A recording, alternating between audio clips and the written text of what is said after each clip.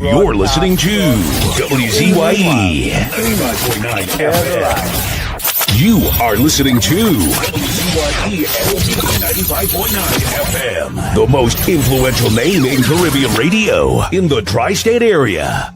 Broadcasting from East Orange, New Jersey. The most influential name in Caribbean radio. WZYE 95.9 FM.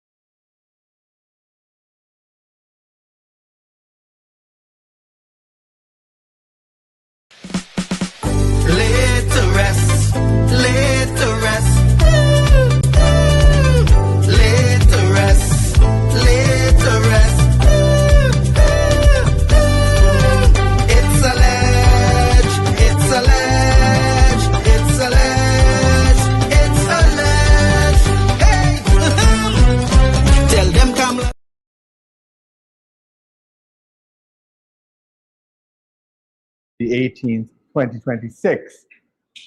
We are here at the United National Congress headquarters, which is where the policy of the government of Trinidad and Tobago has been formulated. We are a national party open to all, and our members are dedicated to making sure that everybody wins. Today we have presenting the MP for Sangre Grande, Minister Wayne Sturge, Minister in the Minister of Defense, and also Minister in the Ministry of Homeland Security. We also have presenting MP Michelle Benjamin. She's the MP for Moruga Tableland, and she is the Minister for Culture and Community Development. Also presenting is Mr. Peter Kanhai. He is the chairman of the National Carnival Commission. So today we begin our press conference with Minister Wayne Sturge. So I will invite him to the podium at present. Minister.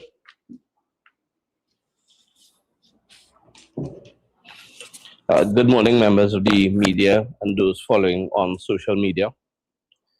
As we prepare to exit the existing state of emergency, which was first declared in July last year and which comes to an end at the end of this month, the government, realizing the tremendous gains made, more particularly the intelligence gathered during the last few months, and acting in the interest of national security, and fully cognizant of its responsibility to the silent majority of law-abiding citizens of this country, the government has taken a decision to enact into law, as part of its crime-fighting arsenal, what is being loosely referred to as the Zones of Special Operations Bill, or ZOSO. The bill was debated in the House on Friday and passed on Saturday morning. The bill requires a 3/5 majority to become law, and on Friday, the government had the requisite majority in the House. All PNM MPs present voted against the bill, with the MPs for Trinity, Maloney, and Laventille East both absent. The bill will be debated in the Senate on Tuesday in earnest and will pass with the support of 4 of the 9 presidential senators. At least one member of the House on Friday made it clear that the opposition PNM will lobby the president's senators to not lend the required support.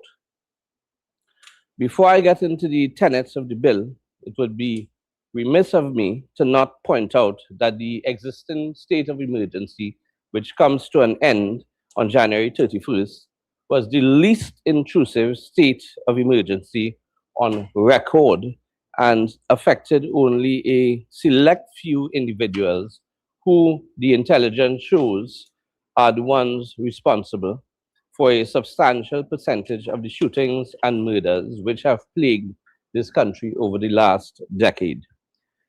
So let me begin by telling you that the ZOSO bill is not a state of emergency and does not have the sweeping powers of a state of emergency. The bill cannot replace a state of emergency, as it is quite clearly set out in the bill that the entire country cannot be declared a zone.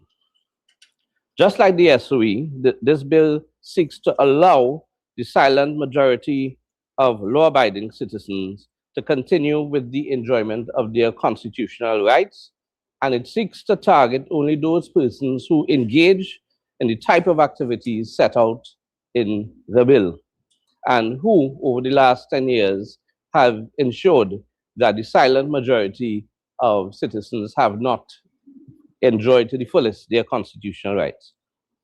The provisions of the bill allow for the Prime Minister sitting in the National Security Council with the Commissioner of Police and Chief of Defense Staff to declare a defined geographical area to be a zone of special operations for a maximum of 180 days. In reality, we can safely say that this 180 days would be the absolute outside limit and only in the most extreme cases.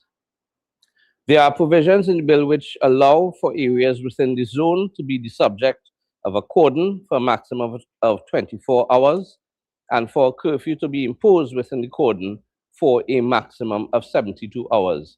I repeat, the cordon and the curfew, exists within the cordon and not the entirety of the zone declared. Contrary to the patent nonsense being published by some PNM affiliated social media bloggers, not all persons within the zone or the cordon would be subject to arbitrary arrest, detention, or search of their persons or property. Where cordons and curfews are imposed, operations will be surgical and timely and would target only those persons and premises who are the subject of what we call in law reasonable suspicion, which is a safeguard. Before I go a bit deeper into the clauses of the bill, I wish to deal frontally with a narrative of the PNM mindbenders and their hidden agendas, if I'm to borrow from David Rudder.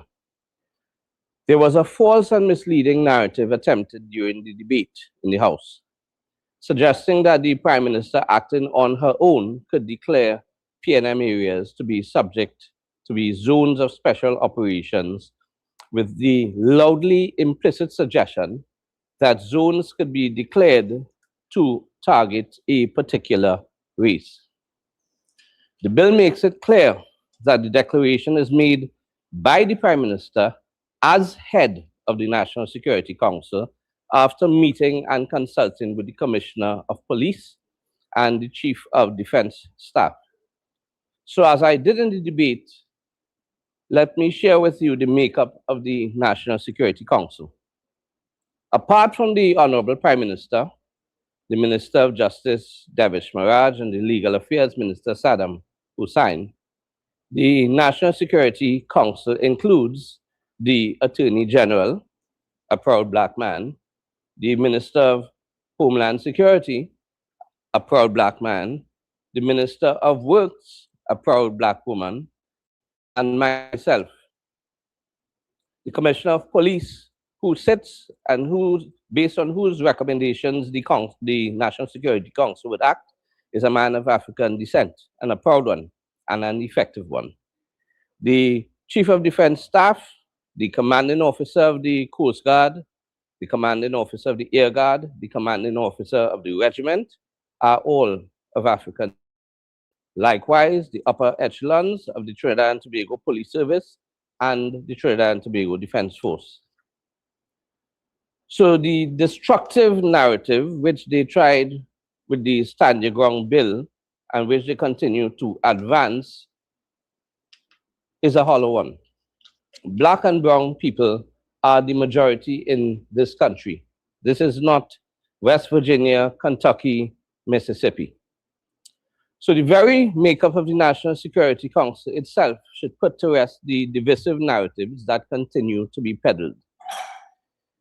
This attempt by the opposition was obviously the only fig leaf they could find to hide the demonstrable shame that became self-evident during their contributions.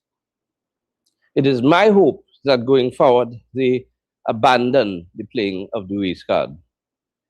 Permit me now to delve a bit deeper into the clauses of the bill in the hope that I can demystify machinations and to allay the public of any fears created by the scare tactics used by the opposition and their bloggers. Now, it is passing strange that even the MP for Port of Spain, North St. Anne's West, former Prime Minister Young, accepted during debate that decisions made by the National Security Council would be subject to judicial review, and this also qualifies as a safeguard. So let's deal with the issue of arrest without warrants. The power of arrest without warrant already exists both in statute and at common law. The provisions dealing with arrest and detention has 4 safeguards in this bill. Firstly, the arrest is based on reasonable suspicion. It is not arbitrary. and reasonable suspicion would mainly be driven by intelligence. The provisions dealing with arrest and detention has 4 safeguards, as I said. Reasonable suspicion is one. Second one is that the bill provides that a person arrested and detained must be brought before a court promptly. The bill further imposes a burden on designated First Division police officers to ensure compliance with time limits relative to arrest and ensure that the person detained is brought before the court in compliance with the Act. Thirdly, the court, in order to continue with the detention of the person detained, must be satisfied that his detention is justifiable on the basis of evidence-based reasonableness and necessity. If the police cannot satisfy the court, then the person detained must be released. That is a safeguard. This is very different to what obtains during an SOE, where a tribunal can make a similar finding and recommendation, and the minister can ignore the recommendation of the SOE tribunal. So this bill provides greater protectional safeguards. It observes due process and provides guaranteed access to the courts and for obedience to the orders of the court. Fourthly, if the magistrate does not order the release of the person detained, the bill makes provisions for a judge in chambers as a court of superior record to hear from the police why continued detention should be justified and is necessary. These provisions exist parallel with the ordinary processes of the criminal justice system where charges are laid. This is obviously different to what obtains during a state of emergency, in the sense that you have access to the courts in proceedings that are analogous to habeas corpus proceedings, which you do not enjoy during a state of emergency. Let's deal with search without warrant. With respect to the power to search without the need for a warrant, although the bill makes allowances to execute a search without a warrant, that does not mean of necessity that all searches in identified zones would be done without search warrants. The bill simply gives the power to conduct searches without warrants, and obviously this would be where the exigencies require this to be so. In order to search without a warrant, there is still the safeguard at common law that such searches must be conducted on the basis of reasonable suspicion, and this is contained in the bill. Reasonable suspicion and not arbitrariness or the whim and fancy of the officer in charge, so that it is not arbitrary and there remains recourse to the common law courts where there is abuse. The inclusion of this power to search without a warrant is one that is needed at times when there is the need to act immediately to secure evidence. The bill also provides for applications to be made before a magistrate for the return of items seized to citizens, and such items can be ordered returned if the police cannot justify retention of the items seized. The powers of arrest without warrant and search and seizure of property without warrant are 2 of the 4 provisions of the bill which has the potential to interfere with enshrined rights. But they are, in essence, they do set out a legitimate aim and are justifiable. And the other 2 would be the cordon and the curfew, which has the potential to limit freedom of movement of a select few persons for 24 hours and 72 hours, respectively. All of these potential incursions set out to achieve legitimate aims, and only where necessary and only where there is justification based on reasonable suspicion and necessity. The arguments advanced which suggests that the president should somehow be involved in the declarations and decision-making processes in this bill, are both spurious and disingenuous. Even in a state of emergency, when the president acts on the advice of the Prime Minister as head of cabinet and more particularly as head of the National Security Council and not in her own deliberate way and not on her own motion. Now, this bill sets out twin objectives, and I have dealt with the first part. So let me now deal with the other part. We intend to wrest control of the designated areas from the criminal gangs. We will then seek to move on to achieving the other objectives of the bill. We all know that the root causes of crime cannot be addressed through legislation. The root causes of crime are addressed through equality of opportunity in education, social interventions, social behavioral change, and other such initiatives which are designed to provide equality of opportunity and social justice so that those born and raised in these communities which face serious endemic socio-economic challenges are not disadvantaged by their station in life, but are as far as possible placed on equal footing so that they can succeed in spite of these challenges. The effect of these measures have a positive impact in the long term. Now, many communities in this country have been left behind because the previous government abdicated its responsibility to the most vulnerable communities, choosing instead to leave them vulnerable and dependent so that they can be exploited for political gain. This bill seeks to deal with the proximal causes of violent crime. Firstly, by assisting with the removal of guns and ammunition from vulnerable communities. Secondly, by the removal of the fiscal incentives in crime, which provide gangs with the ability to further fund their criminal networks and further fund them by using drug trafficking and human trafficking. Thirdly, by depriving the criminal networks of human resources through disrupting and dismantling criminal gangs who have been empowered through make-work programs and state contracts and who use their state-sponsored financial gain to prey upon the vulnerable. And in that vein, I would ask that you read carefully a certain article in the Guardian Media Investigations desk today dealing with someone who received over 500 million in contracts over 10 years, someone who is a member of parliament. So we move on.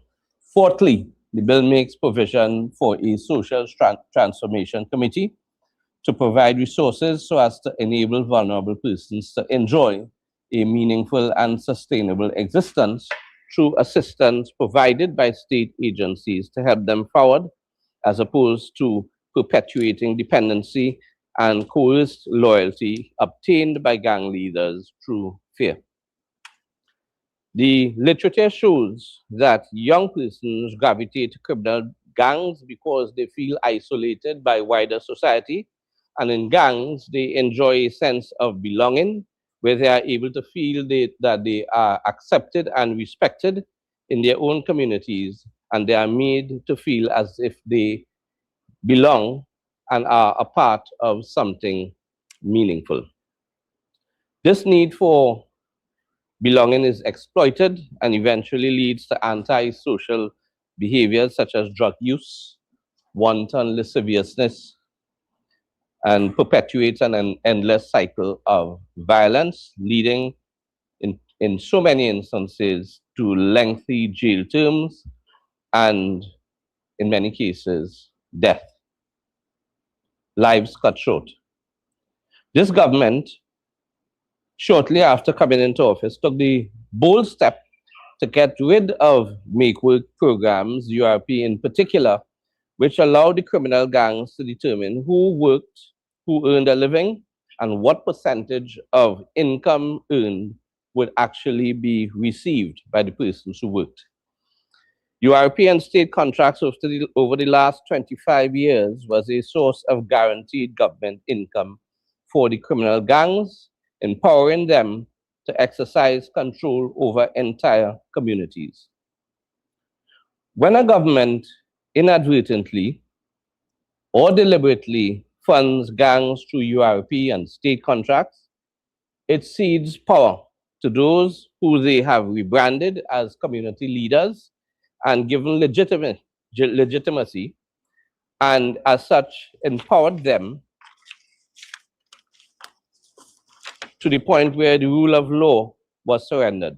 And that is why the PNM in government has lost control over the last 10 years.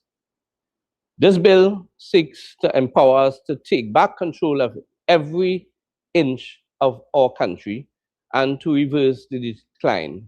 It is our hope that the government is given that opportunity on Tuesday. Now, let me close by making reference to two short points. There was a time, I think it was 2017 or 2018, when there were daily killings in Tunapuna. I don't know if you recall that. There was rampant gang warfare. And informally and without the cover of law, the Joint Army and Police Patrol went in to that community, that particular part of Tunapuna, and operated what was a zone of special operations. And within a few days, all of the killings ended. Faris Al-Rawi, realizing the effect of that sort of measure, decided to bring a bill to the cabinet in the hope that it would reach to the parliament.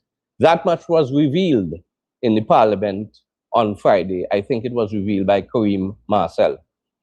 So that the PNM realized the informal efficacy of zones of special operations, but they decided nonetheless that they would not bring it to the parliament because, in their view, it would target their own supporters who continue to live in fear, their own supporters who are in self-imposed curfews, their own supporters who are subjected to a limit on the freedom of movement because, as you know, 6 can't go to where 7 is, and so on. Right in the BTM, 1 street can't go into the next street, and so on. So Faris Al-Rawi attempted to bring zones of special operations and to bring it under the cover of law. It was not. We do not intend to act in that way. We intend to bring zones of special operations under the cover of law. Lastly, to demystify a point which I see is being made on social media, which suggests that the entire zone, declared zone, would be subject to curfew and cordon. That obviously is impracticable and not feasible for manpower reasons. The whole point is that within the zone, there would be targeted operations, and when there is a targeted operation, it would not be a whole 2-mile radius.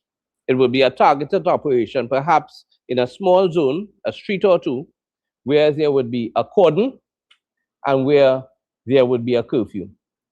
The cordon would be for a maximum of 24 hours according to the bill. If operations go smoothly, it can be much less, and we envisage it would be. The curfew would be a maximum of 72 hours. That's the outside limit.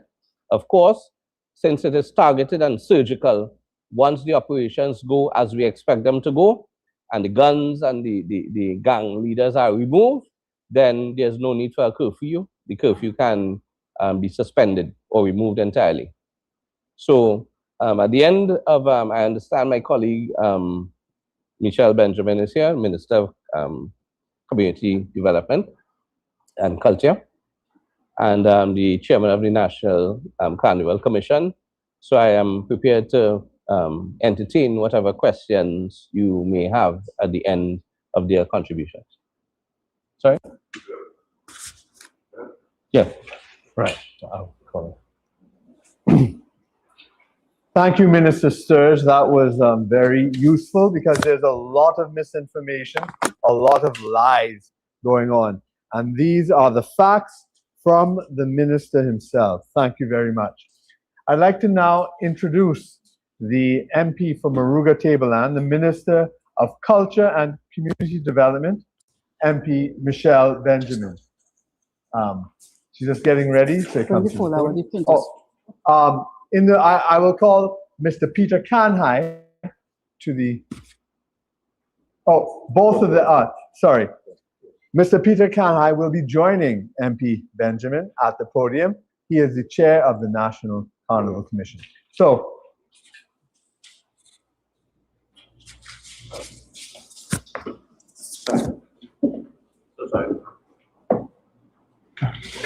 good morning, all. So, I'd like to say a special good morning, of course, to the members of the media present here, to my colleagues, and of course, to you, the citizens of Trinidad and Tobago.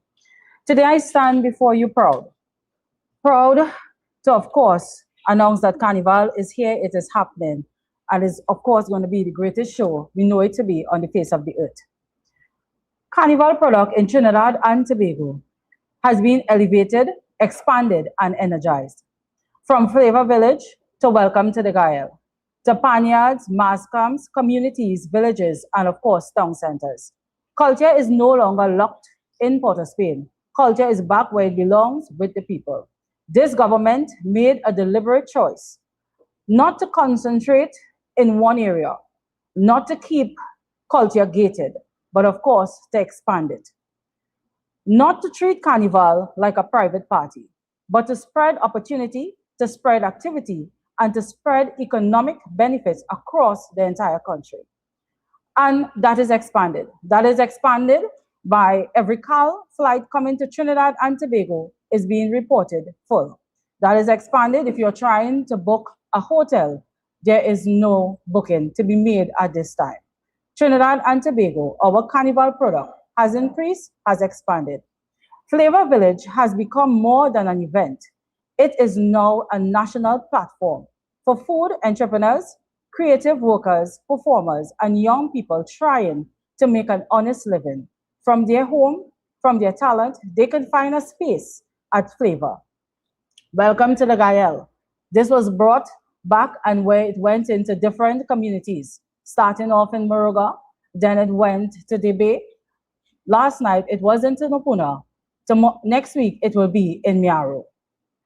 This is not just one show in one space. Again, it is happening throughout the country of Trinidad and Tobago.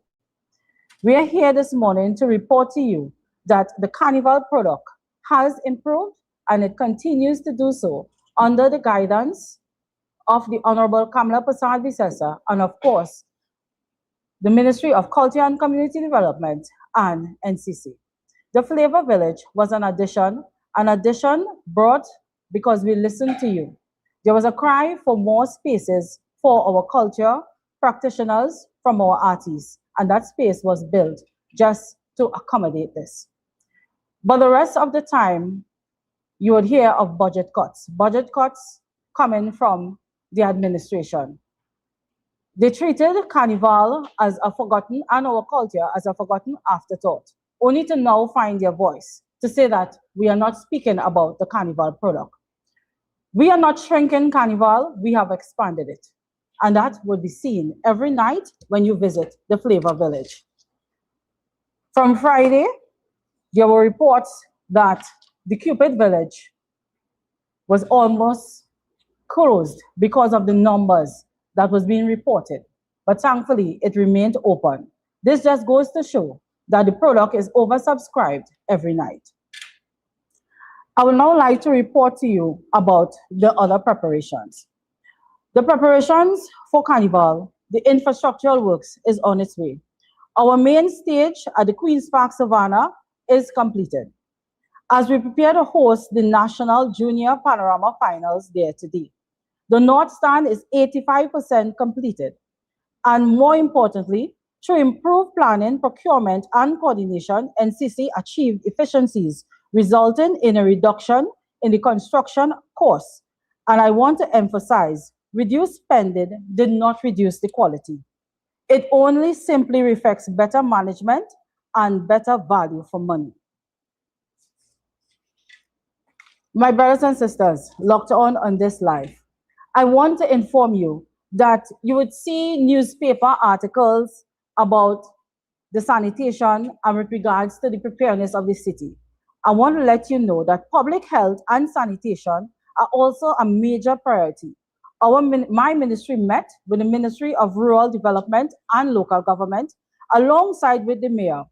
And also, we are putting things in place where another stakeholder meeting is being scheduled this week. So while persons are making claim that preparations are not being made with regards to the cleanliness of these spaces, I want to tell you that that is not so. We have done what is necessary to ensure that our carnival product is ready. I want you to rest assured that we have all systems go. You would hear claims in the public spaces with regards to our regional carnival product. This, I want to tell you, all systems are set. When it comes to regional carnival, funding would be released in a timely manner. That process is starting as early as this Wednesday.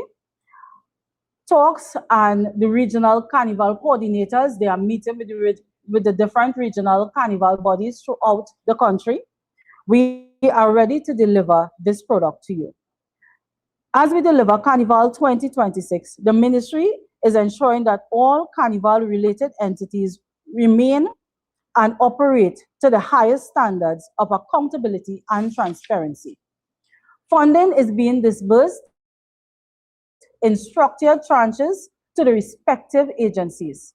In keeping with this commitment, the Trinidad and Tobago Unified Calypsonians Association is expected to receive funding in the tune of over $15 million throughout this course of the carnival period.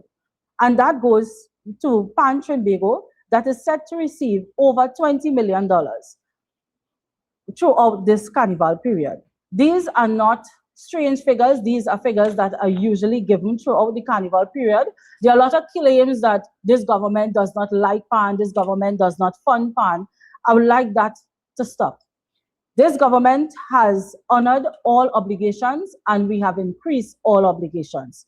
Carnival is also the people business. And one thing that we are making sure is that the money does not go in places that it does not belong, but it goes in the hands of the people, in the hands of the artists. And with that being said, I want to tell you, as minister, I am mindful of the need to maintain the stage for the future, while also recognizing the well-being of those who have given their lives to the art form. And this does not only remain with this artist that I'm going to mention here this morning, but this artist is known and dear to all of us. I want to say that Calypsonian Baron, he's undergoing some medical challenges. And with that being said, I want to say something here this morning. Moving forward, a restructured NCC will ensure that stakeholder organizations put proper measures in place for member protection. That NCC has to take serious, not just setting the stage, but taking care of the artists. And a press release would be released as to what NCC and the ministry and the stakeholder TUCO put in place with regards to Baron. That would be released today because we have to stand firm behind persons that would have helped us carry the culture forward. We cannot forget these artisans. I want to tell you that with regards to our carnival product, everything is ready for the main stage. I now pass over to my chairman that will further elaborate on everything with regards to carnival and what is in store with regards to NCC. Good morning all, and thank you, Minister. So as the minister have enunciated, all plans for Carnival 2026 are in full train. In fact, Carnival is no longer coming. Carnival is here. There have been events taking place with Carnival related since before Christmas. There are competitions that have been completed already. As recent as last Saturday, the single pan steel band finals would have completed in Skinner Park. Before that, the small band finals in Skinner Park, and before that, the single pan finals was completed before the start of the new year. We are about to embark within the next week on the preliminary rounds of the national stick fighting program. That will be on the 30th, and it will be in Mayaro and continue till we get all the way down to the finals. What we have had happening was a new product called Welcome to the Guile that has so far had 3 installments. The last one last night at Constantine Park in Tanapuna, and that too was very well attended. There were thousands of people there in Constantine Park last night. With respect to what's happening at the Queen's Park Savannah, which is usually called Carnival City, as Minister would have said, today at 1 p.m., the first event on the big Savannah stage will take place. That's the Junior Panorama that will commence at 1 o'clock today.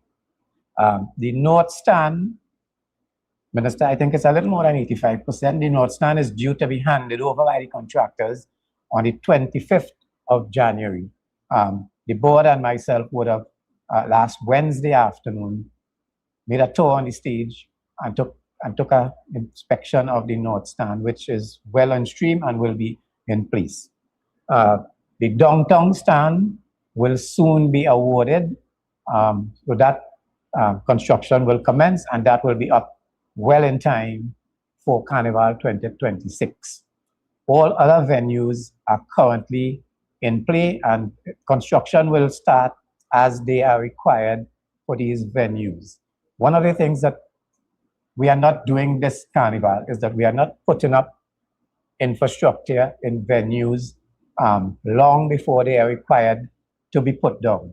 So when people may not see certain things happening, it's not because it's not happening, it's because we have structured the timeline for when certain infrastructure around the city and around the country will go down.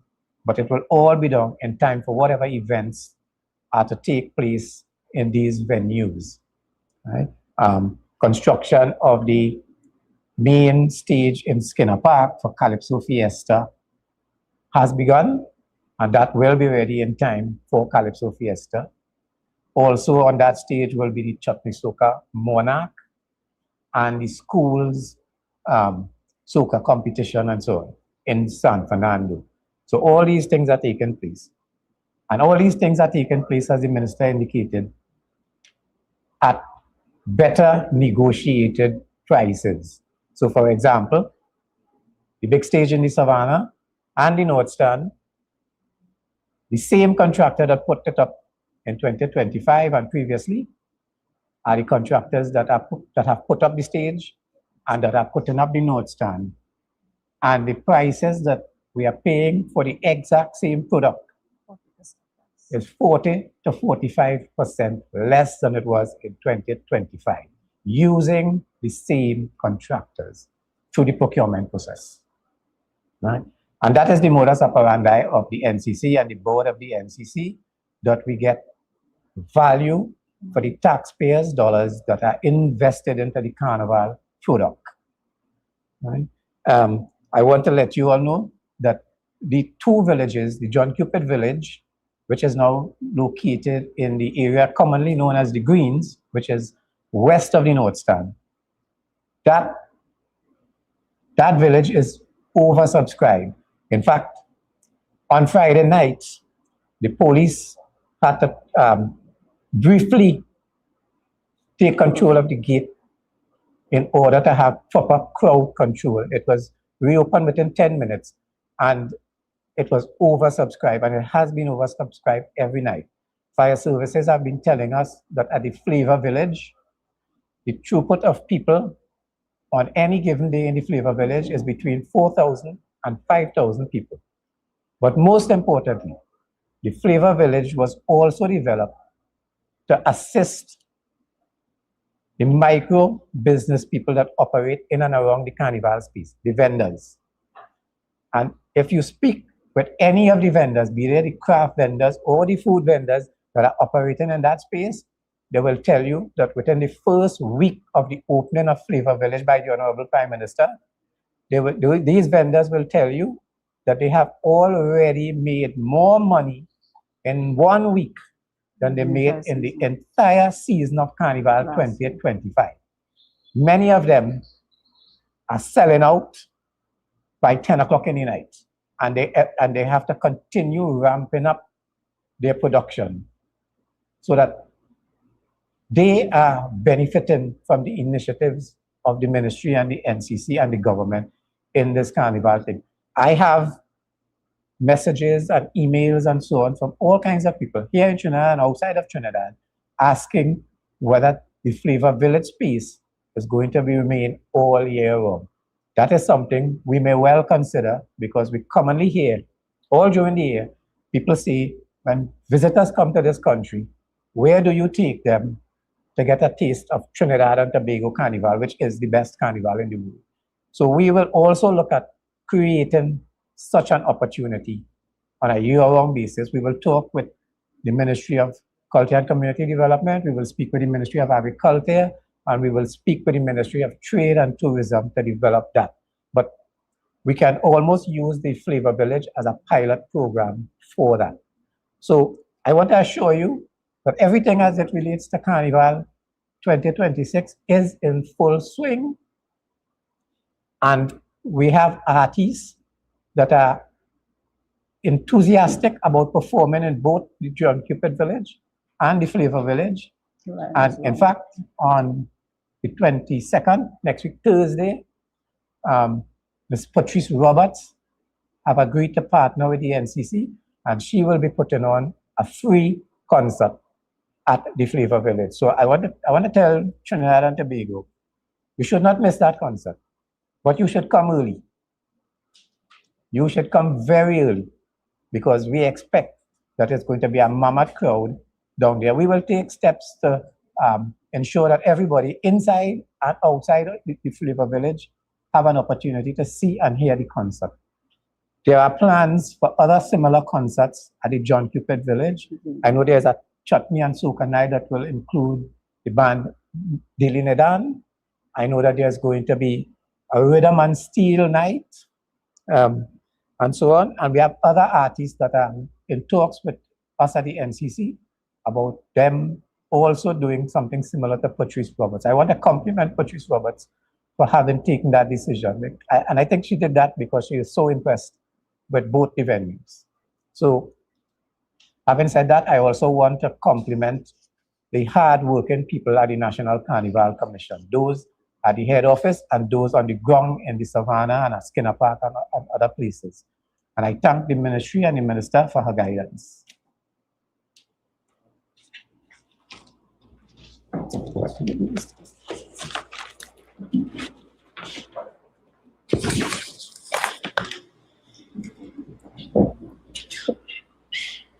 Thank you, Minister and Chairman Peter Kanhai. So, as you can see, Carnival has started, and the plans and programs have been a success already. So right now, the presentations are over, and we have members of the media here. So we'd like to open up the floor to questions. I'd ask you to please list your media house before your name and the media house before your question, and the floor is yours. Morning, Jen Slovin, Guardian Media. My first set of questions is for Ms. Benjamin and possibly Mr. Kanhai.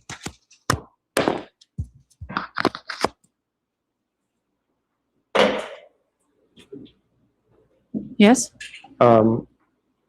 Every year we have had an issue with noise at the greens for pan semis, and there have even been calls for that to be completely removed, if not restructured.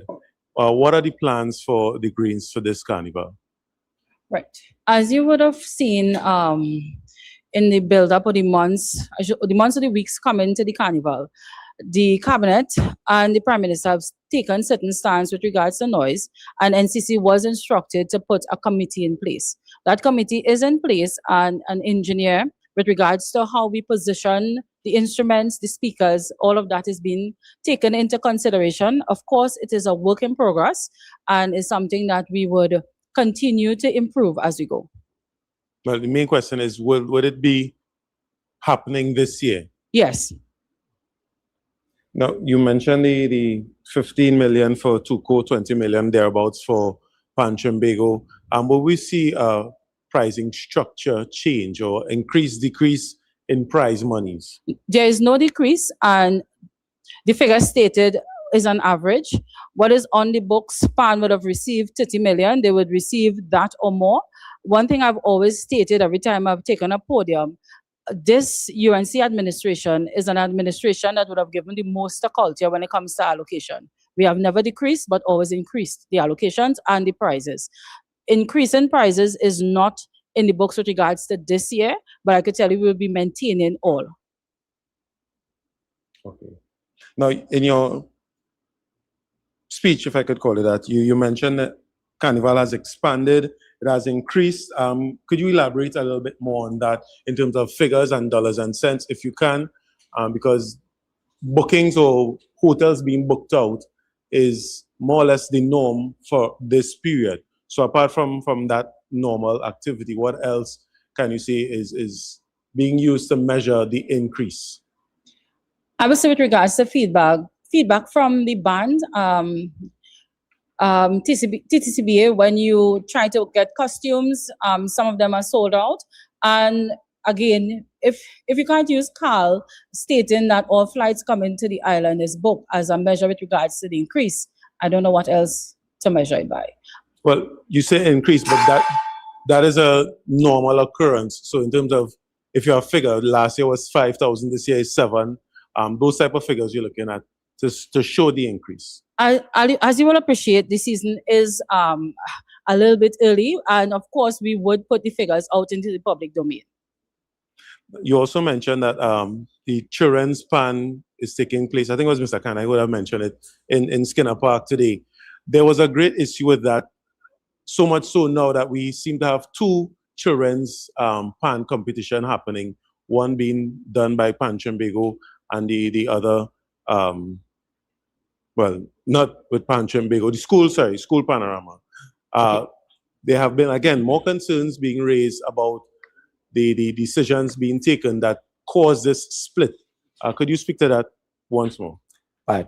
Well, first of all, the decision of the location of the various PAN events is not an NCC decision that takes place. What is to take place in Skinner Park is the schools, the Ministry of Education's schools events. What is taking place today at the Queen's Park Savannah is Panchimbago's Junior Panorama event. The NCC, nor the ministry, are not involved in those decisions. We provide the facilities and the infrastructure and the support for the stakeholders of the carnival. And do you have with you now because there was, I want to use the word rift. There was a rift coming out of the school panorama and Panchimbago. Does that increase in terms of costing for NCC or Panchimbago or the government? No, it doesn't, because the junior panorama that is taking place today at the Queen's Park Savannah is using the infrastructure that is up there for Carnival. And the Ministry of Education schools panorama that will take place in South will take place using the same infrastructure that will be put down there for Calypso Fiesta and Chutney Soca Monarch finals. By the way, I don't think we mentioned that the promoters of the Chutney Soca Monarch took a decision after visiting the Flavor Village that they will move the semifinals of Chutney Soca Monarch to the Flavor Village in Port of Spain. But there's no additional infrastructure or cost to the National Carnival Commission. It is infrastructure that we put up anyhow.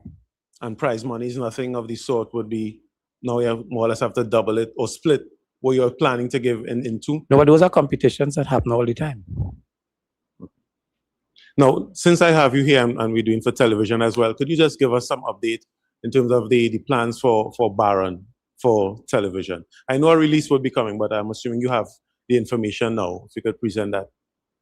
Right. As you can see, in the room, his wife, Ms. Shoma, is here. Some investigation from my office and my mediation department would have happened, and of course, my secretariat. I am in talks with regards to Tuko, and we intend to present him with monetary value to, of course, to help out with his medical bills. I'm sad to announce that he is or was placed in a home. So the funds that is going to be given to him, of course, is to help with regards to his upkeep and, of course, his medical bills and medication. You also mentioned going forward that you would want Tuko, I think you mentioned, in how they treat with their staff, for want of a better term. What has been that development? What is that development? That I should say that has been an ongoing conversation with regards to whether it should be an insurance policy or a grant. As I can't instruct the members of TUCO, but what I could do is have a conversation with my chair with regards to NCC, and whatever restructuring we put in place going forward, that has to be part of the policy coming out from the board and of TUCO and the ministry, that we have to take care of our legends. And could you give the figure that you'll be giving to Baron and his family? That I promise you before the end of the day, you would see. And it is, as I said, it is no way to deal with the situation. And apart from Mr. Baron, we do have other artists that we do have to tend to. Okay, so is it now that the government going forward may be looking at establishing a fund that future Calypsonians, because I recall something similar happening with the Mighty Sparrow some years ago, where he needed funding and the state would have stepped in. Is that something on the books right now? It is, and it's conversations happening in different rooms. We just have to come together holistically and set a policy in place, and of course take it to cabinet and set it. So after the cabinet decision, you will get that in a press release or in a postcard. Excuse me, we have another question. Yeah.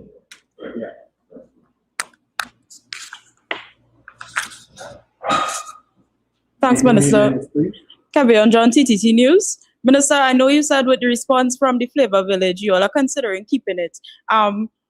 Based on the other new initiatives you all would have offered thus far, can you tell us if there are any plans to keep any of the new measures you all have in place as well? And also with the Flavor Village, how soon can the public know whether or not you all will be keeping it? I can tell you that conversation started even before the Flavor Village was built, because I was mandated by the Prime Minister to have a meeting with regards to the cruise ship persons association, I should say. And that is with regards to our Carnival 365. And as the chairman rightfully said, when persons come to Trinidad and Tobago, where do you carry them? So, of course, the Carnival Village has been in conversation, and that is where the Flavor Village was born. And of course, it is a conversation that we are trying to solidify so that persons would know the intent. So in the not so distant future, that will be known. Ministers, good day. Jesse Joseph, 10 Point Solutions Limited. Carnival is the greatest cultural product that Trinidad and Tobago exports, yet it relies heavily on state support. Are there any plans to make Carnival economically stable for the future? I could tell you from the start of my ministerial term and all the meetings and the stakeholders' conversation, that is where it is pointing. That is our intent. And of course, you will learn of those plans, because there are some restructuring in the not so distant future that again would be announced that would put us on that track. Thank you. Are there any questions for This- Minister Stewart? This question is directed to the Minister of Defense. This one. I have one more question for Benjamin. Yeah, with regards to the whole rift with the school, any additional funding for transportation for these schools heading to San Fernando with regards to the steel pan competition going on today? I will answer that question in light of this. What you would notice is a one government approach. So should my colleague in education need transport assistance, I am sure that he would have reached out to my colleague in transport with regards to the buses. I was given the privilege of going first with Mr. Stage. Minister, how are you doing today? I know you had a long day Friday into yesterday. My first question, you spoke of the SOE and the detention orders in your lead up. There was one particular individual who was held on a detention order who was released, and this particular individual was held because there was plans, or it is alleged that he had planned of assassinating a government minister. What is your thoughts on that?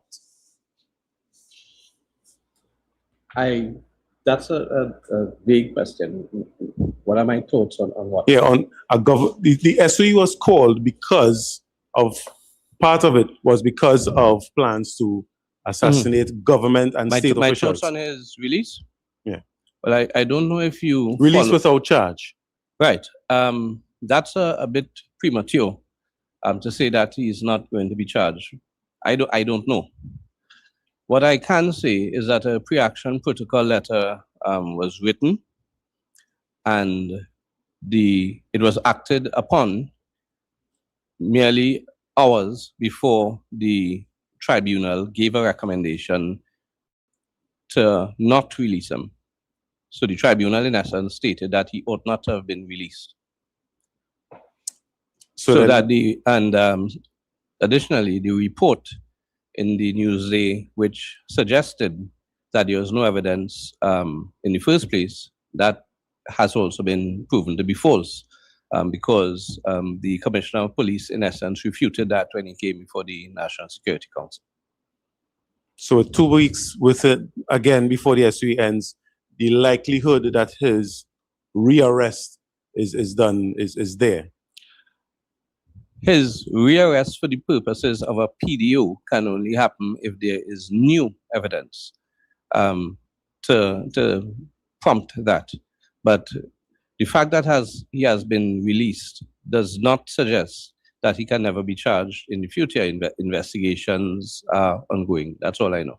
And the reason I posed the question to you, it was suggested and reported that you were the minister whose life was threatened.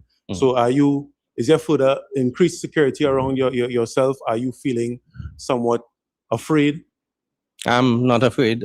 We all die. We all will get that chance. And if you give me a choice between cancer and an assassination, I'll choose an assassination. So I'm not afraid. I have a few more.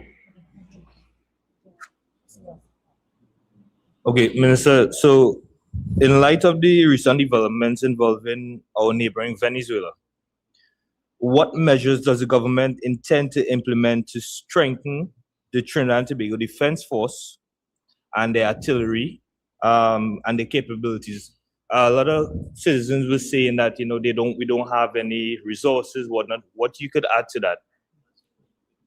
We are in partnership with the United States government. I don't know if you recall, some seem to forget that it was the Venezuelan defense minister who fired the first salvo, stating that he would attack us.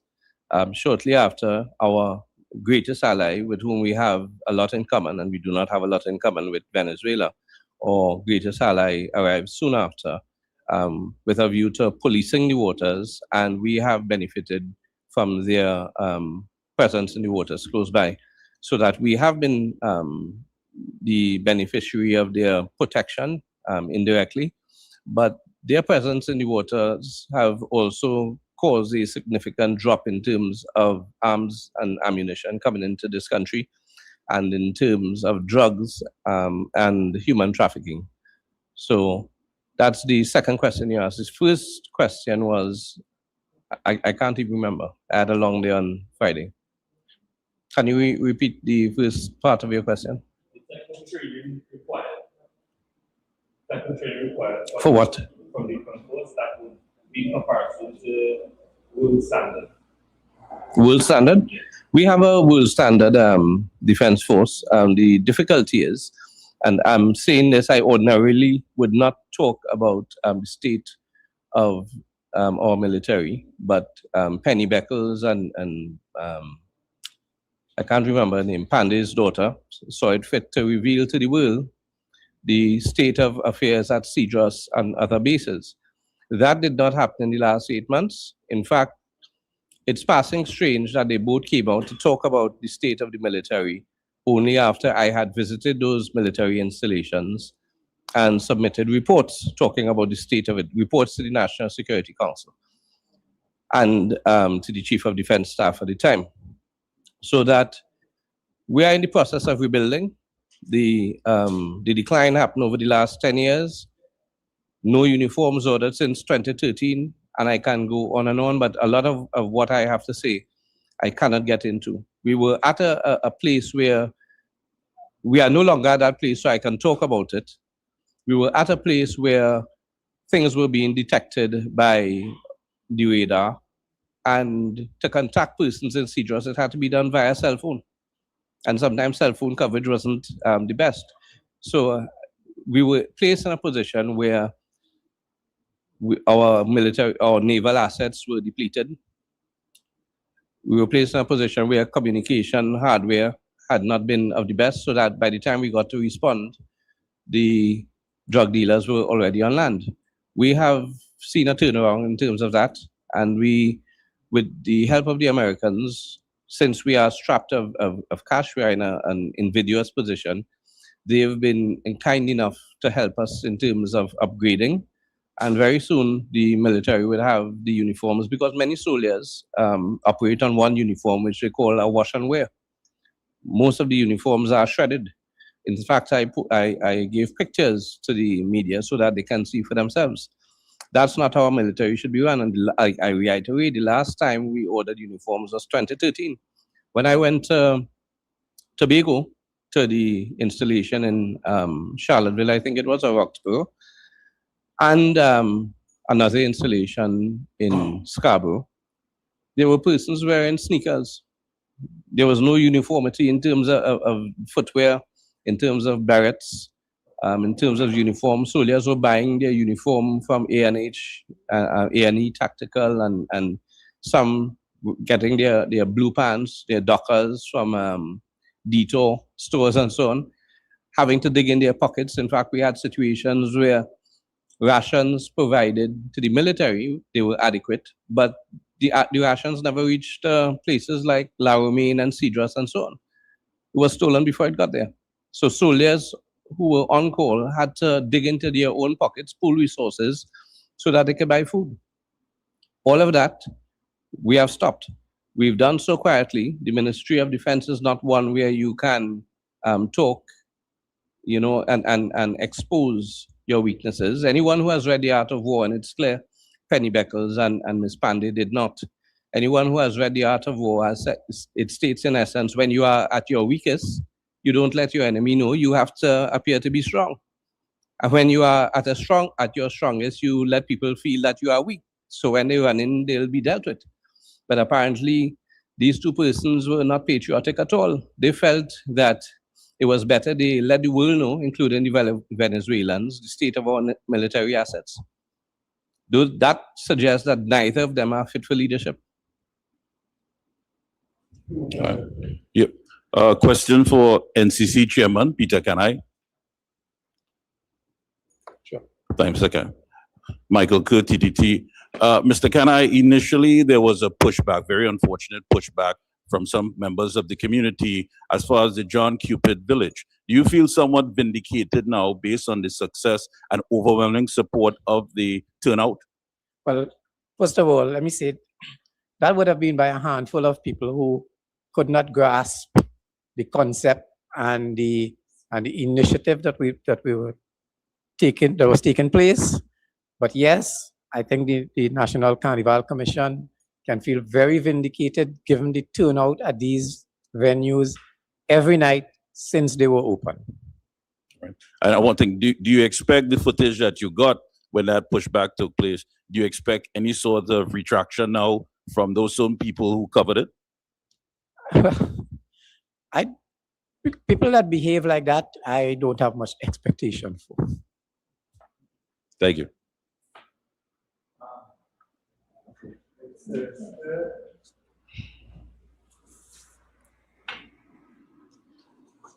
Yes, Johnson. There's a media report in today's Express. I saw it. Huh? I saw it. Yes. So I don't need to get into it. So could you respond to that? Let me respond by saying this. Because the article started off painting a picture. And knowing most persons don't read the entire article, they read the first paragraph, they'll get a certain impression. And they're trying to create the impression that somehow we were involved in the war, in the extraction of Maduro and had advanced notice. The President of the United States himself stated quite clearly that not even members of his own inner circle knew what was going on. John Jeremy is not in that inner circle, neither is the Prime Minister, neither am I. I've never spoken to Mr. Rubio or Mr. Trump. So if they didn't tell the persons in their own circle, how are they going to tell me? How would I know? So when I read the article, it was a bit disappointing because I read the entire article. And it sought to make a claim that they got something from open source, and this open source place, I wrote it down somewhere. Can't remember the name of the site. There's a claim that this site tracks military vehicles and have been correct 100% of the time, saying where these vehicles went and all that. But right in the article, they didn't say. In fact, it says it departed from here, and it didn't say where it went.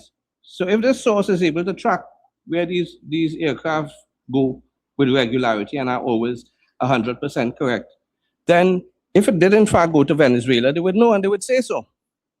Why did the writer stop short of saying so? And what was the purpose? We have aircraft here, military aircraft, that are involved in exercises, day and night training exercises. How do you know where the aircraft went to? That's the first thing. The same open source we referred to couldn't tell you where it went.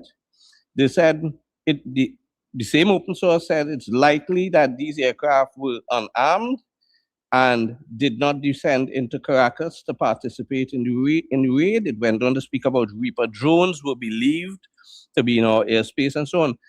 How do you write an article in a newspaper and say, well, it is believed, and try to convey to the public that X happened or Y happened when you have an open source who can tell you if it did happen or did not happen, and this source did not go to that distance to tell you whether it did.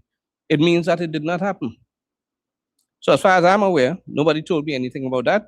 As far as I'm aware, well, I shouldn't even be talking. I think you should be asking Mr. Rubio or Mr. Trump or those in the inner circle who knew.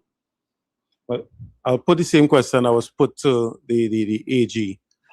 Was our airspace used, or our assets used by the US in the lead up to and involving the extraction of Nicolas Maduro? Was our airport used, our airspace used, any US military assets used coming from Trinidad and Tobago for that operation? I do not have any such information. And, the media has been sending me questions about these things. And it is clear. Sometimes they said sources and sources when there were no such sources in existence. So that I do not know. And if I had to hazard a guess, I would say no, it was not. And the Prime Minister also made the statement clear. Are any U.S. military assets still on the island? The same question. The Prime Minister already said no, we will not. No, he's Well, asking, is that a different question? he's asking about military assets. Are If there you're any asking if they other are- U.S. military assets still on the island outside of the normal diplomatic assets in Trinidad? We have continuous training over many years. So at any given time, there are military assets here. U.S. military, sorry. I want Yes, to be U.S. specific. military assets and other assets. And as far as you aware, any U.S. training exercises ongoing or to be ongoing anytime These soon? things I am not prepared to disclose. Okay, thank you. Thank you very much. My last question. I actually have a question for you, Mr. Mehu.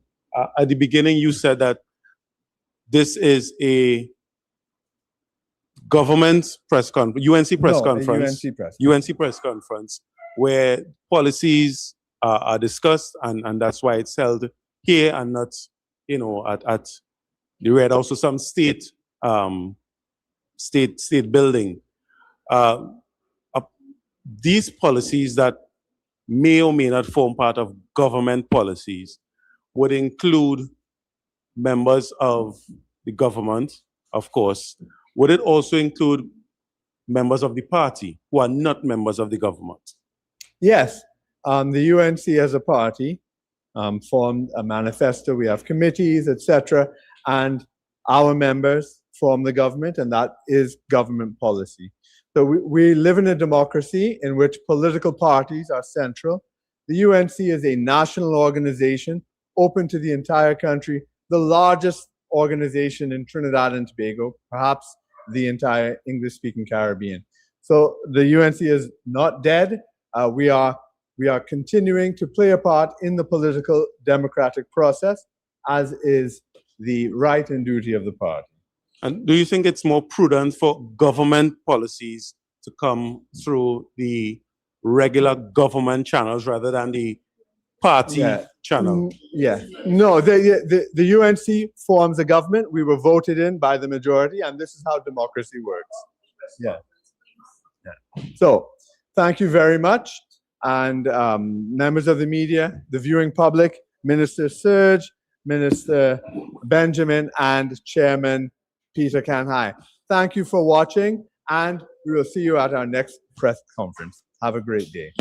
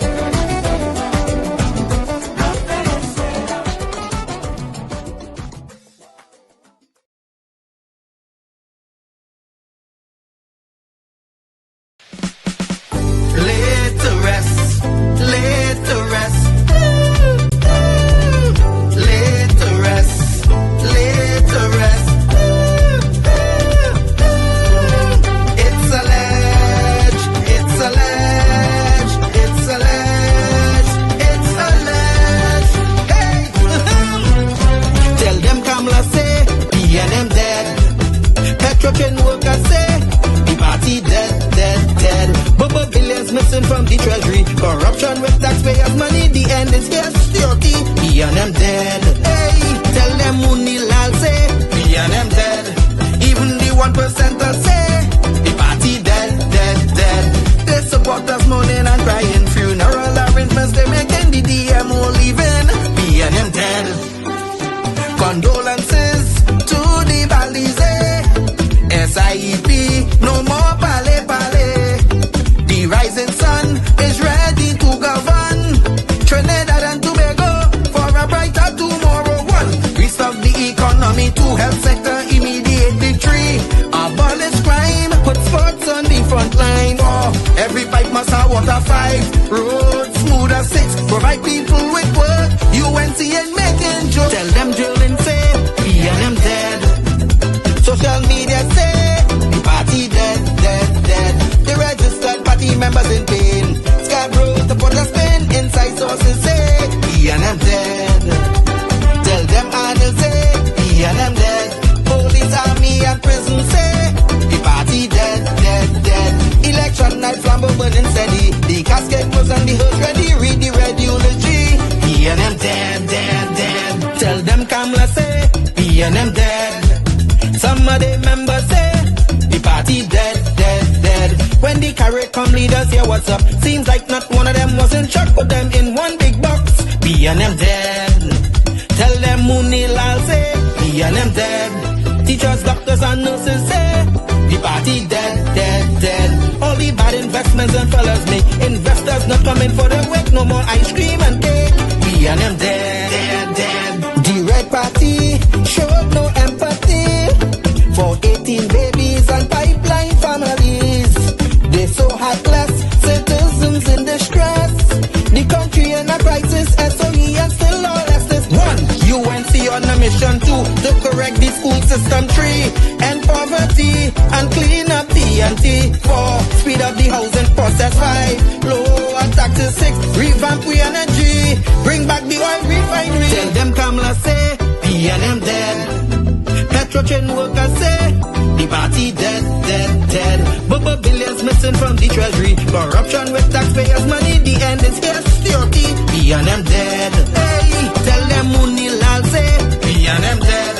Even the 1% say, the party dead, dead, dead. They support us mourning and crying. Funeral arrangements they making, the DMO leaving. PNM dead, dead, dead. Tell them drilling say, PNM dead.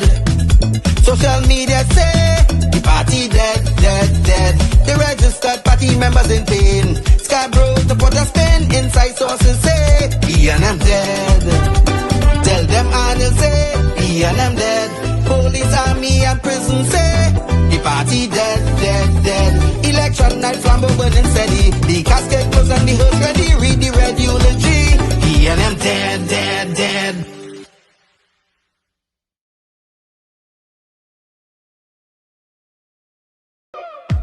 No more rain, no more rain, no more rain, no more rain, no left foot, right foot again. No more struggle, no more strain, no more pain. We want to see we way, we want a brighter day. No more Rowley again. Bye bye Rowley, bye bye, bye bye Rowley, bye bye. We're not watching for you. We tired of the bloodshed, tired of the taxes, tired of the potholes and all the excuses. Tired of no water, tired of stretching a dollar, tired of the high grocery bills. No left foot, right foot again. No more struggle, no more strain, no more pain. We want to see we way, we want a brighter day. No more Rowley again. Bye bye Rowley, bye bye, bye bye Rowley, bye bye. We're not voting for you.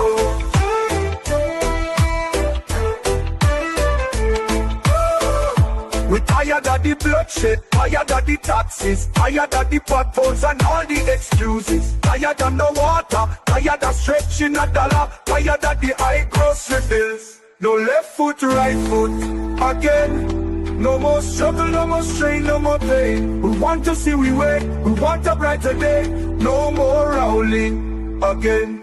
Bye bye Rowley, bye bye, bye Bye bye, Rowley, bye bye. We're not voting for you.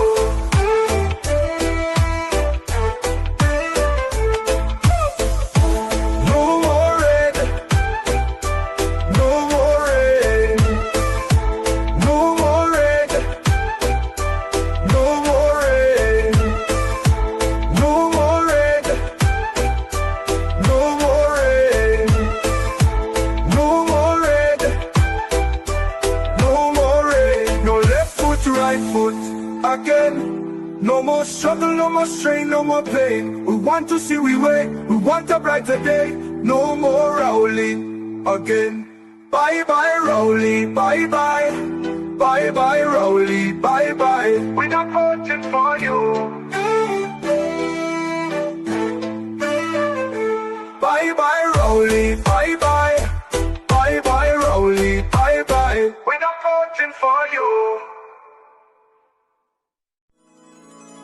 The UNC built 106 schools, gave thousands of free laptops, textbooks, and scholarships. We expanded GATE and skills training, constructed the Debe UWI campus, the Nursing Academy, the Aviation campus, the Drilling Academy, and the Couva Children's Hospital. We created the Children's Life Fund, the Children's Authority, and over 55,000 new jobs. Vote for a leader who loves you and your children. Vote UNC.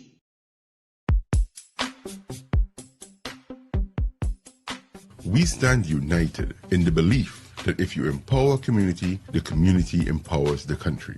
We are the party that gave every child a secondary school education since 2001. By building more schools in 11 years than others did in 40. We believe that no child, rich or poor, should be left behind. Which is why we give every 4-month student a laptop to expand their minds and their dreams. We are the party that put police cars back on the streets and gave the police a $1,000 bonus because we believe that we should support the persons who are protecting you. We are the party that reduced the murder rate to its lowest in 14 years. We expanded GATE, stopped the property tax, and increased maternity leave. We are the party that invested in you and in your community by investing in schools, community centers, lighted parks, 24-hour health centers, and the most extensive road repair program in decades. We believe that education is always the solution and that no one should have to pick between sending their child to school or buying food. We are the party that works for you. We are the first responders in every situation, working to deliver a better standard of living for you and your family. And most importantly, we have confidence in you, the people of Trinidad and Tobago. This is not a campaign, it's a movement based on building communities and strengthening families. Come out and join us, and together we will get the nation working and moving again. Our children will once again have access to GATE and technology. We will improve healthcare by cutting the time it takes to see a doctor in an emergency. We will establish a senior citizen unit in every major hospital and staff the hospital with the doctors and nurses you need to create a first-class healthcare system. We will focus on creating high-paying jobs, fixing our laws to remove red tape, and ensuring that you and your family are safer. We will reduce corporate taxes to jumpstart the economy, create a special investment zone along the East-West corridor, and work with entrepreneurs to build a digital economy. This is an investment in your community to move the nation forward and get TNT working again. Whether you are from 4th Street in Barataria to Railway Road in Dow Village, from Green Street in Tunapuna to Clark Road in Debe, from La Hoqueta to Moruga, from Mayaro to Scarborough, we are one people with the same dreams of a better tomorrow. And when we stand together, we win together. We are UNC and proud. This election is about putting people in office who will seek your interest. It isn't about power or titles. It's about people who will get the job done. The UNC has never wavered in fighting the good fight for the dream that is Trinidad and Tobago. Because after all the noise and the smoke has cleared, in your quiet moments, you want what's best for yourself, your family, and your country. When we win, everybody wins.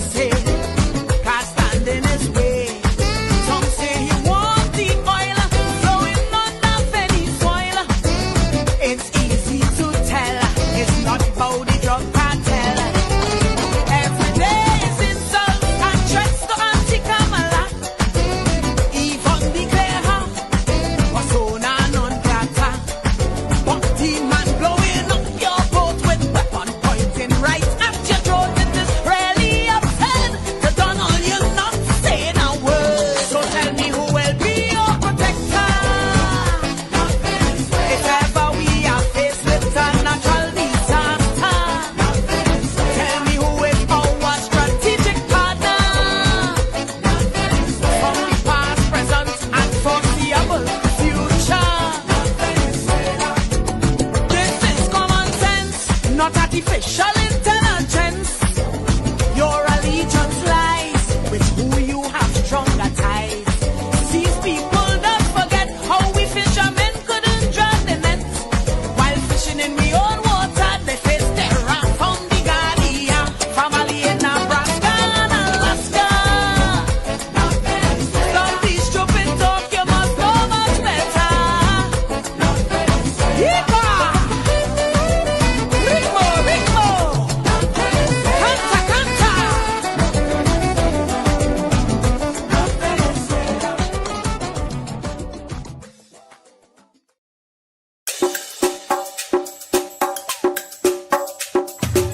Keep me as the apple of thine eye.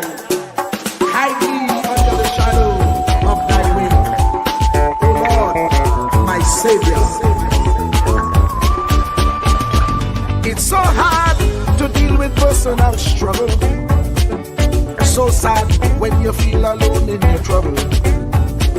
It's real hard when you want to talk to a brother.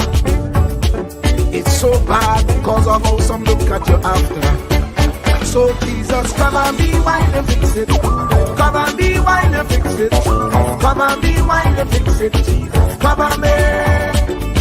Come and be while you fix it. Come and be while you fix it. Come and be while you fix it. Jesus, come and be.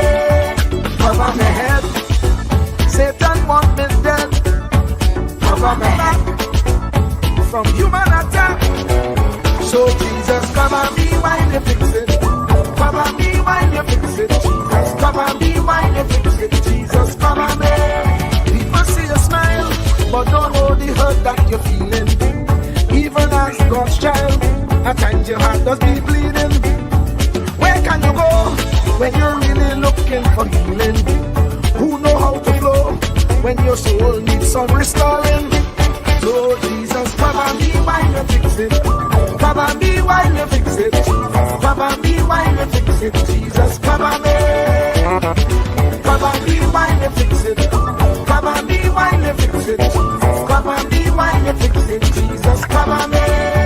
Cover me home from evils unknown. Cover my feet so I'll never retreat. Oh Lord, come and be while you fix it. Come and be while you fix it. Come and be while you fix it. Jesus, come and be.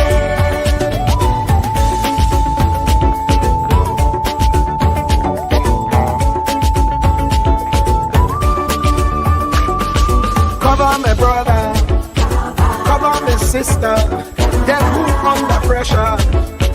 Cover, cover, cover, cover the preacher, every church worker, the young believer. Cover, cover, cover, the worship leader and intercessor, every gospel minister. Cover, cover, cover. Jesus alone is the one who have the real answer. The one on the throne is the true and loving Father. He will hold your hand and keep you from going under.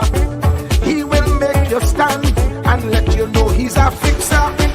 Come and be while you fix it. Come and be while you fix it. Jesus, come and be while you fix it. Jesus, come and be. Come and be while you fix it. Come and be while you fix it. Come and be while you fix it. Jesus, come and be. Cover my mind. You know the struggle sometimes. Cover my mouth, that the wrong thing wouldn't come out. Oh Lord, cover me while you fix it. Cover me while you fix it. Cover me while you fix it. Jesus, cover me. Cover the Christian in the midst of aggression with the power of your right hand. Jesus, cover, cover, cover them helpless children. Jesus, defend them. Send help from heaven. Jesus, cover, cover, cover all them radio stations that blessing the nation. Grant divine protection. Jesus, cover, cover, cover, cover me, cover me, cover me. Truer words were never spoken. The less you associate with some people, the more your life will improve.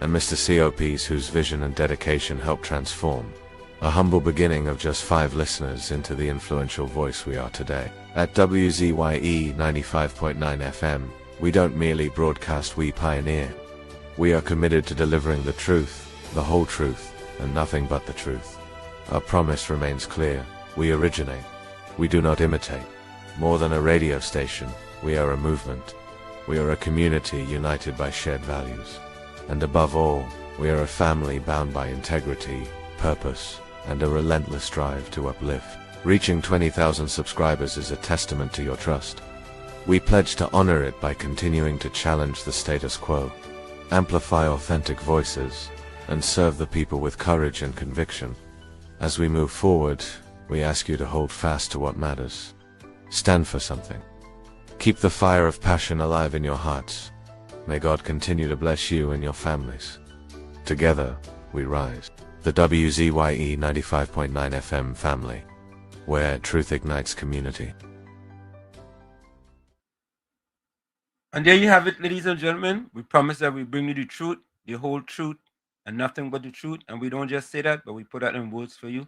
Take a listen. Ansam LeBon and Marshall Nesbitt solemnly swear to conduct this radio program in a true, fair, and balanced manner, ensuring that all perspectives are given equal consideration and that the information presented is objective and unbiased. We pledge to provide a platform where diverse voices can be heard, fostering open and constructive dialogue that serves the best interests of our audience and community. Our commitment is to uphold the principles of journalistic integrity and ethical broadcasting throughout the duration of this program. Thank you. And there you have it, ladies and gentlemen. We bring you the truth, the whole truth, and nothing but the truth. Let me bring in my pal, the young man, the man himself, Uncle Tommy. Tom, how are you going today? Very well, thank you. And your good self? I am splendiferous, trumendiferous, marvelous, wonderfulicious, splentastic, and spectacular.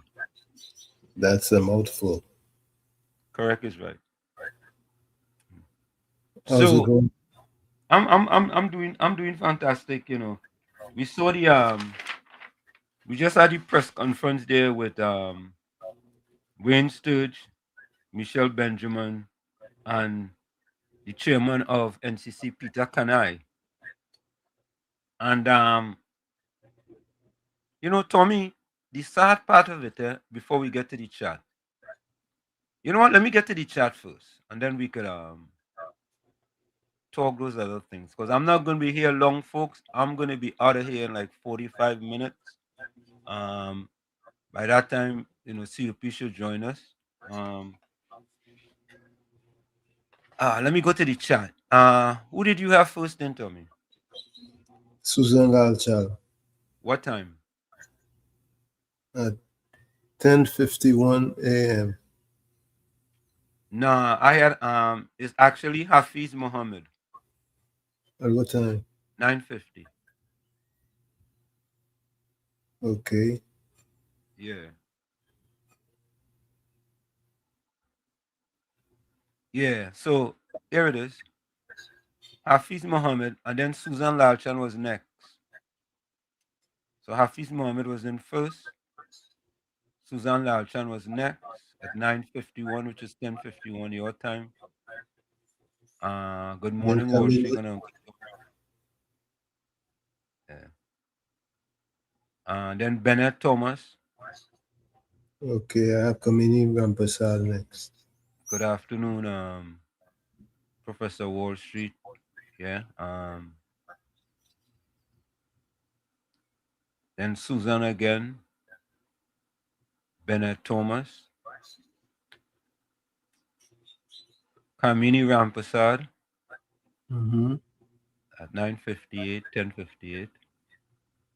Then Mr. Intellectual. Bless good morning, Pro and PT. You know, all villagers. Hope you're having a super Sunday. And Lucky Lal, good morning to you. Patricia Reed. Waste the time with you. Patricia come in and she find about 10 Straight comments, boy. She asking, does the bill say you can't enter a person's home with no warrant? Well, you know, in all communities have people who are law-abiding, people who will have to be restricted the same as others. You know, we talk about an accessory to anytime you're doing something, there's always going to be an accessory to whatever you're doing. I keep saying that over and over and over. If you're trying to fix something, people who are not doing illegal things going to be an accessory to what you're trying to fix. That's just part of life all over the world. You cannot be trying to fix something and it's only the people who are doing illegal things, right, going to be part of the problem. People who are doing legal things, they become an accessory to trying to fix things, and that's part of life. That is part of life. Ray Costello. Okay. Only if you related to Abbott Costello, buddy. Mm.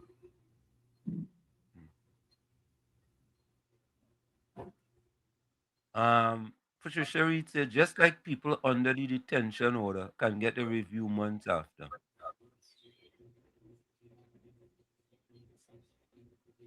Battles welcome. Read if you're closing the fridge or the government of Trinidad and Tobago not closing on Patricia.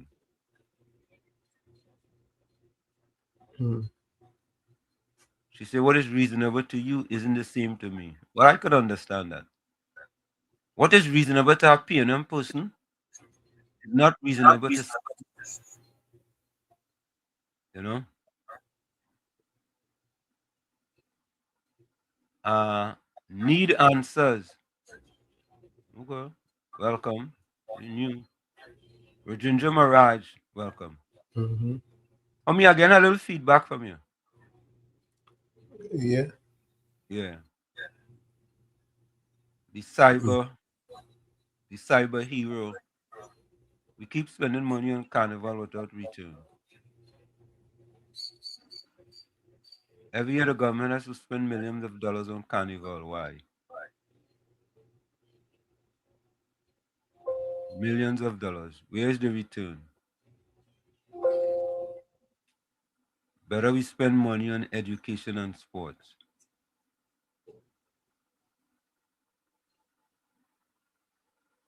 #007 Alan, I can't wait for Flavor Village.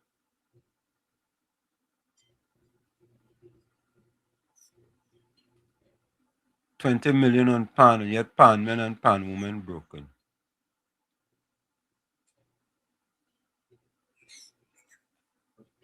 The cipher hero, hero. We need to have this year round, get a place and make it permanent year round. Patricia Reed say only games.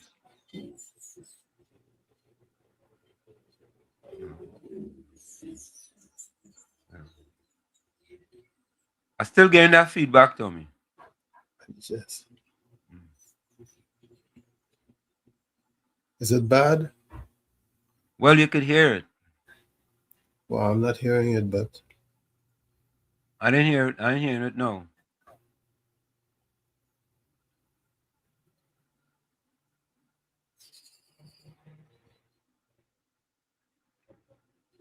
PNM run the country for 10 years, only lost in the economy. Roger started voting for Marshall Walker, Marco Party.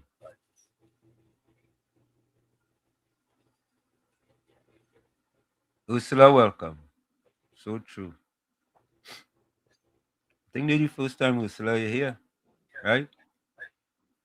I'm not familiar with Ursula. First time she here.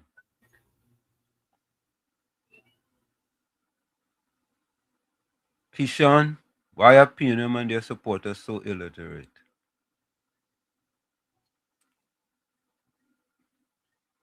Meena, Samru Singh, some of these reporters are plain dunce.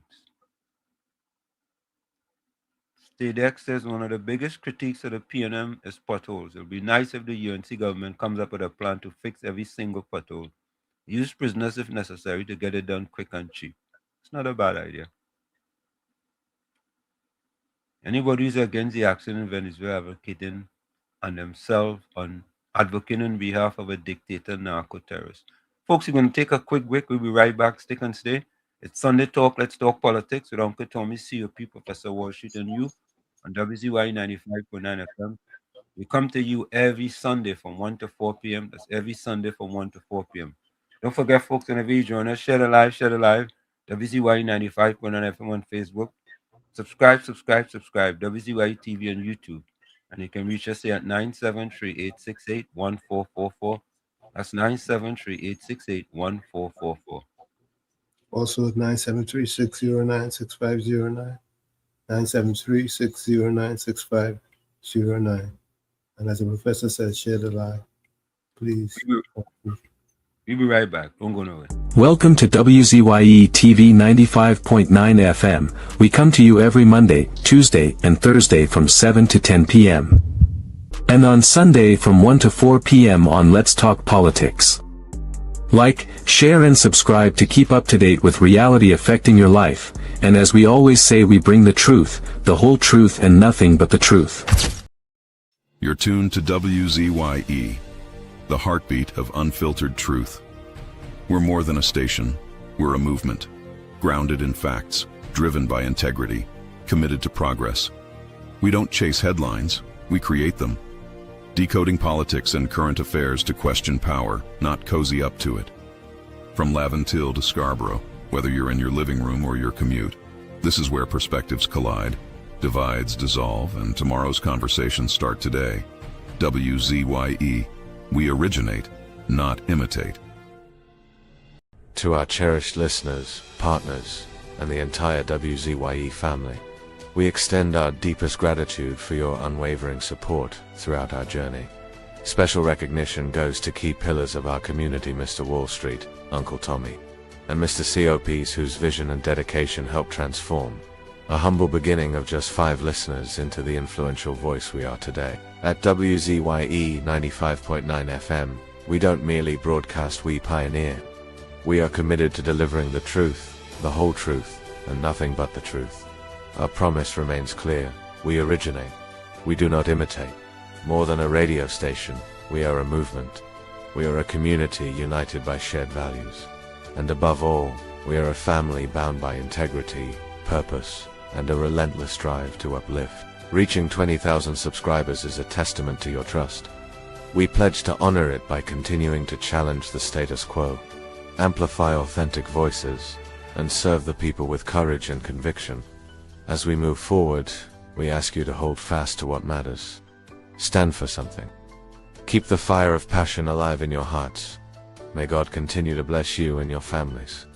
Together, we rise. The WZYE 95.9 FM family, where truth ignites community. No more red. No more red. No more red. No more red. No left foot, right foot again. No more struggle, no more shame, no more pain. We want to see us win. We want the brights again. No more penny again. Bye bye, penny, bye bye. Bye bye, penny, bye bye. We don't vouch for you. And we are tired of the bloodshed, tired of the taxes, tired of proposals and all the excuses, tired of no water, tired of stretching at the lot, tired of the eyebrows rippling. No left foot, right foot again. No more struggle, no more shame, no more pain. We want to see we win, we want the brides again. No more penny again. Bye bye, me bye bye. Bye bye, bring bye bye. I'm a point that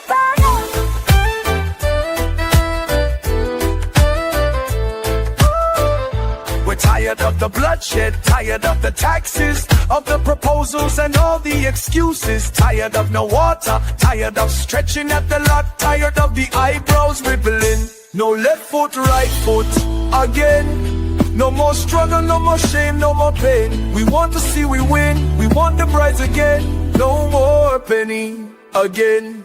Bye bye, penny, bye bye. Bye bye, penny, bye bye. We don't vouch it for you.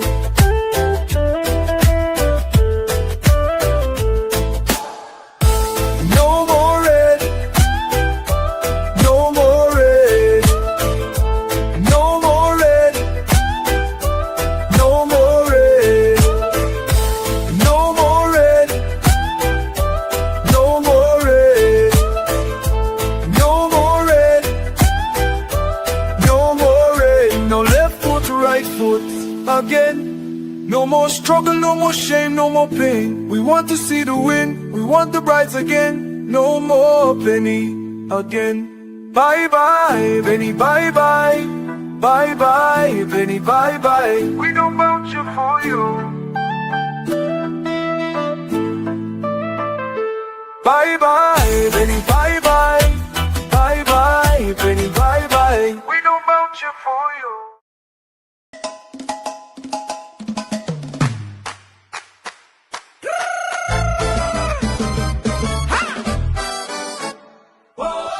Sí, señor. Bring it. Where we going? Caracas or Washington? Na Venezuela. Na Venezuela. Otra vez, otra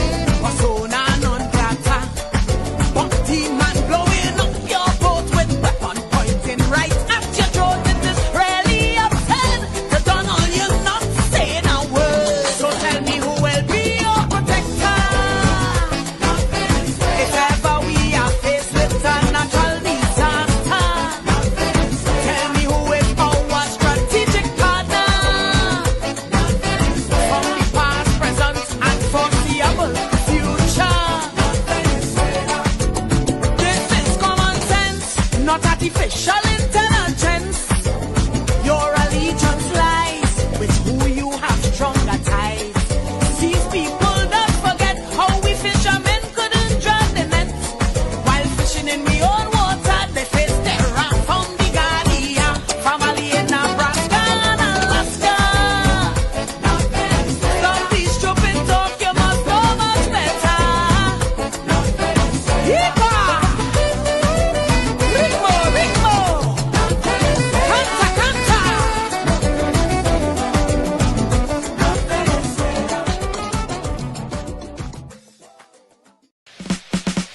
Laid to rest, laid to rest. Laid to rest, laid to rest. It's alleged, it's alleged, it's alleged, it's alleged. Hey! Tell them Kamala say, PNM dead. Petrotrain workers say, the party dead, dead, dead. Bubble billions missing from the treasury. Corruption with taxpayers' money. The end is security. PNM dead. Hey, tell them Munilal say, PNM dead. Even the 1%ers say, the party dead, dead, dead. They support us mourning and crying. Funeral arrangements they making. The DMO leaving. PNM dead. Condolences to the Balize. SIEP, no more pale pale. The rising sun is ready to govern Trinidad and Tobago for a brighter tomorrow. One, restart the economy, two, health sector, immediate victory. Abolish crime, put sports on the front line. Four, every pipe must have water. Five, roads smooth as six, provide people with work. UNC ain't making jokes. Tell them drilling say, PNM dead. Social media say, the party dead, dead, dead. The registered party members in pain. Scarborough, the put a spin. Inside sources say, PNM dead. Tell them Arnold say, PNM dead. Police, army and prison say, the party dead, dead, dead.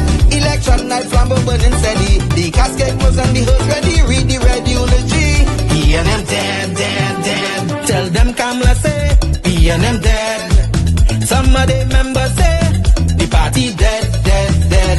When the carrot come leaders hear what's up. Seems like not one of them was in shock. Put them in one big box. PNM dead. Tell them Munilal say, PNM dead. Teachers, doctors and nurses say, the party dead, dead, dead. All the bad investments and fellas make. Investors not coming for the wake. No more ice cream and cake. PNM dead, dead, dead. The red party showed no empathy for 18 babies and pipeline families. They so heartless, citizens in distress. The country in a crisis, SOE and still all justice. One, UNC on a mission. Two, to correct the school system. Three, end poverty and clean up TNT. Four, speed up the housing process. Five, lower taxes. Six, revamp we energy. Bring back the oil refinery. Tell them Kamala say, PNM dead. Petrotrain workers say, the party dead, dead, dead. Bubble billions missing from the treasury. Corruption with taxpayers' money. The end is security. PNM dead. Hey, tell them Munilal say, PNM dead. Even the 1%ers say, the party dead, dead, dead. They support us mourning and crying. Funeral arrangements they making. The DMO leaving. PNM dead, dead, dead. Tell them drilling say, PNM dead. Social media say, the party dead, dead, dead. The registered party members in pain. Scarborough to put a spin. Inside sources say, PNM dead. Tell them Arnold say, PNM dead. Police, army and prison say, the party dead, dead, dead. Election night, flambeau burning steady. The casket was on the hearse ready. Read the red eulogy. PNM dead, dead, dead. Fire! Fire! Fire! Fire! Fire! Fire! Fire! We are back to it. Sunday Talk. Let's talk politics with Uncle Tommy, Professor Wall Street, COPNU, on WZYE 95.9 FM. We come to you every Sunday from 1 to 4 p.m. That's every Sunday from 1 to 4 p.m. Don't forget, folks, whenever you join us, share the live. WZYE 95.9 FM on Facebook. Subscribe, WZYE TV on YouTube. And you can reach us here at 973-868-1444. That's 973-868-1444. Also at 973-609-6509, 973-609-6509. As the professor said, please share the live. We thank you. Thank you. Nandi, I have your song, eh? I have to play it. Let me see if I have it here. I have it there. I'm ready to say, I'm ready to say, watch now. WZYE playing my song, eh? Let me see if I have it here. Just now, eh? Let me see if I have it. Hold on, eh? Tommy, you know who Nandi is? I'm not sure. All right. Angela Darius. That is Zayden Darius' mom. I see Ramsey just entered the studio. Yeah. He coming in at 2 though, right? Yeah, I had him scheduled to start at 2. Okay. He's probably just testing his equipment. Yeah, okay. Let me see Darius. But the security concerns. Okay. Man, send me a voice note. 8 minutes, boy. 8 minutes. When he wants you to play that? No, I'm even wasting my time with that. Cop enter the studio. 8 minutes. 8 minutes. 8 minutes. COP, welcome. Good afternoon to you, Professor Walshit and Uncle Tommy. How you guys Good doing on a afternoon, Sunday sir. afternoon? Yeah, How you guys doing on a Sunday afternoon? We are doing. What time was church this morning? Church? Yeah. I don't know about that. You have on a white shirt, so you had to come from church. You just take off the tie. No, this is one like what you have. This is one like what you have. Just the cheaper one now. You are the Puma. This is just the cheaper.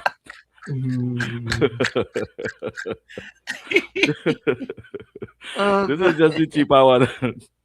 Good afternoon, Trinidad Tobago. Good afternoon to all the viewers, all the listeners of WZYE, all the chat members. Good afternoon. Good afternoon. Good afternoon. Yeah, I'm looking for a song here.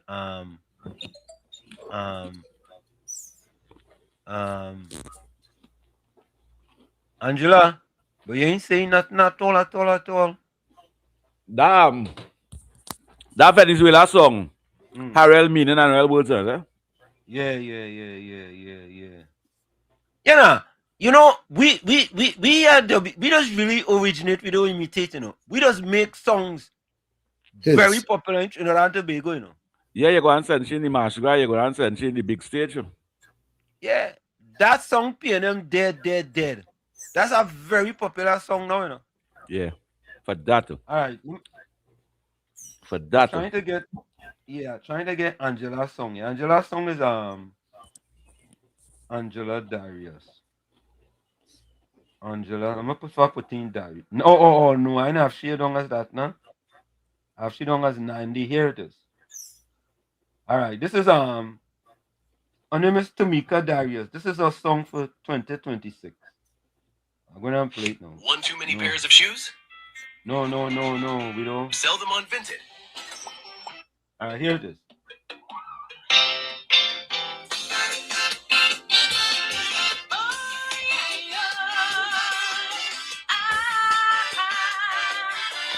So, folks, this is Zayden Darius' mother. Zayden Darius' mother. She's also a Calypsonian. And this is her song for 2026.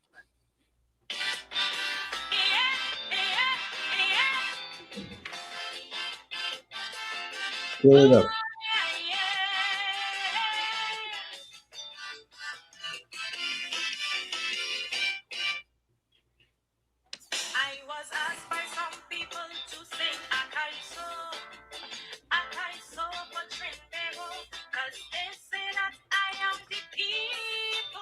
Are you hearing it? Yeah. It's quiet though. CP, you hearing it? Yep. Yeah. See if you hearing it, Tommy. Yeah, loud and clear. You could turn it up a bit though. No, it's all the way up. All right, let me do this. Let me try something else. Let me see if I go over here, if I get it here. Maybe this might be better. Hold on, Tamika Darius.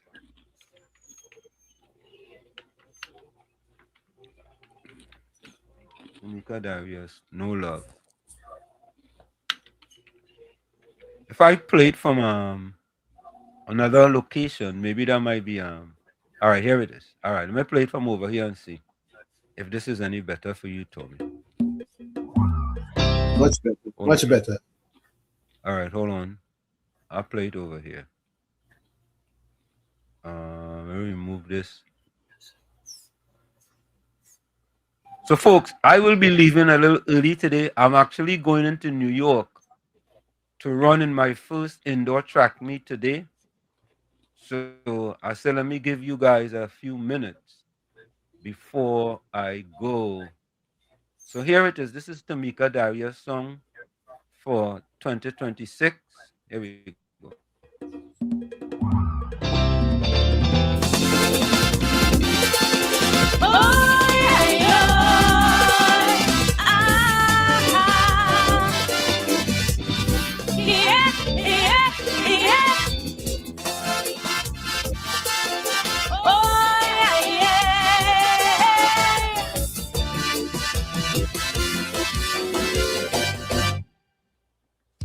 I was asked by some people to sing Akaiso for Trinidad, cause they say that I am the people's voice. They say, girl, you are the voice of the people. You want to sing about the struggle. So right now, girl, you don't have a choice. And they say we need somebody to lead the voice for we. So raise all the injustices that we face daily. I say me, they say yes, but then I had to tell them no. Cause other than carnival time, all you just have no use for calypso. All you just can't wait for carnival to done. As Ash Wednesday reach on, you just rest me down. So don't call me, call reggae rap or dance hall. Each day as you pick up the paper, it's another murder. Trinidad will lose and next son or daughter. Don't call me, call reggae rap or dance hall. After Sunday night I did the mash crash show. All you just have no use for calypso. Now that the competition done, it's kicking my ass and it's have to run. So when criminals making you cry and you don't hear my voice, you should know why. Trinidad boys, all you have it so. Cause all you really have no love for calypso. That's the truth and all you know. Kaiso. Yes, have no love for calypso.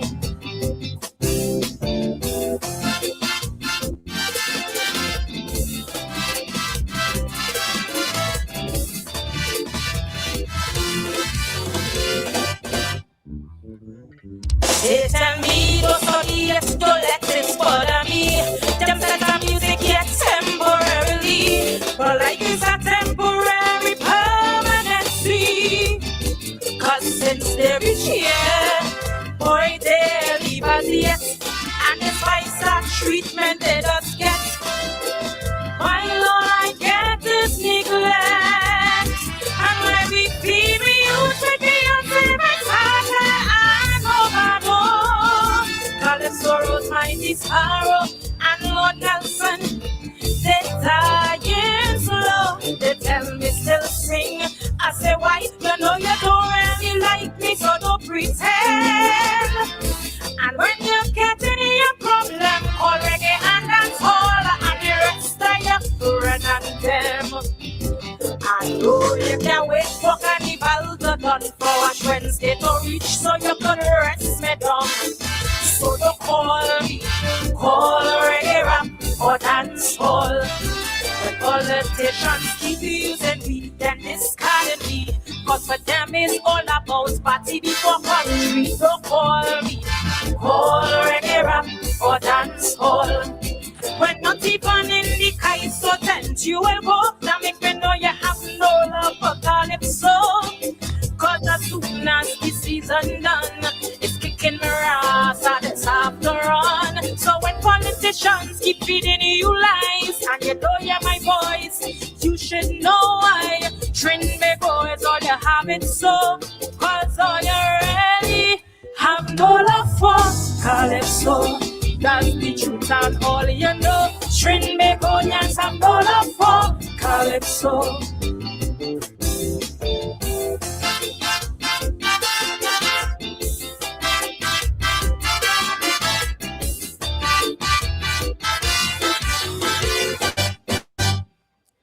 I'm that bastard child who you really don't care for. The one you turn your back on and close the door. I'm the one who you put aside. While the others who really care about you, you feed them and give them the clothes off your back too. And you speak about them with pride. Then in your darkest days, when all of them leave your side and run, that's when you want to call me and say you need me, begging me, please, child, come. I say for what? And why when you allow them to abuse me daily? So where are all of them now who you constantly place in front of me? I know you can't wait for carnival to done. So Ash Wednesday could reach and you could rest me down.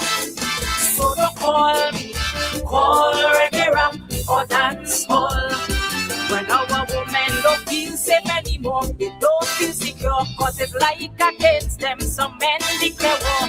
So call me, call reggae rap or dance hall.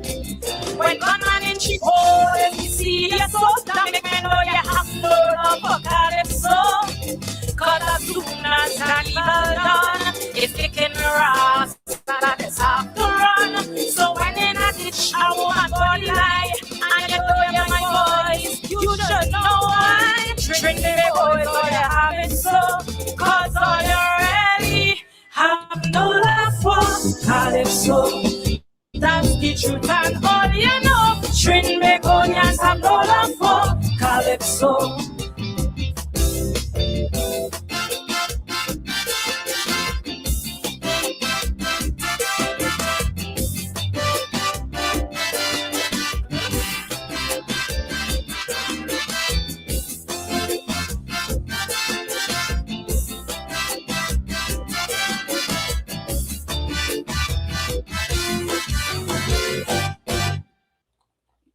So there you all have it. That's one of our The vote listeners. The vote listeners here on WZYE 95.9 FM. Her name is Tamika Darius. She goes by the name in the chat as Angela Darius. That's the young man, Jaden Darius' mom. So, COP, what do you think? I will give that song, not because she's part of WZYE, but I will give that song 10 out of 10. I hear rhythm and rhyme and a storytelling, the definition of calypso. I hear it. I didn't hear no momolang confusion. I didn't hear no PNM agenda. And when you really look at it, no love for calypso. It's a fact. This lady was singing. What competitions, what price does have for calypso? After carnival, where calypso does be? In the cemetery. And I am one of the guys that don't really pay attention to calypso. But these kind of calypso, I will listen to and support it. But calypso in the whole. And why I say I don't pay attention to calypso is the agenda of the Calypsonians and them, where them take Calypso is really in the grave too with the PNM. Calypso reached nowhere in Trinidad after so much of years. We classify Calypso as we culture as Calypso, steel band, chutney, and limbo. And today, Calypso reached nowhere. The Calypsonian was getting $2 million for first prize. Them sing against that. It would have been 15 years today. Every year, Calypsonian would have been getting $2 million first prize. That would have enhanced Calypso. That would have motivated young Calypsonian to sing rhythm and rhyme and storytelling as what this young lady do. But when the Calypsonian them sing against 2 million, they do what that they contented with 50,000 and 100,000. Calypso can reach anywhere. So the young lady, I give you 10 out of 10 for your rhythm and rhyme and storytelling. The real art form of Calypso, the definition of Calypso, take 10 out of 10. I can play that in my house. And for my children to listen. Tommy? Well, I'll tell you, I give her 10, I give her A+. For the mere reason that her voice is like a lark. She got throat, she got pipes. She can blow, as they say. Where she got piper? Where she got piper? She have pipe. Meaning voice. Voice. Voice like a pipe. You know when you open pipe with water. Yeah, man. She flowing nicely. Her voice is superb. I agree. Additionally, her music is superb also. Only ain't saying that because she in the chat, right? Nah. You know, if I had to say something, I say something. Okay. If me like the song, I would say it Franco Ben, but that is a nation building song. Yeah. And she mother does listen to, you know. She It's mother the definition of Calypso. That's the definition of Calypso. Calypso is what? To sing about political party and cuss Kamala? Or Calypso is to sing what's going on in the country? PNM is to sing when the opposition in office and cuss whoever the leader is. That is PNM. You know, it's no mistake. Her son is as good as he is. Yes, that's PNM Calypso. Susan Lalchan say congratulate Angela. But you know, listen to this, eh? And it's a good thing I saw Angela name because boy, I started remember plenty thing, eh? Plenty thing. I ain't gonna lie to you. Of course you do. Right. And once I saw her name, I remember she sent me this song. Right? And I say, you know what? Let me play it immediately.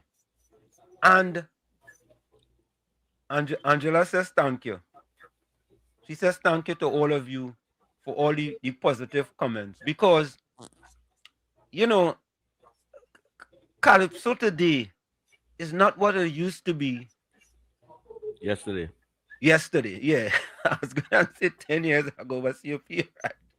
Yesterday.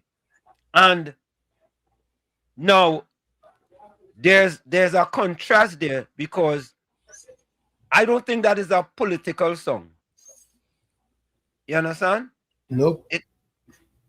Go ahead, Tommy. Nope, it's totally a description of where Calypso, the art form, has nothing to do with any politics. Correct. And that's where the art form is because she's absolutely correct. As soon as Ash Wednesday reach, forget about it. Right? It doesn't even play. After Ash Wednesday, it doesn't even play. Yeah, Calypso going through. You understand? And you should ask all those Calypsonian and them that sing nation building, not political song. If all they want to sing against the PNM, well, we accept it. But selling all of the Calypso, not the PNM ones and them, but selling all them songs. Because over here, it can have fair play over here too. Yeah. We could do fair play. All you know, Kurt Allen have a new song too, you know. All you hear it? Yeah, I hear Kurt Allen's song, but I pay attention to it much. I listen most of them Calypso on them. Yeah, Coach Allen is a lot of politics, but well, her nickname is Nandia. That's why I didn't. And Kurt Allen do deal with politics. You know, he see with the UNC, you don't see with the PNM, you don't see no political party. But he's saying what he's seeing are wrong in politics and what's going on in the country. Kurt Allen is saying. Right. And Angela said she made it to the let me see something. She made it to the back? No, just she wait. Angela is Zayden's grandmother. Am I getting that incorrect? Angela, are you Zayden's grandmother? I want to make sure I'm correct, because Angela is the grandmother and Nandi Nandi is the mother. Nandi is the mother, right? So I just want to make sure I get that correct. His mother, grandmother, and son, and grandson. Okay. That's Angela, daughter singing. Right. The grand. You see? I had it all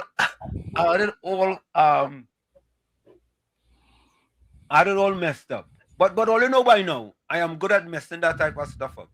You know, when you're from Chumakak, you learn how to mess stuff up easily, right? So Angela is the grandmother. Nandi, which I have down as Nandi, is the mother. Daughter. The daughter.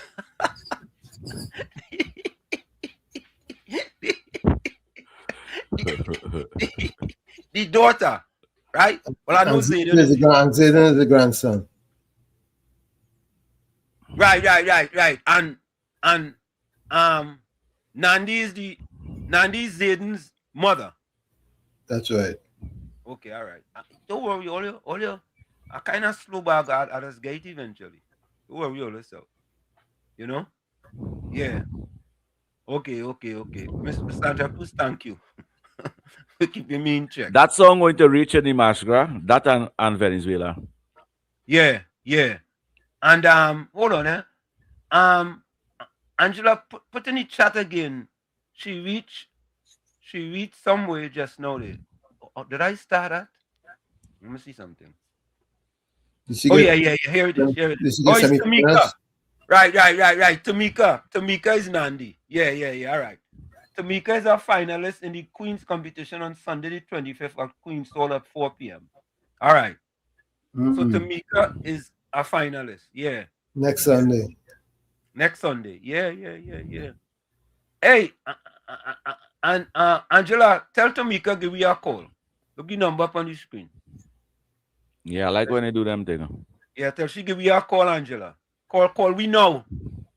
Tell she if she in church, come outside the church and get a busy way a call. Tell the pastor, excuse me, please. Yeah. Tell the pastor, not the one with the internet search engine name. Yeah. I have to go outside. Yeah. Make a call. Family needed, Tamika. Family needed. Yeah. I have to go and make a foreign. Angela sent she the number. You know what? Let me do this. All right. Let me do what you just normally do here. Let me here cool. It is. Right, yeah. Here it is right there. Hold on,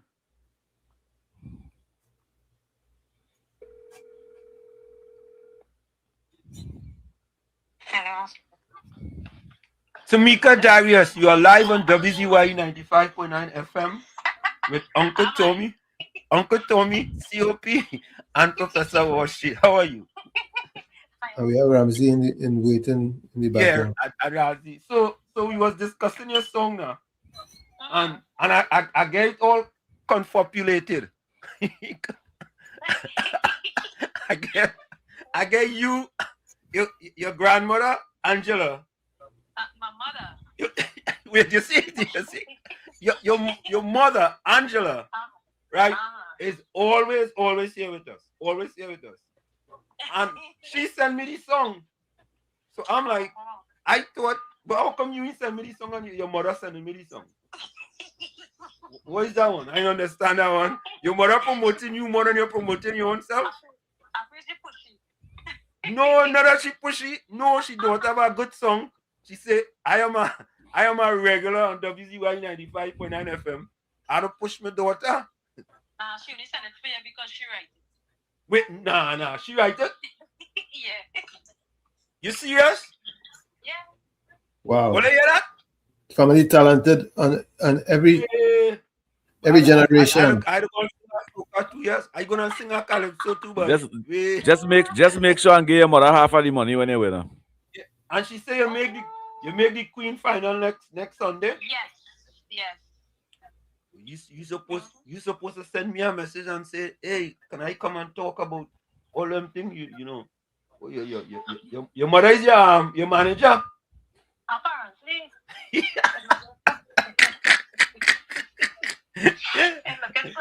She calling me right now. Yeah, no, listen.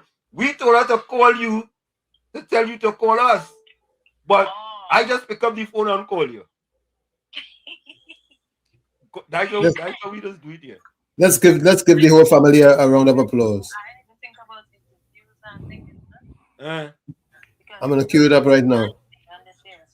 Yeah, but the song nice, man. People saying congratulations. It's a very nation building song. It talks about calypso, and as Ash Wednesday reached, that is it.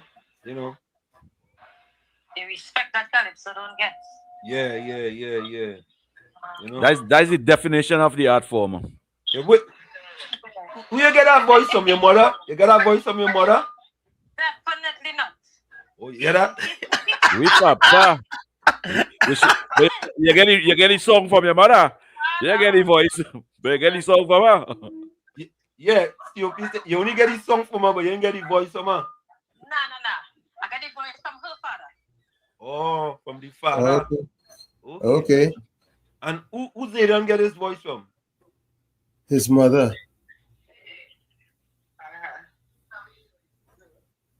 You hear me? Zayden get it from his mother. Who Zayden get his voice from? Zayden. From me, of course. Yeah, she said. Mommy, you get no credit at all, boy. Yeah. But all right, we just was getting your call because we played this song and people like this song. Before she goes, let me give her a round of applause.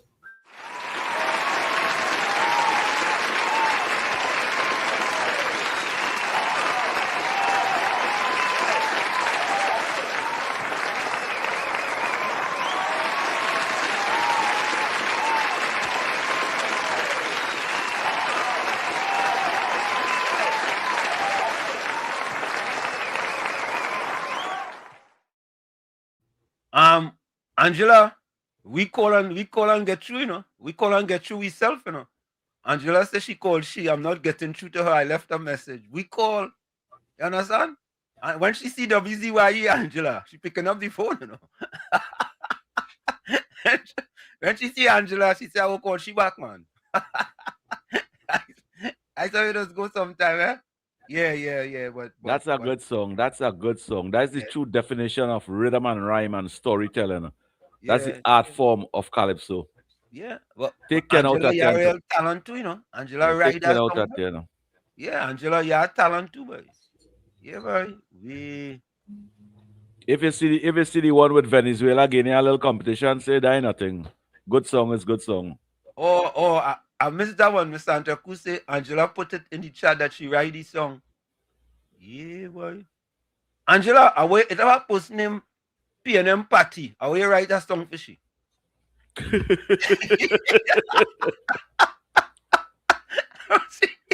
Nah, Patty can write her own song, man. Write your song. Yeah, she can write calypso and then. For who? Well, she does write calypso for all them children and them in the community. Please.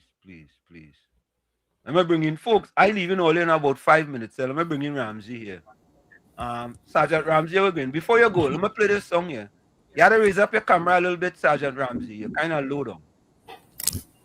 Here we go. A little more up. Yeah. A little more down. Right there. Perfect. Yeah. Mundo right there. Welcome, Sarge. Yeah. Welcome. Hold 1 minute there. Hold 1 minute. Let me do this.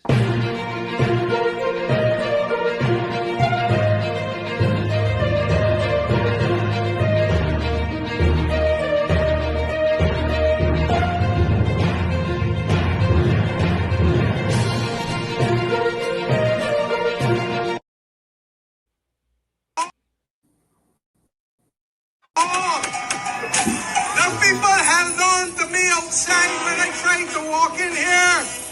And they told me, Prime Minister, Mia, we are red, red, red and ready. And they asked me, pass the bell for me.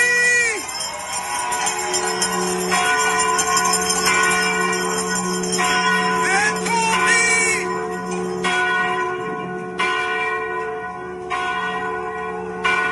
Prime Minister, you are a person that supports democracy. And if you support democracy, then you must know that you have to come back to us for a new mandate. And if you want to come back for us for a new mandate, then you must.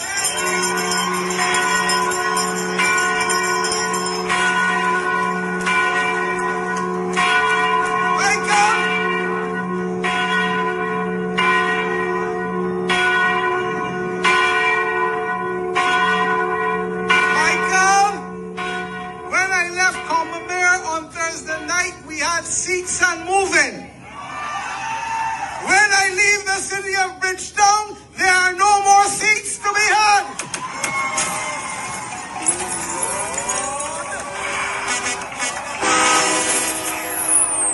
I ask you to please now listen to me carefully.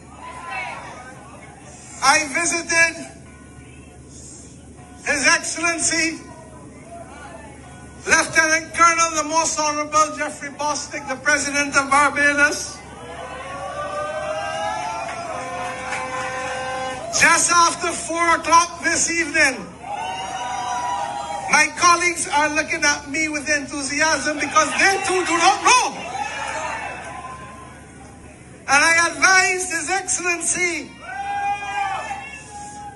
that come Monday, the 19th of January, the Parliament of Barbados shall be dissolved.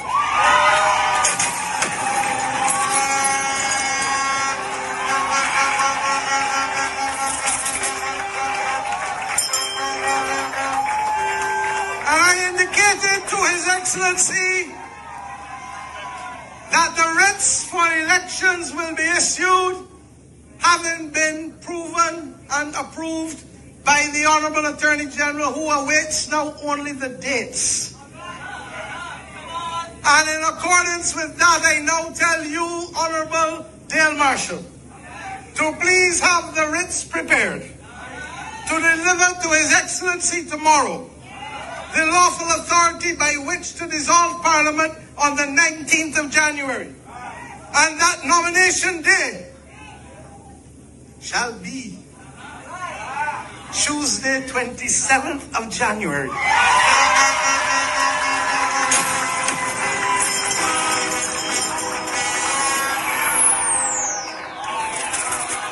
And on that day, when we are satisfied that candidates have been legitimately nominated and there are contests to be had, that polling day shall be Wednesday, the 11th of February, 2026.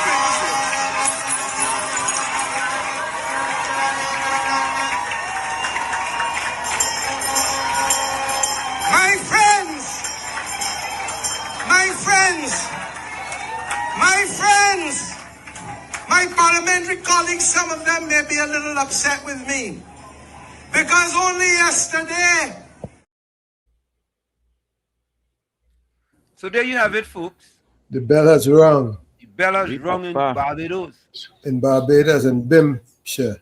We hope that the bell didn't ring like how the bell ring for the Red in Tobago. Because it's not one bell ring in Tobago, it's 15 bells. Wall Street. 15 blue bells. All that. You see all that what she's saying over there? Yeah. To try and fool the people and them. She's going to lose that. She's going to lose. She's not going to be prime minister anymore. She's going to lose that election. And you see that red, and we ready? She realized the whole Caribbean moving away from that red hypocrisy. She not going to win that election. Here, why I telling all here today? She going to lose. No more she going to be the Prime Minister of Barbados. And she deserves to lose her. Based on she political choices. Well, you know, COP, we some of us can argue with no more, you was 50-0. You went 50-0 in the last election. Yep. She have no thumbs up to get for me. She have no thumbs up to get for me. He was 100% on the last one. Yeah, the last election here in the Caribbean, COP was 100% correct, you know. So, you know, me, I ain't trying to argue with you, St. Vincent and the Grenadine too. Ralph Gonzalez too. Huh? Yeah. Whoa. Yep.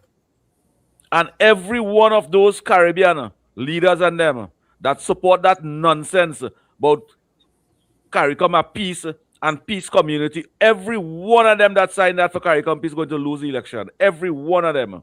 Zone of peace. Yeah, Right, that's a zone of hypocrisy.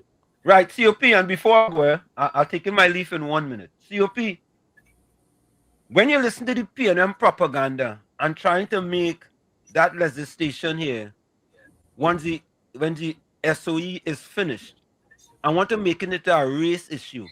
And the minister this morning rightfully stated that people who want the National Security Council, Jolene John, a proud black woman. John Jeremy, a proud black man. Right? Wayne Sturge, a proud black man. Right? The Commissioner of Police. Right?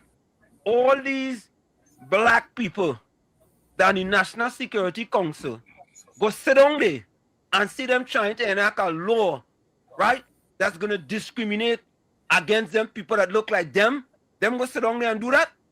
Them go sit down there and do that, FPNM. The only party in Trinidad and Tobago will sit down and do that is the PNM. You know why? Only had 26.3% of black people living below the poverty line. When in 2015 was only 17.3%. The facts are there. Not the facts, FAX in Balize also, no. The FACTS. FACTS. Yeah? Data. The data is there. And the data don't lie.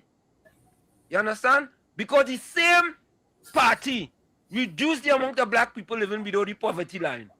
And the party now, who trying to make it a race issue, increase the amount of black people living below the poverty line. Only make it make sense for me, eh?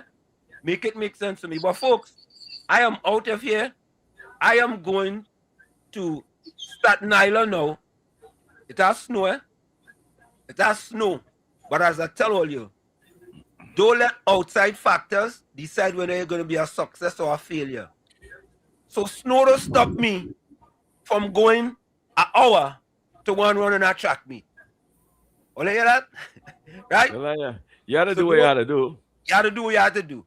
And in addition to that, I am going after my national record in the 800 meters to break that national record. Right? And folks, I always say that. I always say that. Yes. Raj, Yes. COP, and Tommy, don't let my confidence interfere with your insecurity, eh? I agree. But like you want to say, your circumstances. just pass on your confidence to Yeah. the listeners and the viewers of WZYE, and I have no problem. Yeah, well, that's what we're doing. We passing it on. Tommy, I was going to say your circumstances may determine who you are, but you are responsible for who you become, right? Correct. Right. That's how I look at it. So, folks, I am out of here. All I see, I have on my Trinbago sweater. The expense. So, Right. yeah. Expectation is high. Yeah. All right. So, folks, I'm out of here. Tommy, you're going to take it, and I will see you guys. I go post a picture or some type of thing later. All right? I'm out of here, guys. All I'll right. see you guys later. Bye-bye. Yes. Blessings to you all. Well. Well, Victor Ramsey, good afternoon to you. Good afternoon to you. Yeah, Vic. Good afternoon to you and all the listeners, and to you, Tommy. Like you say, very delicate subjects are going on in this world now, as we know. So we're going to address a few things. and make Well, sets of welcome clarity. to Trinidad, Mr. Ramsey. Yes, I've been here the last 3 days. Today, make it the third day. I was walking today looking at Chaguaramas Bay and the condition in which it's in now. And I said, that's one of the reasons why we need America back in this nation to help restore things. And I'm not just saying that because I'm a retired soldier from the United States, retired officer, but I'm looking at the infrastructure in Trinidad, and we need a lot of help. And I'm here to say, stop throwing stones at your prime minister. She's doing the best she can, and she's under orders really from the United States. I'm here to tell you the facts. And after I explain what's going on, people's eyes will be open. In the world of politics. Fraud. Coming up next, fraud of the week. I'm on radio station. Yeah.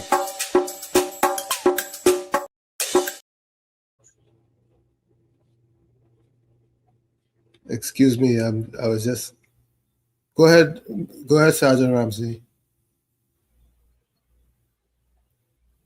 Go ahead, brother. Go ahead. 1 2 minutes we go now. Your mic. Oh, your mic's muted. Unmute your mic. Ramsey, unmute your mic. Let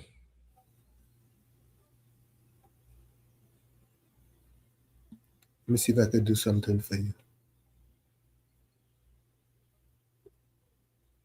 Your mic muted. Your mic muted, Ramsey. I can't yes, now it's unmuted. Okay. Talk. Okay. Yeah, like I was saying, United States in the Caribbean is a good thing. With crime being what it is, the infrastructure, a lot of things. Most people are too young to understand what Trinidad was really like. Trinidad was the first America where people came for opportunity. This was the land of opportunity. And a lot of things are destroyed. And with the U.S. being here, a lot of things are going to come back. Prime example, like I say, I'm staying about 300 meters away from Tetron, right? Caracas area. And the whole area, the infrastructure, everything needs repairing. Chaguaramas Bay, as I see, is falling to pieces. All the metal is falling into the sea, literally. Mm-hmm. Eroding. We need to put that back in place. We need to have our infrastructure back. Trinidad had a lot of carry dock bite down my carry dock down there talking about on Chaguaramas, right? Yes.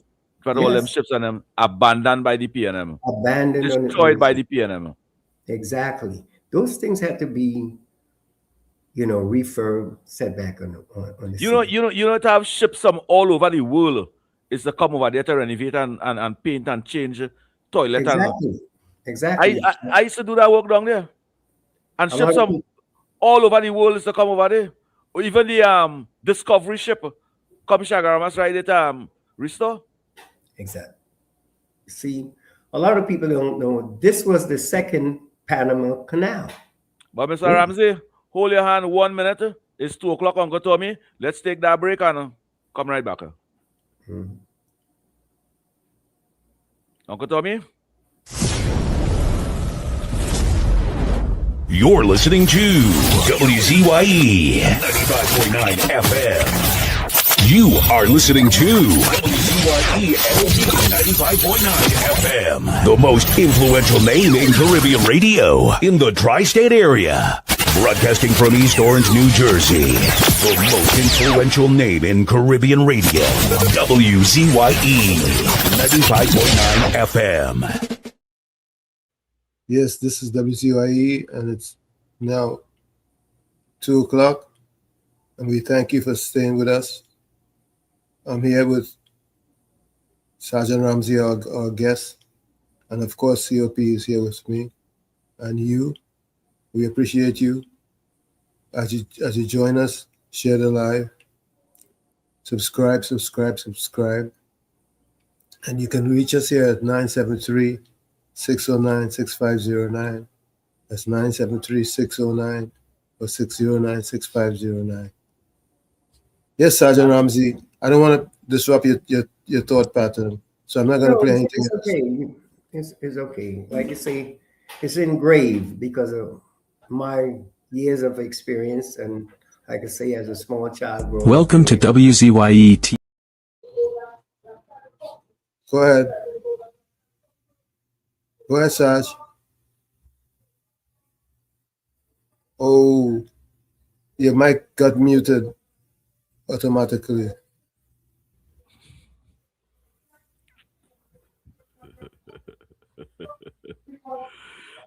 Mr. Ramsey, just like me, boy. Talk, Vic. Uh, Can you hear me now? yes, Yeah, I yes. can hear you. Okay. Yeah, like I was saying, that we actually need the U.S. in here because a lot of the work that we had going on was lost. And by the support by from the U.S. and us to them, a lot of the things are going to return. A lot of people want to know that we had a lot of trade schools. We had the youth camps open. We had the sugar industries open. We had the cocoa industry. We had the steel industries, right? We had the natural gas plants. We had the asphalt. We have the natural oil. Now, most of all these things have closed out. So we need to get these things reopened. And by doing business with the US, that will encourage all these things to return. And so a lot of people are pointing fingers to the prime minister, not understanding the big picture, right? With our support to Venezuela. In all conflicts, there are casualties, right? And so we deal with the small number of casualties. Of course, we would love it to not have any, but those are considered collateral damages, right?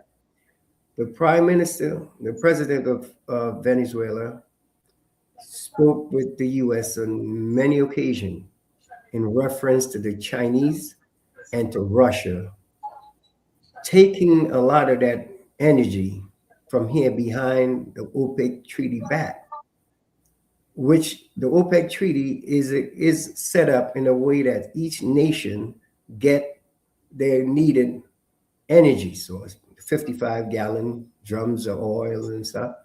But it's supposed to be done across the table in a fair way. What was happening is that, as you know, a lot of tankers was being snuck into the waters of Trinidad, all right, by Venezuela. And so that's why we end up having what we have. As we know, people who understand the game at the higher level understand that you split the world in two. You have the Western Hemisphere and you have the Eastern Hemisphere. Coming into the Western Hemisphere from the Eastern Hemisphere and controlling the biggest part of gold, which is Venezuela, oil. We cannot have the Chinese who would not give anything back to us. We can't have Russia coming in here, and the same thing is true. What the United States is saying is that they can't stop what's going on in Africa. United Africa, who owns 70% of the gold minerals, right? So that cannot be stopped. But the way to even the playing ground is so that United States controls 70% of the world's energy. So we can deal evenly, right? Gold for oil, so on. That is one of the biggest issues. If China and Russia controls that, then the influence of the United States and the good life that we live in will be gone. As we know, China in Russia, when they come into the country, they takes over everything. Look what's happening in Jamaica. People of color can't even go into the hotels and stuff. It was there. So the people took it on their own to burn it down. Not saying it was right or wrong, but I'm saying that's what happens. No respect for the people, the citizen of the country. Look, the waterfront in Port of Spain. The contractors who was used there was predominantly Chinese. Was no real subcontractor work for the people from Trinidad. Nothing given back. You can't afford to live in a world like that. And Trinidad has a great rapport with the United States for years. And it is in our best interest to support your prime minister because you don't know the intricate details, the small person. There's 5 tiers to this world. On the first tier is that of the general public. The second tier, you have the police, the fire, the judges, prosecutors who oversee things for the general public. Above them, you have the media who controls what the judges and the police and stuff does. And above them, you have the president and the prime minister, the dignitaries of the world. And slightly above them, you have the electoral colleges in the state of the United States, right? Who actually dictates who the president is going to be. Not from a democratic system, but through an electoral system. And so what they saying to Trump is to make sure and secure that energy source so that we can bargain with the world. And Trinidadian, most of them is thinking about the couple of boats and stuff was blown up, not knowing that the activities that's taking place there is against the law. The boats coming in with the oil behind the OPEC treaty back. And few people have slide a couple of dollars, but that doesn't benefit the great majority. We want the money to trickle down. Like I always said, you have one voting for leaders, you have a choice. You have 2 choices. You have that of Jesse James, who steals everything for himself, a gangster, and you have that of Robin Hood, who steals from the rich and gives some to the poor. In this case, America is the Robin Hood. And Kamala understands that. So please sit back, do your research and how things really go, and you will see that you need to support your prime minister. Look at, in the cases of unemployment, look the difference when she's at the helm of the party or someone else. These are the things we have to look at. Look at those who have your best interests at heart.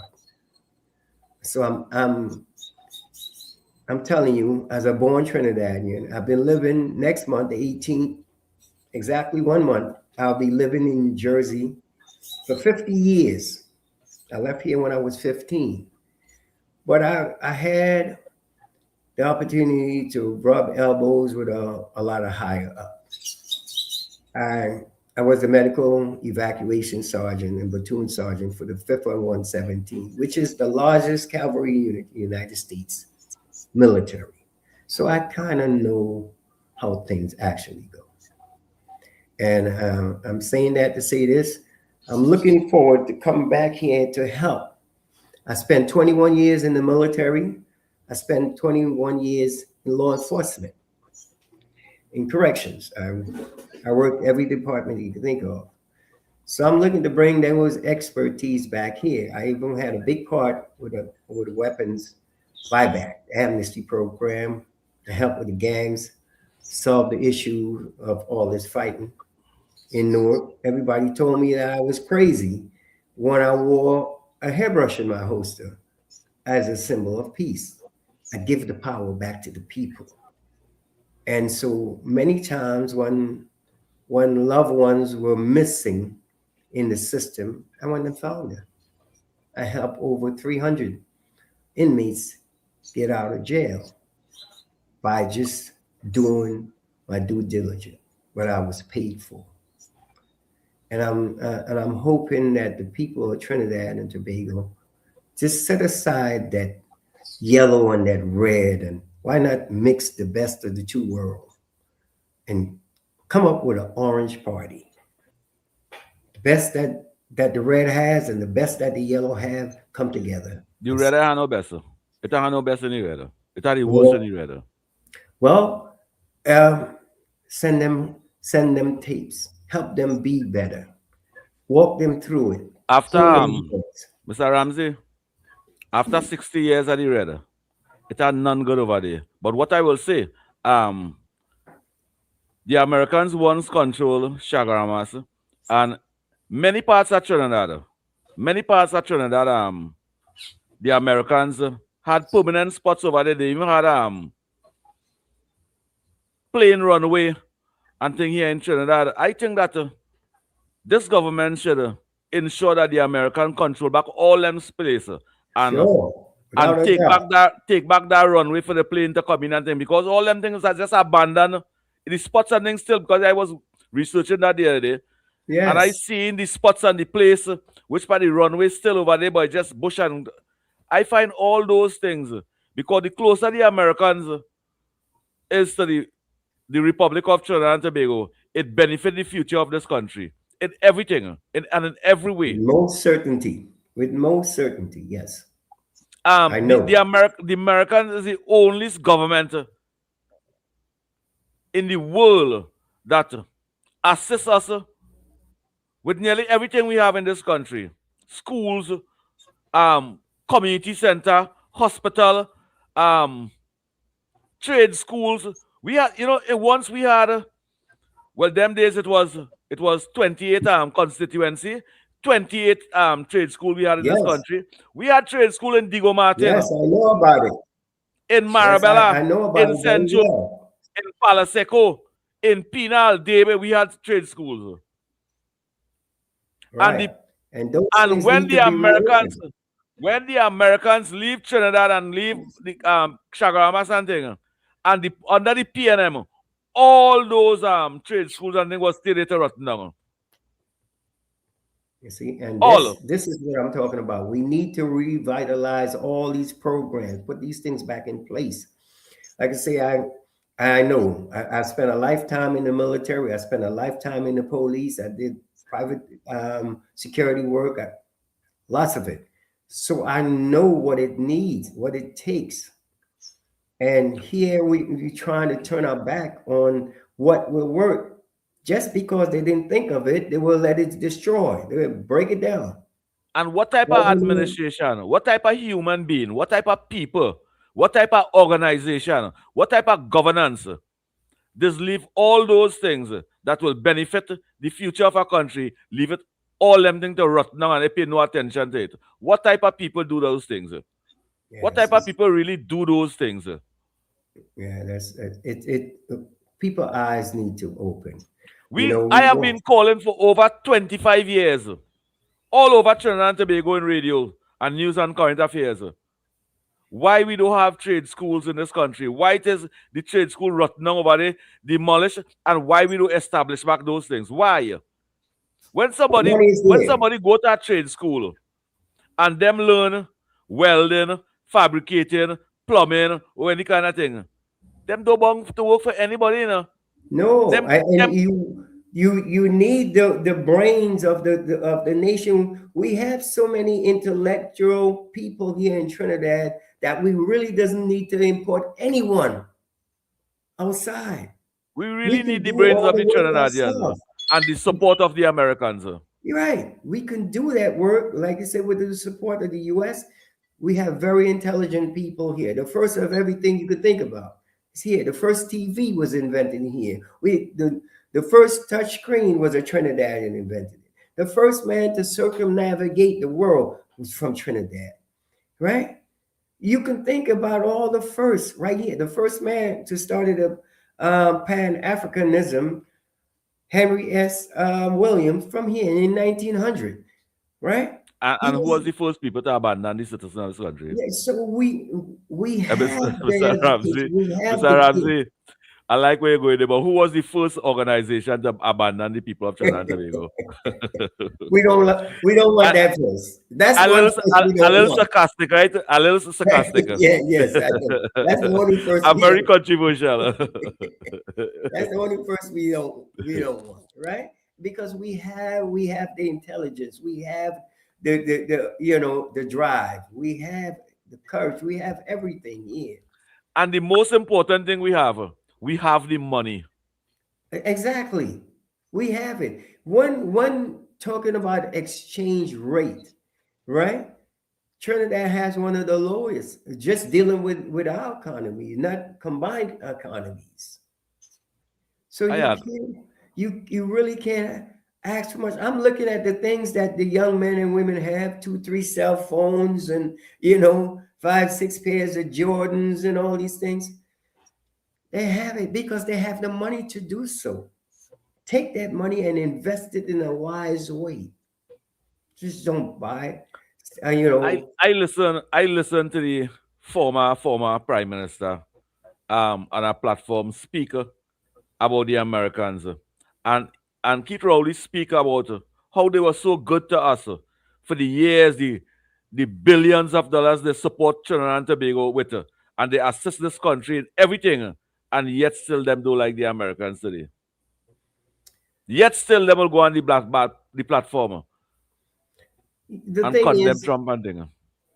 The thing is that no one's want to be independent thinkers. They want to stay within that box. And so long as they can check the box and they get credit for it, they try not to make any difference. So ruffle any fellas in standing and making a clear-cut choice that is beneficial to all. They worrying about lashbacks. That my couple of friends in the party wouldn't like me for making a solid choice. Although it will help everyone else, they will cut off their nose to spite their face. Why a government will close down or not support a cocoa industry? We have the best cocoa in the world. Yes. The world wants our cocoa. The People's National Movement have been governing this country for over 65 years. Right? And why they see that as a business to bring in resources and benefit to the citizens of this country, why they wouldn't support something like that? Why a government will see a rice industry that could feed their own population and not support something like that and give them an incentive to plant rice and ensure we could feed ourselves? We had all that rice in Caroni, right? Yeah. The cocoa industry, Nestles, was big on that. Not just the cocoa industry. Not just the cocoa industry. We had cocoa and coffee. We have the best coffee in the world. I know. The biggest grain coffee in the world.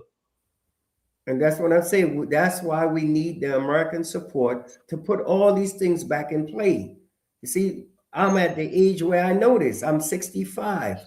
Like I said, I left here when I was 15, but I kept interest in Trinidad, always coming back and studying. We also have the biggest set of plantain and green fig in the world. Yes, I know. Silfig. What they're bringing now for we in Trinidad over here is a fig from a next Caribbean island that they just dip in a water, a ripened water. So if the fig green, you dip it in the water, and the next day the fig kind of yellow. Yeah, they have the carbide too. They stack it in carbide. But the potassium, yes, the potassium in that fig, you will no longer get the true potassium in that fig. No. But when you have your own local fig in Trinidad and Tobago, you leave it like ripe for yourself. You gain the potassium from that, and you eat a healthier fig. Banana. Let me not say fig. Let me say banana. You eat a healthier banana. Why administration? Why the leaders them don't establish that and grow that more? We have all the Caribbean islands that planting yam and dashing and breadfruit and all these things. They don't have the amount of land that we have to plant them things. Yeah. And we can plant that and supply the Caribbean with that. Because, yeah, Trinidad is the largest of the Lesser Antilles. We have the land, like you say. But We to have abandon it. those things for the friends, family, and financiers to bring down all those things in this country for we to buy it, it's That just doesn't have the nutrients. it's just a deceitful administration we had all the time. And those things doesn't have the nutrients. That's the soil in Trinidad. They know that. We have the best soil in the world. Yes. In the world, we have the best soil. Topsoil is high. It's great. And we administration, the past former administration, we didn't even study that, just leave that alone. Let the friends and family bring down a set of processed thing for we in this country over here, so that when we eat, we can live long. A lot of people just think about themselves. They get a payday and they say, okay, I'm good. Me and my family, but when we vote, and they forget about everything. When we vote to give us opportunity and to create a better life, to create a better opportunity for the future of the country. But when you deny the people them opportunity and turn your back on them for your friends and family to make money, what you doing with? Good afternoon to you, Miss Atlanta. Miss Atlanta, go ahead. You're live. Thank you. Thank you. Good afternoon. I'm getting difficulty hearing you. I don't know if you can hear me. Yeah, we can hear you. Go ahead. Make a contribution. Thank you.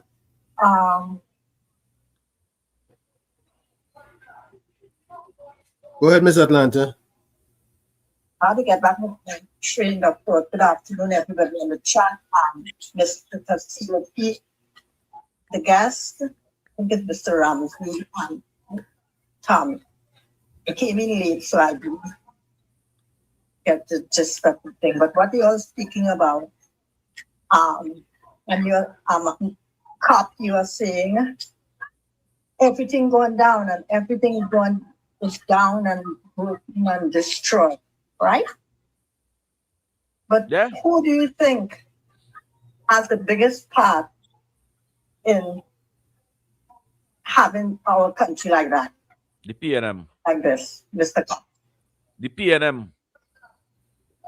The PNM. Responsible. The PNM responsible for all the destruction and all the neglect. Because they did not.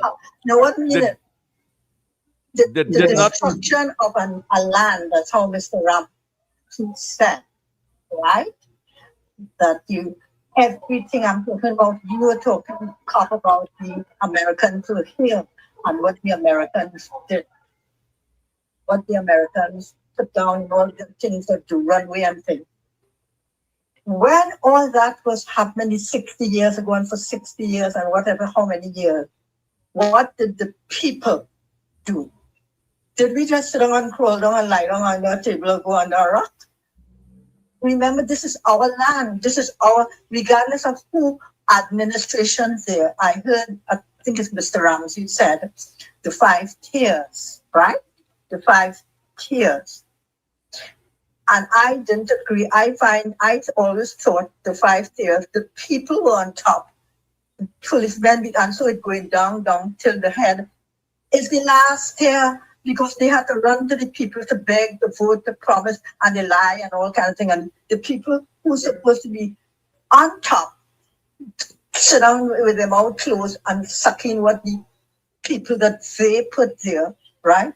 What they working for us. They're supposed to be our servants.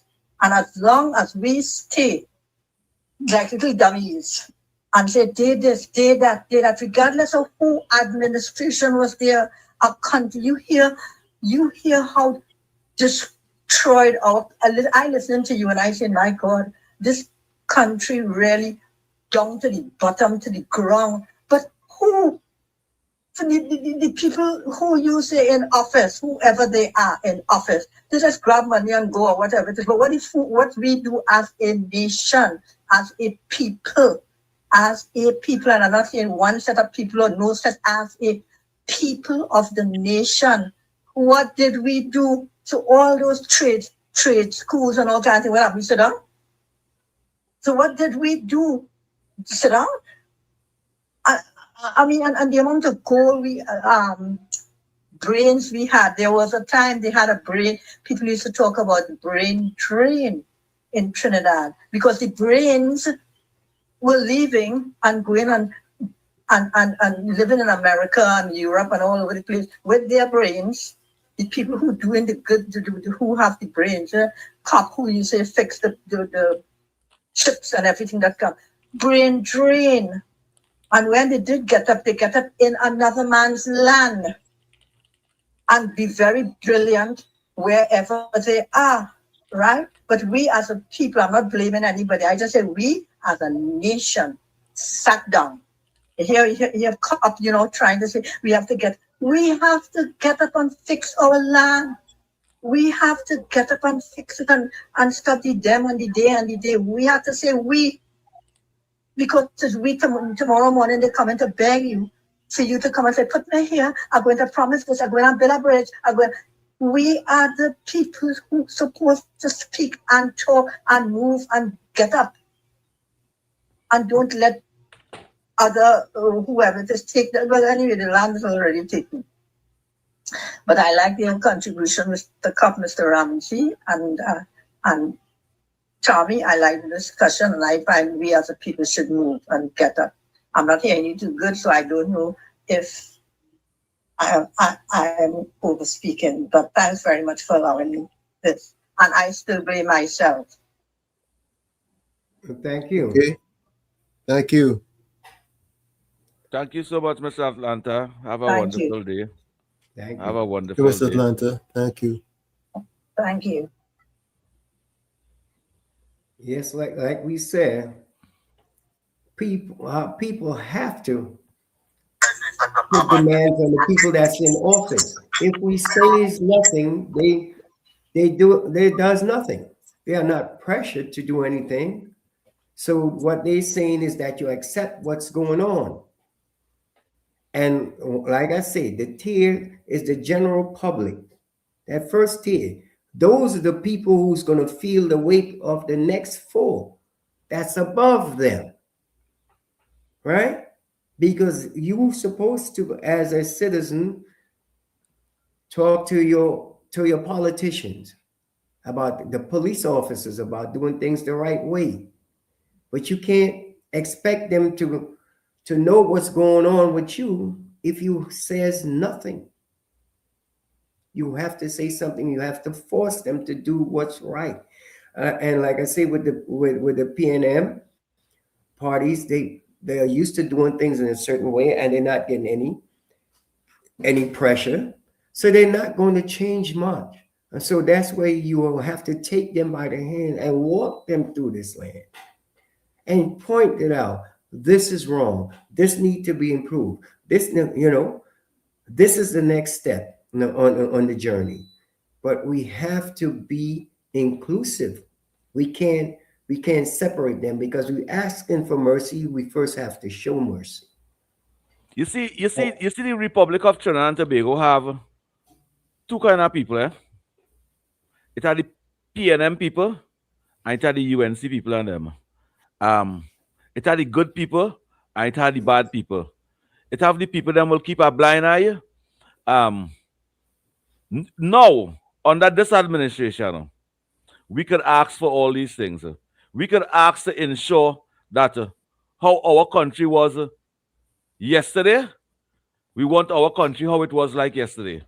Mr. Ramsey, for a party to be governing a country and a political party proud to say that we are 70 years old and govern the most amount of time in this country, I wouldn't blame them 100%. I blame the supporters and them too, because the supporters and them satisfy with nothing. That's what I'm talking about. Even in the community, they satisfy with nothing. They never. You see, like how this government, the UNC government, will be in office now, and they will cry for, we want we school fixing the community, we want playing ground, we want this and what. When their own party in power for 60 years, they keep a blind eye, and all they want It's just the party in power because my mother is a PNM, my father is a PNM, and I go there a PNM, and that is all you want. The predicament that the citizens of the future of this country facing today is because of the elders in this country and the PNM. That's why we have Elders to and change. them keep a blind eye. Every We have to elders and change the senior system. citizen in this country, I blame them for the predicament that we're going through. Well, the thing is that we know what's wrong, and Not so the we elders and the can't UNC stay on side. that same. Yeah, we can't stay on that same track. What we have to do, piece by piece, we have to dismantle that old mentality, right? Slowly show them the benefits, and sometimes we just have to walk people through the whole alphabet, the ABCs of life. We have to go all the way. We just can't stop at C. We have to make sure they realize and recognize every letter in the alphabet in our moving forward. So that's in this case, it may take us a little while, but by having the right people in place, that's how things change.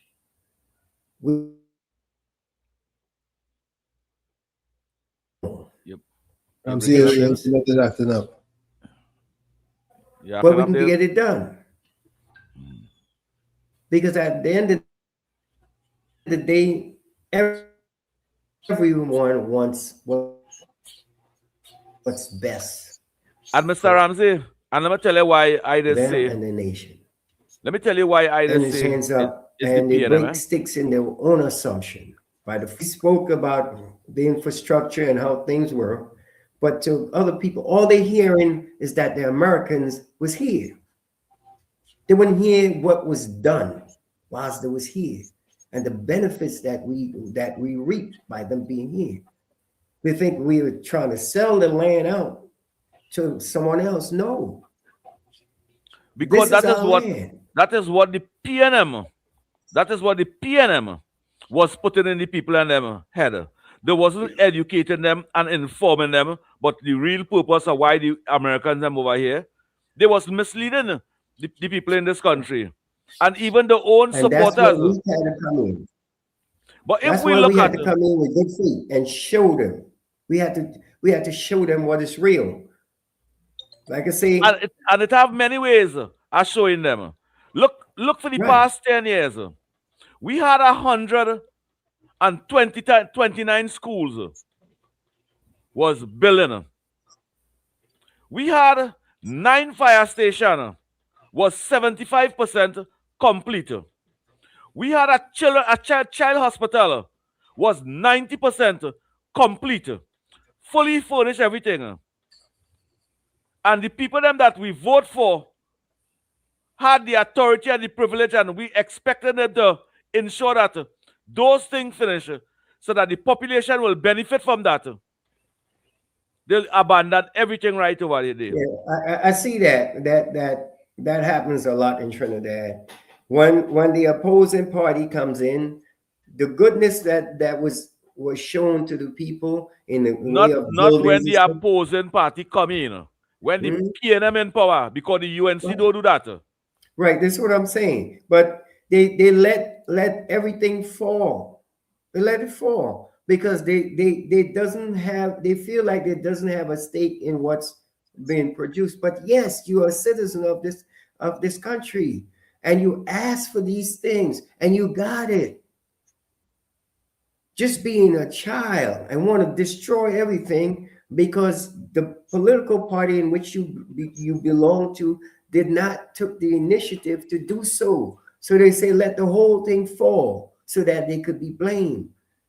And even though, you see this Kamala Prasad as the Prime Minister and the UNC's government, even though we keep a blind eye to the wrong that taking place, or if we see any wrong taking place, we will be creating a disaster 10 times more. We have to ask for what we want, speak out on the things we need, and even speak out on the things that affect us. Even with our own party in power, we have to call on them to be responsible too. And that is how things is fixed. Right. Not because your party in power, you will keep a blind eye as what the PNM do, because No. I don't intend to do that. I intend to ask for the things that I need in my community and ask for the things that I want. We have to do that And that's what as I'm saying. UNC activists. And the people, we have to keep the people engaged all the I time agree. in the moves that's being made, and show them, hey, listen, you asked for these things, they are in place. Here is the zone in which these things are being built, right? Let them see. You take a walk, you can take a walk downtown and see what you ask for a supermarket, you ask for a stadium, you ask for these things.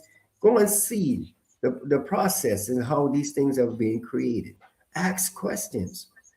Don't sit back and say, oh, nothing being done, when the locations of those things are for the general public knowledge. And you can always look up and Google, and you will see it on the site. Is these things really being put in place? People have to be more responsible too. Mr. Ramsey, you're in Trinidad, right? You come down Yes, I'm south. going to be. You Yeah, come I'm down going to be south here side already? I'm going to be here for 3 months. You know where South Park building is? South Park? Yeah. Next to, you know what the UTT? You know what the UTT campus in San Fernando? That's by Dan Steele area. No, not on that side. Not on that side. No, it's near the bypass, on the bypass link road. When you come up the highway, like you're going towards Marabella. Okay, I'll find it. Whenever you come on that side, right? I just wait when you're coming down on the bypass there. Just look at the left. You will see the UTT campus over there. Yeah, and then you will see all the other business places. Right. I watched this for the past 10 years under Keith Rowley administration. And today I will say Keith Rowley and the PNM earlier, always the most deceitful, conniving, vindictive, and callous human being I see in the Republic of Trinidad and Tobago. I watch $1 million business, hotel, big groceries, restaurant, or big shot place established. And that UTT campus today, the education facility, rotten and down. I ask myself, because it's not even a mile away from me, I ask myself, where these people them get this money to buy all these land, to take over public space, because I classify Trinidad land as public space. Public space, yes, it is. How them get the opportunity to own public space in 10 years under Keith Rowley and have all these massive buildings established, buildings, bank for friends and family, and the education facility just rotting down. 65% of the workers that fire them, and the building just rotting down right there. Yes, I saw what was happening up in Laventille with the school system and the teachers, right? They have more teachers there than students in school. Most of and the you the PNM people and them, you the PNM supporters and them, you go by South Park and you watch when you go to spend all your money to buy the most amount of unhealthy food. You watch where you're spending all your money and watch the education facility over there and see which one they're supposed to face more priority on. You watch and see for yourself and see if that will make you turn away from the People's National Movement. Because you're supposed to fix the education facility first. It benefits the future of the country. Yeah. Rather than giving the businessman the opportunity to occupy public space for business for their friends and family. What a hypocrisy is that? Yeah, I see that. A lot of that in Trinidad. Now, there's been a problem with crime in this country for a while, and there's a crime plan that's been presented recently that the opposition seem to be using their propaganda network to dispel. What's your thoughts on that, gentlemen? I think that the PNM is crime itself. I think the political party, the PNM, is a crime itself. Because they are the one for years. Them encourage 95% black and 5% white in jail, whilst it had black leaders. They encourage that. They encourage when you watch Raymond Yard and you see 14 African little brothers and sisters choke up in a little cell, so nowhere to lie down. They create that for them. When you watch the whole of the East-West corridor, you bring people from St. Lucia, Grenada, St. Vincent, and all the Caribbean island and tell them go up on the hills and be PNM until you're dead. But you ain't sure they have a good work. You ain't sure they work in TNTech, WASA. You ain't sure they have a good job to say, well, all right, they could go and get a bank loan. You give them URP, CPEP, forestry, and 2 months, 3 months contract all the rest of their life. They are part of the problem. They are part of the problem in this country. But why is you give the citizens, the people who voted here for you, every 5 years, you give them a URP work and a CPEP work. The man who don't look like them and even come from foreign, looking for a contract here, you give them everything. When you're supposed to give the population everything and the future of the country everything, you deny.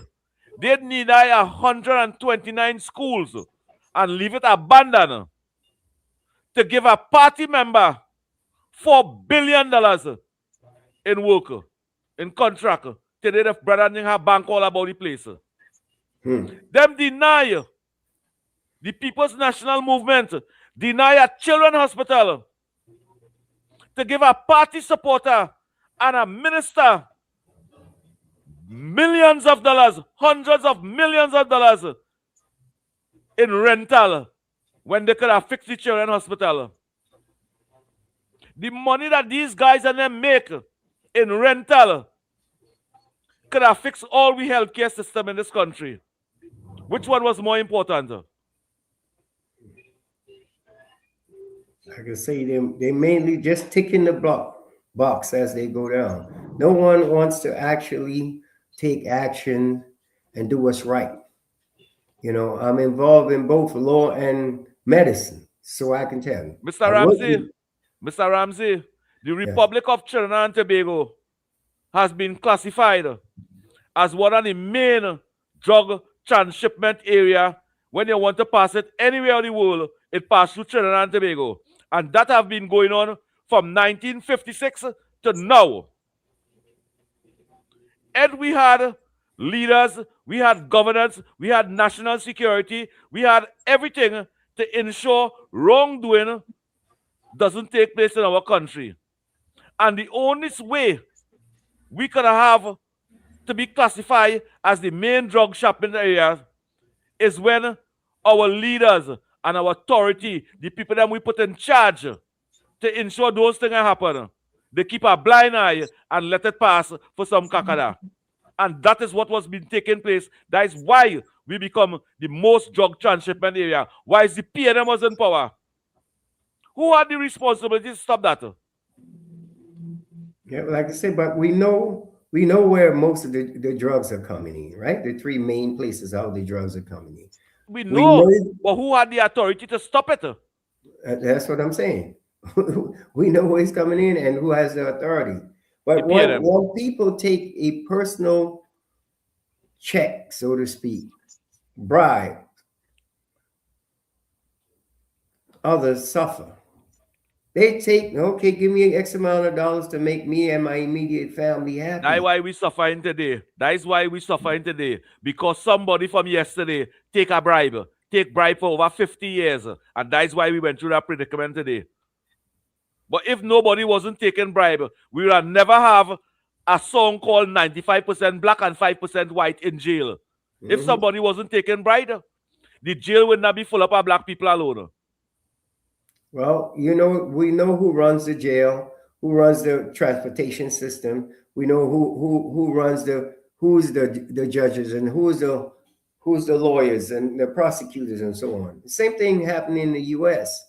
because I was dealing with that, right? In Newark. Newark was one of the roughest areas in the United States. And I stayed there and I worked as an officer with a hairbrush in my holster. And I gave the people the power back. So I know how these things go. I know how it goes. And they knew that I was someone that they can trust. They had faith in me. Here's Officer Ramsey. We can talk to him. He doesn't have weapon of mass destruction on his hip as the other. And I would sit down and talk to them, young man, young woman, because many of them, I grew up with their fathers and their grandparents. I grew up. I've been there 50 years. So I said, I'm going to take it on my own. And in Newark to change what was going on. And I did. We went from over 1,000 deaths a year to in the 50s and 60s now.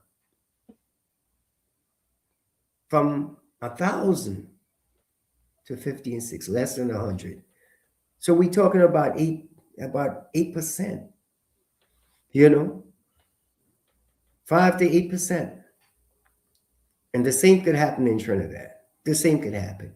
Because I remember the days when you used to leave your doors open. You go to the next door neighbor, you didn't have much because you would have someone who's very well off, some who is so-so, and some who was very poor, living together. I grew up like that. Right? I grew up like that. Which you by go the two front houses door next door, right? the You back get door open. right. You get some And- sugar, some And rice. if somebody come in your house, they will take some food and they cover back on the pot, the center thing, and go away. Mm-hmm. That's how I grew up. Right. So that could happen again. It could happen again. And that's what we need to be fighting for. To bring those days back. Because tell you really and truly, we all want that life. It will take years for that life to come back. That life can't come back just so. It will take years. Look, I went down this morning at Chaguaramas Bay. Nice little area there. I have a garbage can, I have a plastic bag hang up, and all the trash is on the ground and in the water. And I talked to the young man and them. I said, look, you have a beautiful area. I showed him, I say, it's snowing in New Jersey where I'm at. My son is out there digging out snow. And look, you have nice warm. I want to clean the whole beach area up by myself. And I'd say, young men, young ladies. And I talked to a couple of the fathers. I say, all you have to do is to maintain this area here. You have a gold mine, an oasis right here. Take the time to pick up the 2 pieces of paper and stuff and keep it that way. Did you park in the car park? I know in the car park, I walked down to that area yesterday, myself and my wife. But did you pass in the car park? Yes, I passed it. I passed And it. watch, man, this is something I have been speaking now for over 15 years. Chaguaramas have the worst, and I will really blame the Rowley administration for that, because when the People's Partnership lose office, they start all the broad walk and all the development. They had a nice, you see, it have a pool part area. They had all kind of fun games for children to play in the water, fun splash like to play in it. Well, they lose election, and all that car park and thing supposed to pave and thing, but they lose the election. That car park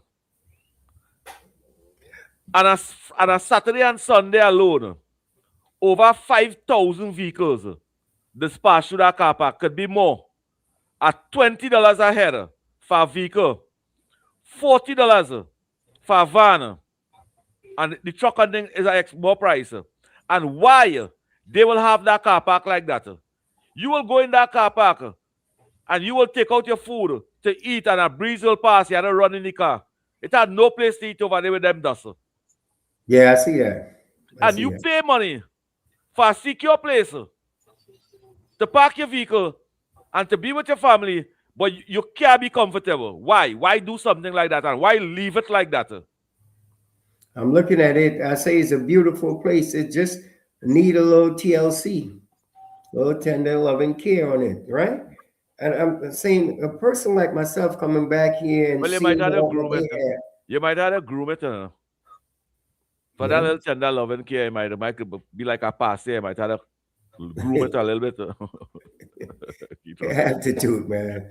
And you know, I look at the young men and women, and they looked at me like, "Wow, this guy doesn't even live here. He cleaned it up." And now I see them after I finished cleaning up, they came and sit on the sand here and had a little log fall across the water. Just sit down and relax. And I see it's much better, right? And all it took me about 15 minutes to clean that little area. It's about 40 feet distant, 40, 50 feet. And but someone has to show them. And I seen one of the fathers looked at me like, down here, we ain't doing that. I said, but you live here. You have your kids out there, but you wouldn't pick up the trash. I said, I'll do it. It's okay. Now it's looking great. And that's what it is. Those who know better, we do better. And one, if it's not the fathers who were there, but the kids immediately took to the sand in West. I took the almond branch, I broke a couple of branches, and I swept the whole thing off. I know they probably never even seen that. You know, use some branch as a broom to sweep. Yeah. But just the environment now, the way Like what the CPEP contractors is to use that. They never is to buy no broom. They say go and cut people branch and cut people palm branch and thing and sweep the road with that. I say, hey, don't come and cut my palm branch. I have 2 palm trees in front of me now. I say, don't cut my palm branch, you know. Don't leave my palm branch there. He say, look at try now. I still leave it right there. Making money with it.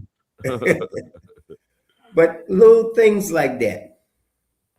And you know, like I say, from the kids who was there, one of them will remember that.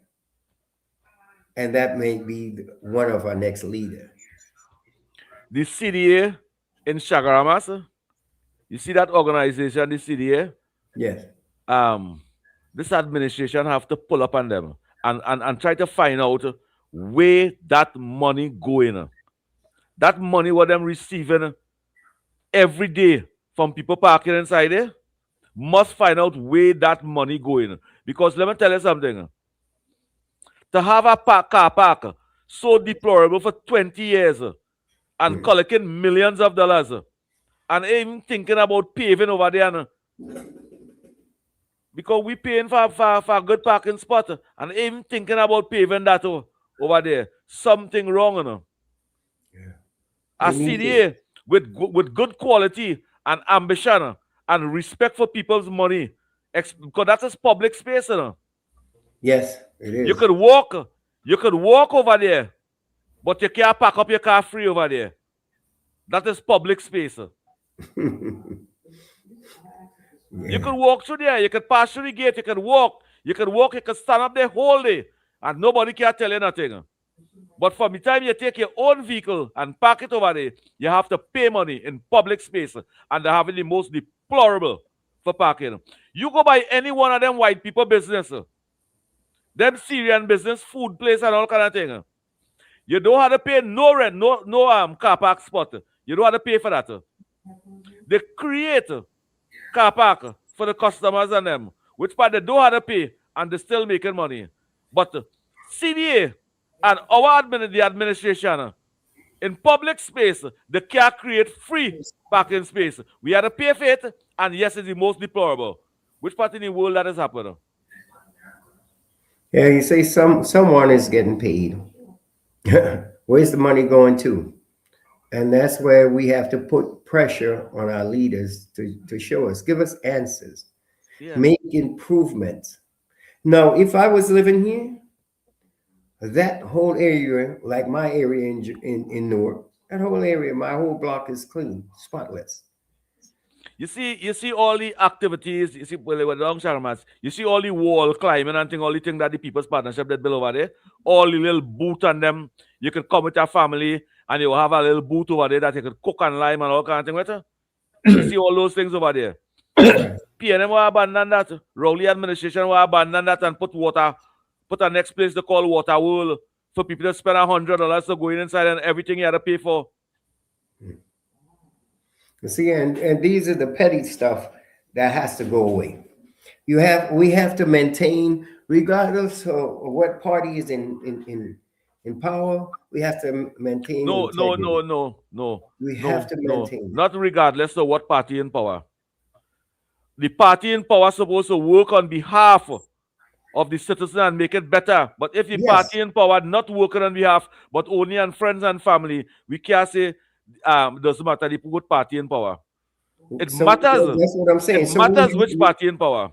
We have to find a bridge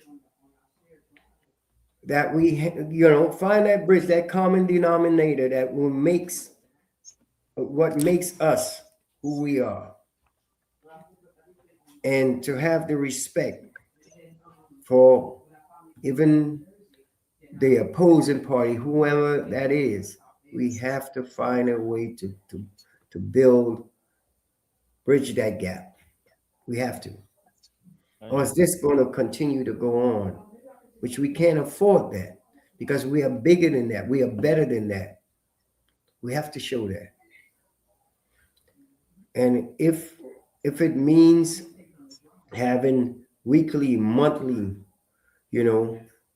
meetings between parties and a day of the round table discussions where no one is better than the other, and where we can lend a lending ear, open ear to what's going on, and have the community involved, where the leaders are now coming to give so-called briefings on events that is coming.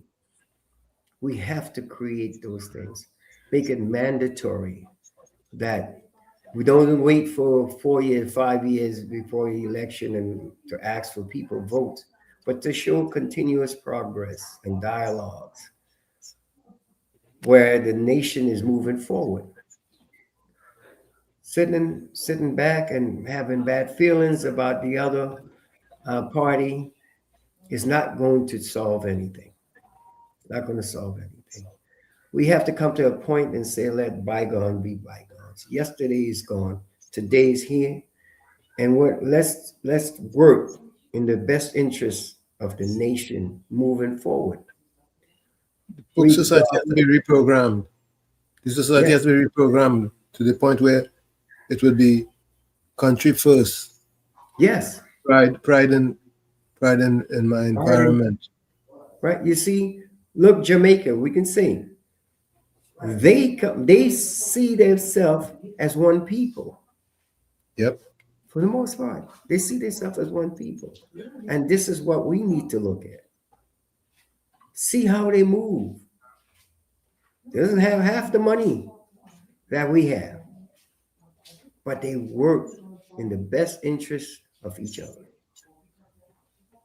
We have to do the same. We have to find a way, translate their pain and suffering into ours, because we both hurting, both sides of the spectrum. We hurting. And Mr. Ramsey, if you put all the Caribbean island GDP together, they may reach $60 billion. I know that. Weak GDP is $60 billion. Yes. That's what I'm saying. We have the fun. Like I say, I know when Trinidad was America, where everybody came here. All the islands, everybody, from grandparents come from Grenada, who came from Tobago, who come from St. Lucia, they come here, right? We had the sugarcane industry. They came here to work, the cocoa. They came here for a better life. You're right. With a promise to the PNM to be a PNM until they're dead. And that affect the Republic of Trinidad and Tobago. Well, with that kind of thinking.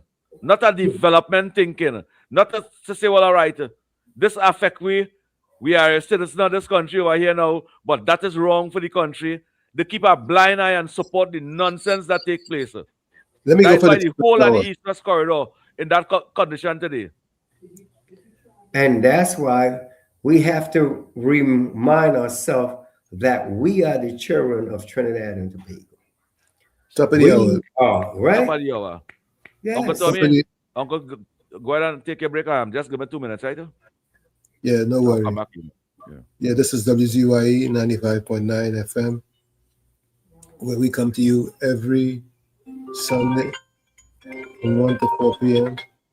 Call back after the top of the hour. Mr. Ramsey is our boss. Thank you.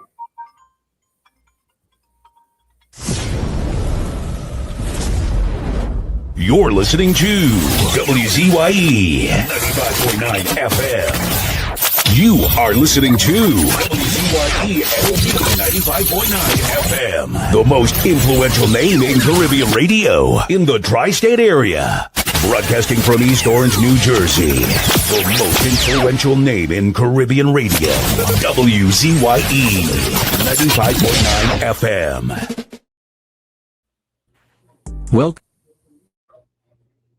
Welcome to WZYE TV 95.9 FM. We come to you every Monday, Tuesday, and Thursday from 7 to 10 p.m. And on Sunday from 1 to 4 p.m. on Let's Talk Politics. Like, share and subscribe to keep up to date with reality affecting your life, and as we always say, we bring the truth, the whole truth and nothing but the truth.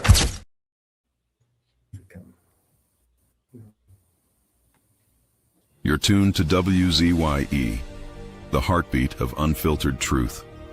We're more than a station, we're a movement, grounded in facts, driven by integrity, committed to progress. We don't chase headlines, we create them. Decoding politics and current affairs to question power, not cozy up to it. From Laventille to Scarborough, whether you're in your living room or your commute, this is where perspectives collide, divides dissolve, and tomorrow's conversations start today. WZYE, we originate, not imitate. In the Village with Uncle Tommy and Professor Wall Street. Mr. C.O.P. Hey, this is Lady Gaga. Hey, it's Taylor Swift. You're live in the mix with the one and only. Hey, this is Justin Timberlake, and this is In the Village. Yo, what's going on? This is Jersey Drake. Hi, this is Rihanna. Hey, what's up? This is Ludacris. What's up, y'all? This is Nicki Minaj. You're rocking with the best. It's In the Village. In the Village with Uncle Tommy and Professor Wall Street. Mr. C.O.P.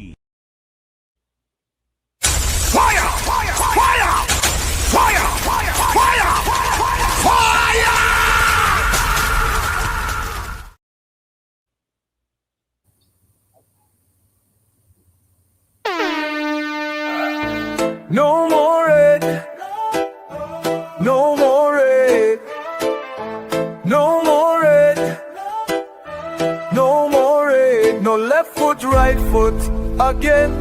No more struggle, no more shame, no more pain. We want to see us win, we want the brides again. No more penny again.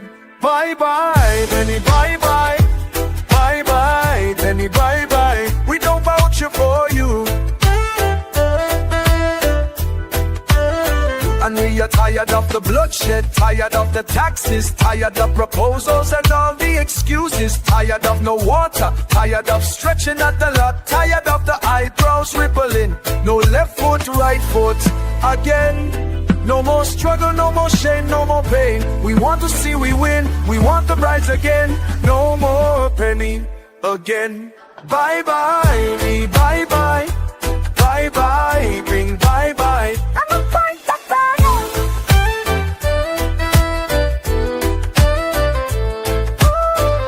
We're tired of the bloodshed, tired of the taxes, of the proposals and all the excuses, tired of no water, tired of stretching at the lot, tired of the eyebrows rippling. No left foot, right foot again.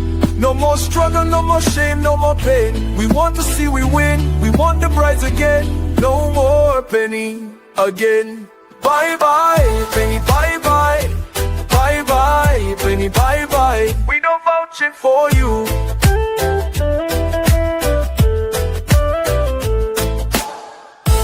No more red. No more red. No more red. No more red. No more red. No more red. No more red. No more red. No left foot, right foot again. No more struggle, no more shame, no more pain. We want to see the win, we want the brides again. No more penny again. Bye bye, penny bye bye. Bye bye, penny bye bye. We don't vouch for you. Bye bye, penny bye bye. Bye bye, penny bye bye. We don't vouch for you. Welcome back, gentlemen. Welcome back. We are in WZYE, of course. The number here is 973-609-6509. 973-609-6509.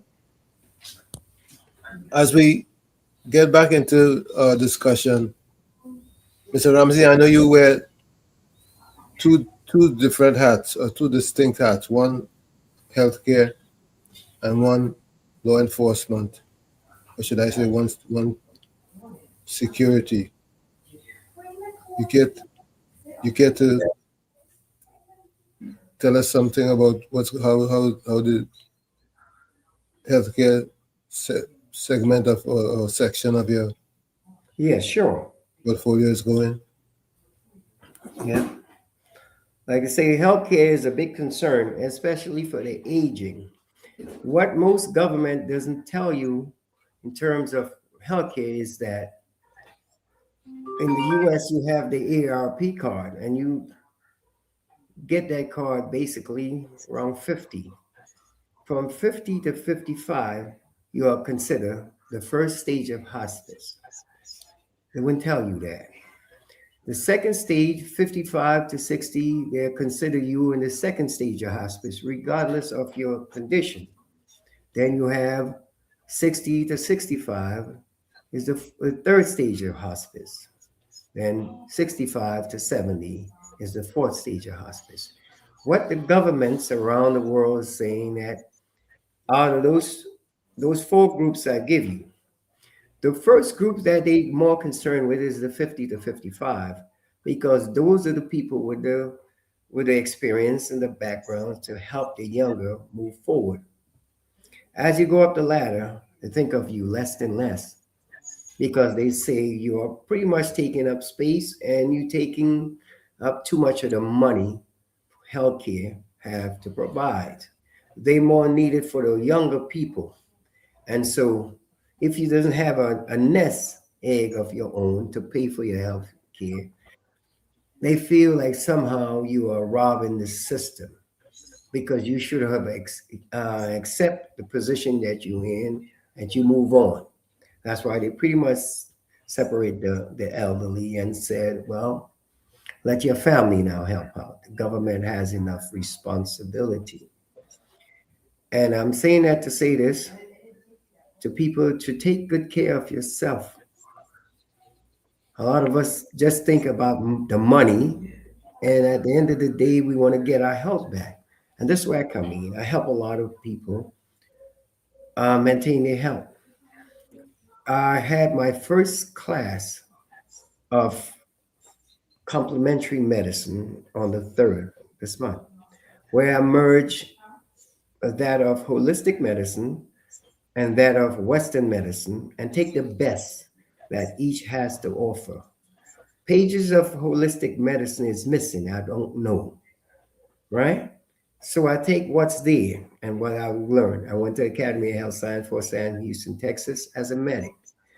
And in my world, it's helping a lot of people. So now what I do, I use that life experience to tell people how to take care of themselves. I do fitness instructor. Well, I'm a fitness instructor. And I show them ways to improve their health. and how to eat. And little things you can do by over-the-counter medicine. Doesn't need no prescription medicine, all right?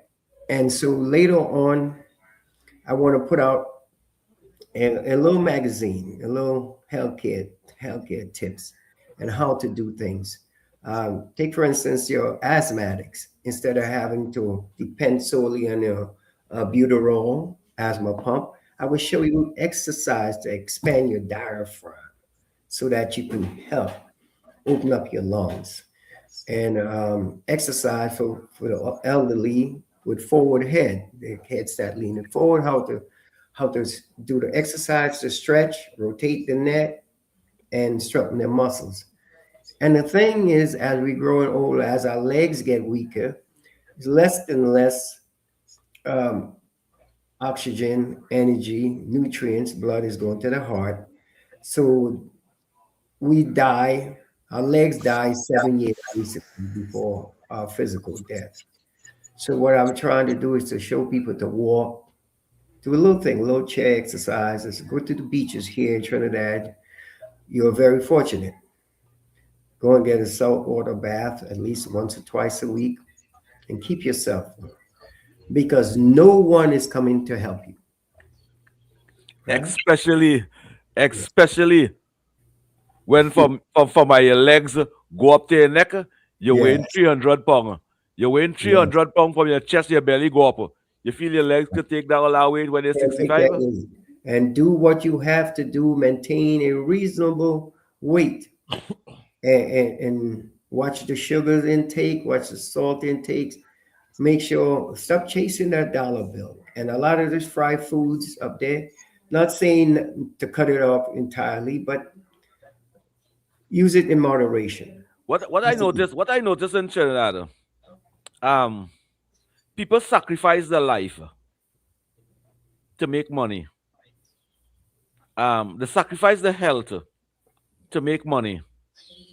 And when they reach 50, 60 years, they spend the same money to save their life. Right. Doesn't make sense. And this is what I tell people all the time. Your health is your greatest wealth. Take care of your health. Your health is really the future of your generation. Yes. And so I do a lot of fitness classes and I help a lot of people to get back to general health. And I tell them a lot of times, that $50, $60 overtime money, take some because we know you need to have for your kids and to live a reasonable life. But most of your time should be spent with your family, loved ones, right? Because life is about not money, but people and relationships. Have good relationships with people, the elderly, go and pay attention to the elderly, check on them. Hot days, a lot of times, especially men, we end up by ourselves later on, right? A lot of times.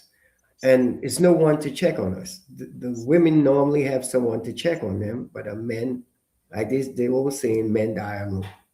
Do you believe a unhealthy person that's showing interest into a senior citizen, taking care of them and assisting them in time of need? Do you believe that sickly person that doing that, all that sickness is to go away? From the goodness of your heart, taking care of somebody, the creator of heaven and earth and the master of the universe will heal that person? Will help you a lot because what happens is most of the world is dying from touch deprived. The governments around the world have taught us to be separated from each other. And you don't have that person touching and speaking to you and showing love. In every hospital, one of the key things that slow down the progress of people's health is rubber gloves. By putting the nurses putting on these rubber gloves and the mask, they cannot transfer the electrical energy from one person to the other. It's like jump starting a car. You say that the battery is dead. You take another car with a so-called good battery and you put the wires positive and positive, negative and negative, and you transfer the energy from that so-called good battery to that so-called dead battery. The battery wasn't dead; the cells were low, so you transfer it and you can start that vehicle on your own. Just such as human being, we have the neurons, which is our brain, that releases electrode to our fingers, and the contact from that one human being to the other human being help jumpstart these cells. And so that person know that you care about them. So when you treat them without glove, they can feel human again. When you just stick them in a corner, and you put on a mask and you put on a glove, they feel less than human, and they feel like their life on this earth is over. But once you show that care and that love, and you touch them with your bare hands, what happened is that during the AIDS epidemic, there was a mass exodus of doctors and nurses and healthcare workers. And so they went from bedside nursing to administrative nursing, where you now they got 3 forms. They ask you 100 questions that has nothing to do with you. But it was a way to tick the boxes as if they care. So now, instead of taking care of that individual, checking their temperature, giving them a little hug, cleaning, doing their bedpans and fixing their bed, all that has went away for the most part. And so that's why you have a bunch of people are dying from touch deprived. Because they don't have a good heart for human being.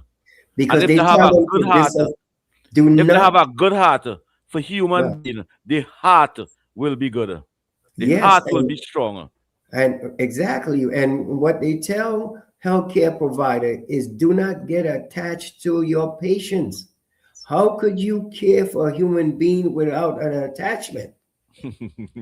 It's impossible. He's a boss. He's a boss. So during the Corona time, and to my community in New Jersey, many players, all players, professional and so on, the general public, they have an ailment. And so you go and see Ramsey, Officer Ramsey, go and check him out. He has medicine. They will give it to you if he doesn't have anything, right? Right, over the counter medication they can get without having to use all of these so-called prescribed medication. Like right here in Trinidad, you are living in a pharmacy. I walked right down to Shadow Ramos Bay, and you had Kaya Keek, Black Stage, Jump Up and Kiss Me, all these things here, Fever Grass. I see back in the mango, young mangoes. Karaili leaf, pepper leaf, bandania, shallow benny. We had ginger. All of it. We had DTP. All them things we have. Right? It's right here. But they rather to go to the store and buy that little white pill. And all that in the same tablet, the white pill. And only a small portion of that is in those tablets again. Just to treat it. Just to treat it, not to fix it. Right. For all them tablets, it's just to treat the problem, but not to fix the problem. Right. But there is no money in cure. So they wouldn't tell you about these little local things. That's why if you look at it when traveling, all countries, right, they forbid you to bring raw material. The green leafy vegetable, because of the chlorophyll, that's nature's correct bleach, was going to kill the free radicals, the germs within our system. So they tell you it has to be dry before you break it. That is dead. The life of that plant is gone. So you basically have dust. You may get 1 or 2% of what one extracted through warm water get from it, but for the most part, you're just carrying straw, dust. It doesn't mean. Look, I see, I recognize in our health care system in the Republic of Trinidad and Tobago, every public servant spend about $50-$60 for health care. But yet still, when we go in our health care in the Republic of Trinidad and Tobago, you sit down there for 5-6 hours for the past 50 years that have been taking place in the Republic of Trinidad and Tobago. Sometimes you go, to have nobody in front of you, and you still have to sit down and wait 3-4 hours before you meet a doctor. Well, under this administration, and I'm not saying this because I'm being biased and I support this administration. I'm saying this because what I witness and see for myself, I am seeing that less people sitting down and waiting for all these hours and them. What was happening all the time that senior citizens had was to sit down for hours over there, waiting for healthcare. For healthcare. And that's unacceptable. That's really unacceptable. And you pay the money. You pay the money. If we have to check how much taxpayers or citizens of this country that pay in healthcare have to pass through San Fernando General Hospital, let me say for the year, I will say about 100 and something thousand people passing through over there paying $50-$60 every fortnight or every month for healthcare. Where those monies is be going? And you see that, and us as the seniors now, you have to set up a program where you can remind the older people to start growing all these natural herbs again. And those who are in areas who can get it, remind them what they're used for, you see? And you can give them a whole list for certain ailments, what you can get for high blood pressure, and what you can get for diabetes, and what you can get for cholesterol, right? And natural things. We need to teach the future of the country, the younger people, them, how to live a healthy lifestyle. And we have their botanical gardens, right? The things to do, the things to say to have a healthy lifestyle. Right. We need that because words mean something, right? And by using positive terms, our body reacts to that. And so start teaching them how to do things in the right way. Take, for instance, high cholesterol, right? You got natural onions, garlic, lime, lemon, grapefruit, right? Mustard, vinegar, green apple, right? You have all these natural things that you can use, incorporate in your daily food. And you wouldn't have to worry about going and get medication for cholesterol. Mm-hmm. And the same thing is true with your blood pressure. Now, there is something I was saying over the air that most doctors, if you talk to 100,000 doctors and you can find 2 doctors who knows this, give me their name because I would love to talk to them. And when you go into a hospital for whatever reason and they check in your vital sign, they sit you down and they take your blood pressure and they say, well, you have high or low blood pressure. They give you a number. Let's say the systolic they throw up, you 120 over 80. Well, your blood pressure is good. But 120 over 80 is an incomplete blood pressure. Okay. They'll give you a third number where they give you a pulse, right? In that number, in all blood pressure, there's supposed to be 3 numbers. If there's a high pressure and there's a low pressure, they have to have a conversion point from high to low, like a bike. When you pedal around, you hear when the gears change over, click, click. Well, there is something called a change of rhythmic beat, CORB as an acronym. Have you ever seen that on your list when they took your blood pressure? No, you saw a systolic and you see a diastolic. You haven't seen the change of rhythmic beat. They have to do that in 3 positions because pressure is different going uphill as it is different going downhill and it's different on the flat. So they have to give you those 3 levels. They're supposed to take your blood pressure sitting, laying, and standing. And then they take these 3 numbers and divide them by 3 and give you an average of what your blood pressure is. So there's no way you can walk up and they sit you down and also your right hand and your left hand. Right. Why do you do it in your right hand? You leave it for 5 minutes after and then test it over again. Right. And you do on the right and the left side because if there is, let's say you have a microvalve prolapse, you have an unstable angina, you have an enlarged heart, you have a displaced heart, it will tell to a cardiologist. Like over here, they will tell us give him, you will give him a indication that is something. This is a patient with a heart.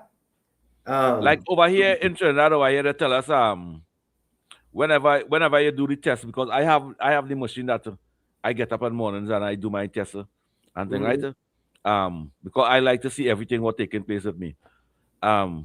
They say 140 under 90 is good. Good, right? But they change But it I in the don't. international world to 130 over 80 now. You see, they took the 190 and 140 over 90, and now they trying to squeeze it lower. They say 130 over 80. So the reason for that, people of color tend to have higher blood pressure, and many of the jobs that you will be able in career, you won't be able to get it unless they put you on medications. But So somebody who do not suffer with high blood pressure, right? And they go and check the pressure. Let me say it come up to 90, because it will go to, well, let me say 110 under 80, or whoever running it with it will be 90 under 160, and the heart rate, the last one is your heart rate, it will be 60 and thing.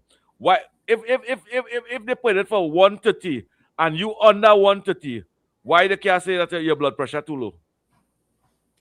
No, because there's a range for blood pressure, right? 130 will be the high. In case in Trinidad they use 140 still. You don't want anything over 140, and the 90 is the diastolic. That is good. But that number, Mr. Ramsey, that number they're giving us over there, they will give you a tablet to use for that number. No. They should not give you that. You should not get that for that, because for one, they have to take your blood pressure, like I say, in 3 different positions, right? Lying, standing, and sitting, and on the right side and the left side. Because but that don't some happen. People have, right? That's the only they can. In other words, they're doing 33% of a test and giving you 100% result. How is it? How is that possible? Well, you will come back to next give week you and you'll come back 100% result from 33% of a test. They're giving you a result, so you'll come back by them next week. And the next 2 weeks after, you'll come back. Well, for one, even if they intend for you to come back, they couldn't have given you, even you come back 100 times, they still cannot give you an accurate reading, because that pulse, what they have as the 3rd number, is supposed to go in another column with 3 numbers. You have the temperature, your pulse, and your respiration. The temperature is the body core, how hot it is. The respiration is how many times you breathe per minute, and the pulse is how many times your heart beat per minute. Those are 2 separate categories of 3 supposed to be. And any doctor want to debate what I have to say, tell them to see Sergeant Ramsey. That's the only way it could be done. And like I say, it has to be done all the time. And when a person come in, you should give them a few minutes to sit down, because there is something called the white coat syndrome. People see the white coat and they get scared, and their heart just start beating fast. They can't settle. So what you do, you sit them down, let them relax for a minute before you check their blood pressure. But they are so stacked with people that they just rush you through like sheep at a slaughterhouse. And you're not supposed to be moving about. You're not supposed to be moving about. You're not supposed to be talking. The doctor not supposed to be talking to you while you're doing that test. Relax. Yeah. And the only way they can check your blood pressure, true way, those machines that they have is not set up to get the change of rhythmic beat. It's the old manual where you listen. And I see many of them taking your blood pressure using their thumb, holding the stethoscope. They're getting their own blood pressure. They're not getting yours. That's a no-no. The thumb should never be used when taking blood pressure. So there's a lot of things that we have to get. Like I say, and I hold many hats.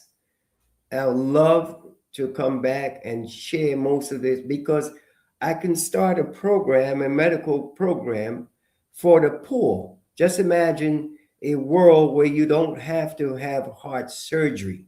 You doesn't have to have kidney transplants. You doesn't have to have oxygen tanks and all this. Just a world that treat people, teach people how to live properly. And that's my goal, to continually improve. I owe it to the people of Trinidad and Tobago because I had a good life as a child. And like I say, people say, why would you come back to Trinidad and do this work for free? I say, I'm not doing it for free. I'm paying forward. I'm paying forward because I was able to, myself and Tommy and his family had a chance to go to US and see things from a different perspective and give back. That's what all we want to do is give back because we had great lives.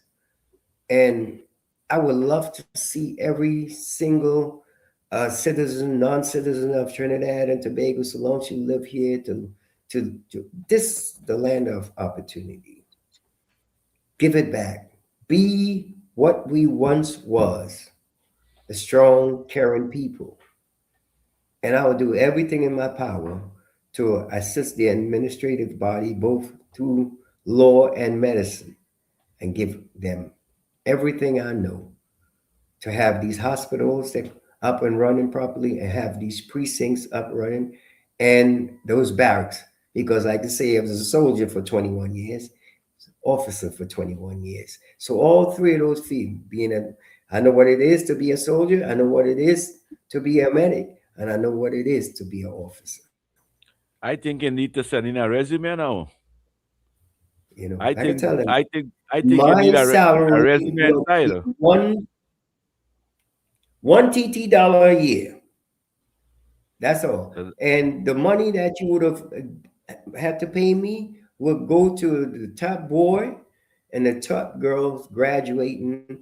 That will be in an account for them for their tuition to their schools, and a plaque in their name as a humanitarian, upcoming humanitarians from Trinidad.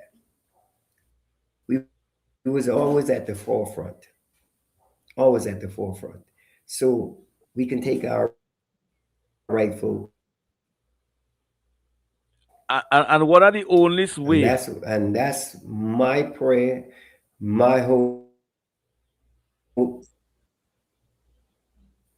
Mr. Ramsey, the only way for we to fix our healthcare is for the citizens of this country to take care of their health.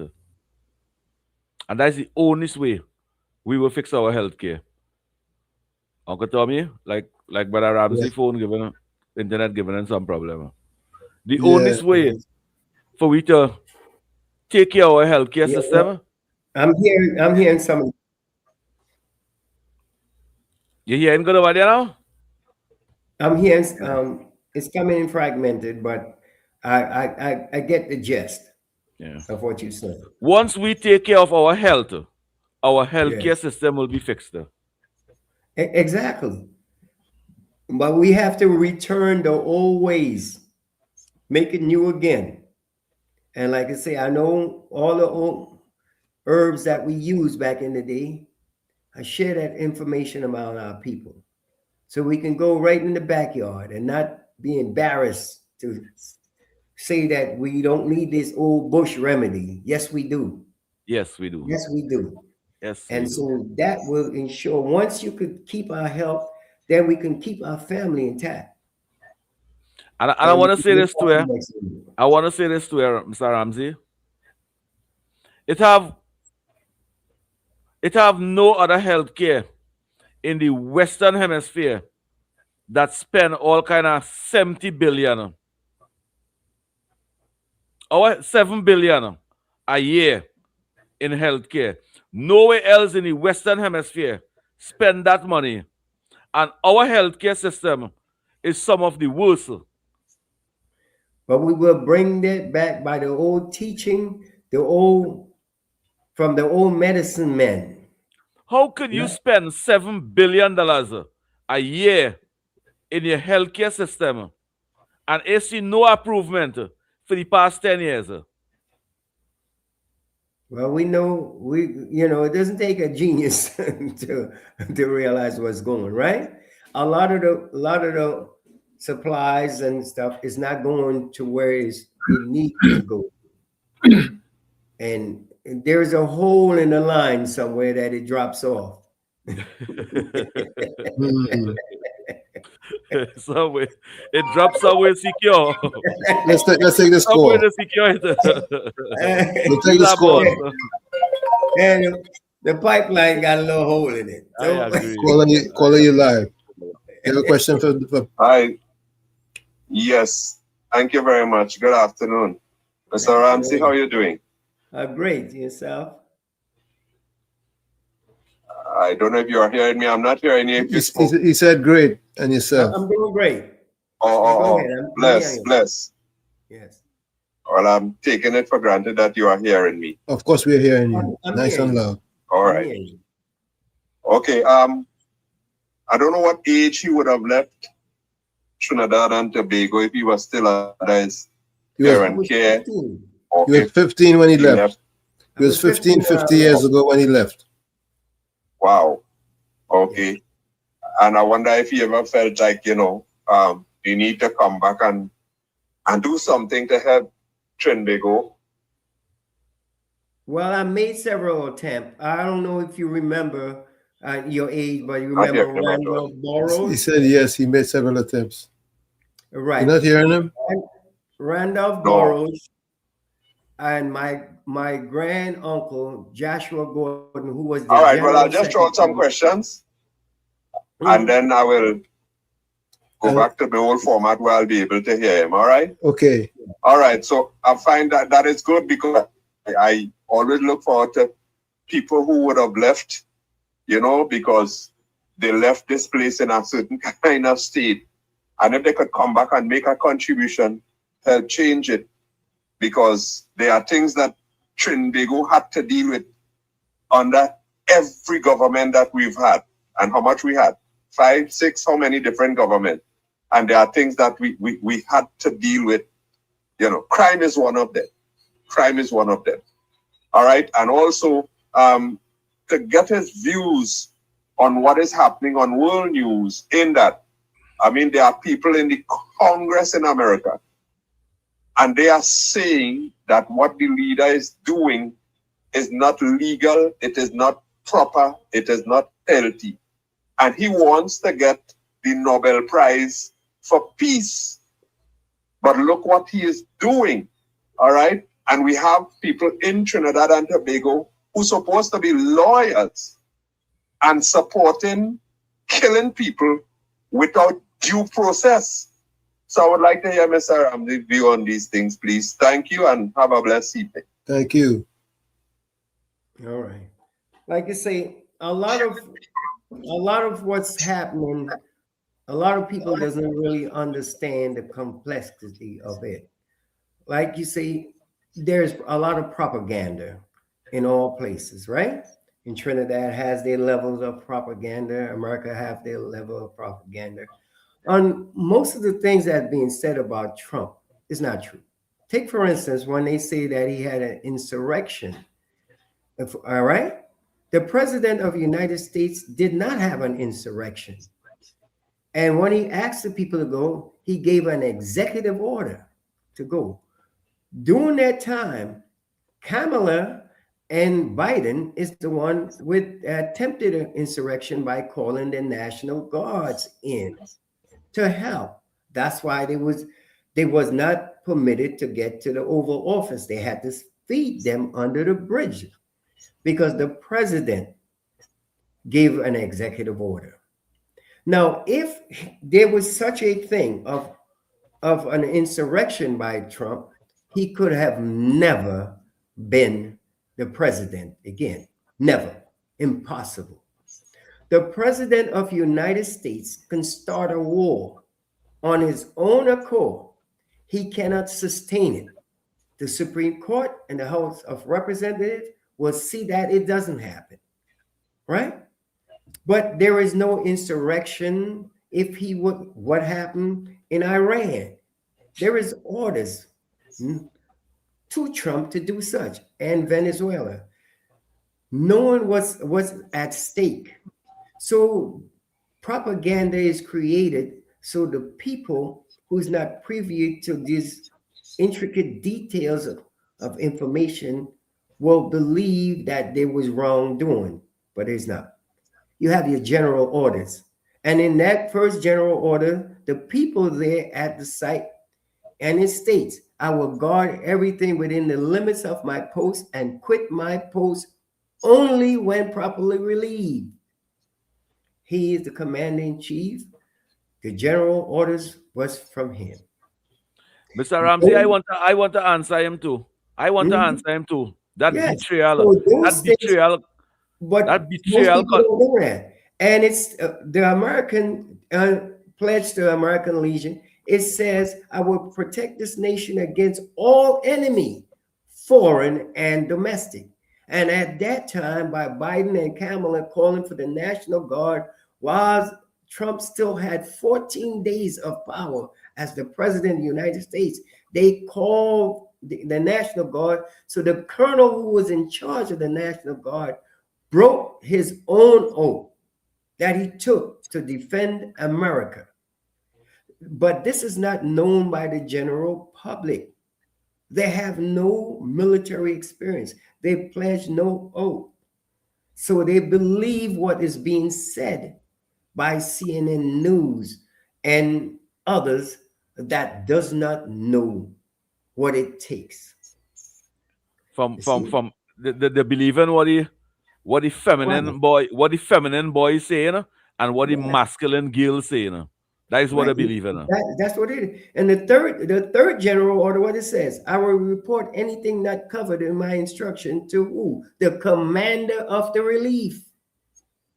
And if you listen, if you listen to the question he asks, I want to ask him this thing, Maloney.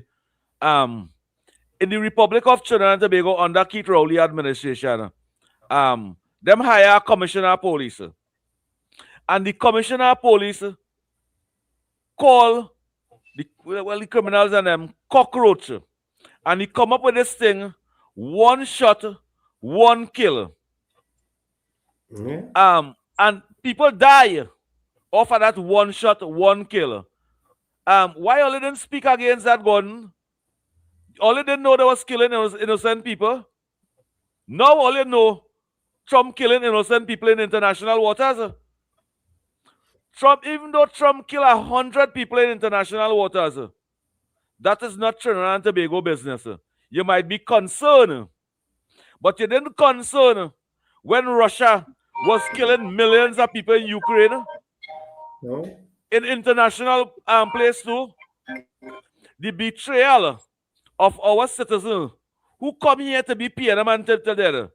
They are our problem in Trinidad and Tobago. The standard for all the foolishness from the PNM, the standard for all the foolishness, keep a blind eye and ask PIA questions when the United National Congress in office and governing. That's what they do. But it's okay. That's why we are here to fill in the blanks for it. The missing pieces, we're here to fill it in because we know better. And so I tell people... So it's good to kill we citizens in this country and say there's criminal and drug dealers and bandits and one shot must kill them. But people who they have no concern of, who are paying no tax in Trinidad and Tobago, they're concerned about them. Well, they're not concerned about the innocent, the man who paying tax. One shot, one kill, he get dead. But they're concerned about the white man who bringing in the drugs in the country. He dead. They're concerned about that. God will take that. Remember, a lot of time people have vested interests. Right? That is not even invested interest. That is hypocrisy to the highest. Well, you still have to know the circles in which he travels. Here we give in facts. It's a difference. You know, a lot of people deal with that feelings and is not armed with the information that they need to be armed with before they make comments, right? Not disrespecting anyone, but you have to understand that you have people who have a little more insight in depth in what is going on. Like you say, we have the lesser of two evil to deal with. And if you want to safeguard yourself, deal with, like I say, the Jesse James or the Robin Hood. Always bet on Robin Hood. Live your life with Robin Hood, because Jesse James has nothing good for you. One shot, one kill. That's what he got for you. One shot, one kill. No explanation. Even though you're innocent. Even though you're innocent. And you cross This is his what I'm path. saying. Once you cross his path, one shot, one kill. Right. I don't think Robin Hood would do that, but I know Jesse James would. So I will always Not side with even Robin. Billy the Kid would have to do that. Exactly. You know. But I want to say something. We have about 10 minutes again. Yeah, let me take some calls. Let me take some calls. I hear no sort of callers and them. Them will be say, look, we're pushing them out. And I'll listen on the voice note and the lines open. Be part of the program. Yeah, let's listen to some voice notes. Yes. Mr. Kunji, sir, many Good people in evening to you. Trinidad and Tobago spoke against that, calling human beings cockroach and so on. And maybe that is why the UNC did not support him. They did not support him. But when they were pulling together a coalition, all right, the kind where cars that meet at our four roads and crash, he was part of it. He was part of it.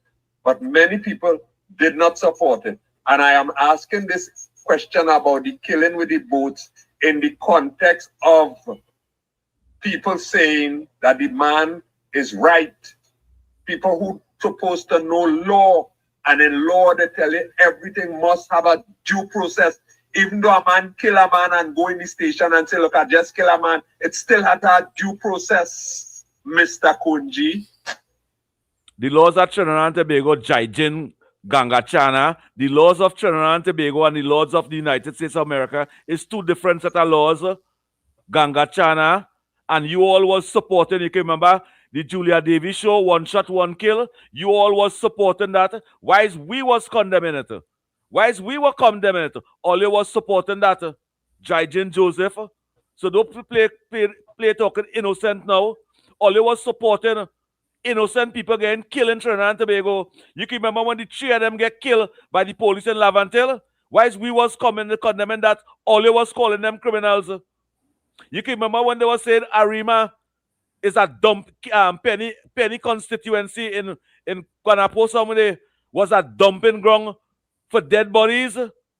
When we was condemning that, all you was making excuse and supporting people to die in this country and playing hypocrite now. Why is the UNC in government? Jaijin Joseph. It is the facts. You cannot be good when the PNM in power and playing hypocrite when the UNC in power. But we always know you're spoiler. Take the call, Uncle Tommy. Okay. Waste of stimulation. Caller, you live. Caller, you live. Caller, you live. Go ahead. Go ahead, caller. I could barely hear you. Come on, caller. Speak up. Take him off and play a voice, don't let him call back. Because caller, are you there? Yes. With the phone. Go ahead. Uncle Tommy? Yes, go ahead. I come in breaking up. No, you're clear. You're clear. Come on. Apparently, I get a jam here again. A broken transmission. Hello? Yes, go ahead. Go ahead. It's someone good caller. It's someone good. Make a contribution. It's broken. So, we can hear you clear. You talk. I'll hop on call. Alrighty. Because you're listening to your radio, you're listening to your TV. That's why you're here.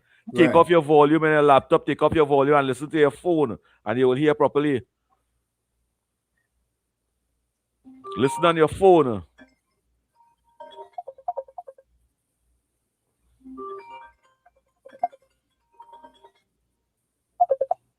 Caller, you live.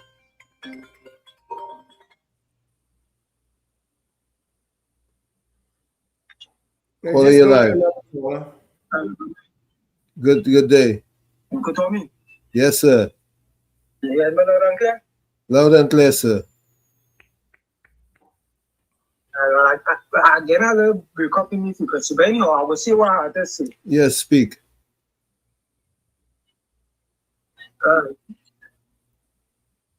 So, I want to say a pleasant good evening to you, Uncle Tony. Same to you. Mr. P and Mr. Victor. And Trinidad and Tobago, pleasant good evening. Good evening to you. I just want to remind, we always reiterate and say that Gordon Joseph is our one from day one. Because remember, this would have been Thomas would have kidnapped in Barbados or in the PNM in jail. Nobody didn't have a problem with that kidnapping. Because the PNM, the kids were only dancing from the road to the road. All of a sudden they killed. But they didn't care when Death was doing the kidnapping enough. Trinidad and Tobago, please understand what people here today. The people in Tobago are fully working and they understand the evil that the PNM was doing to them over the years. And they realize why it's time to move on. It's time to come out of that dark ages thinking, that box drain thinking.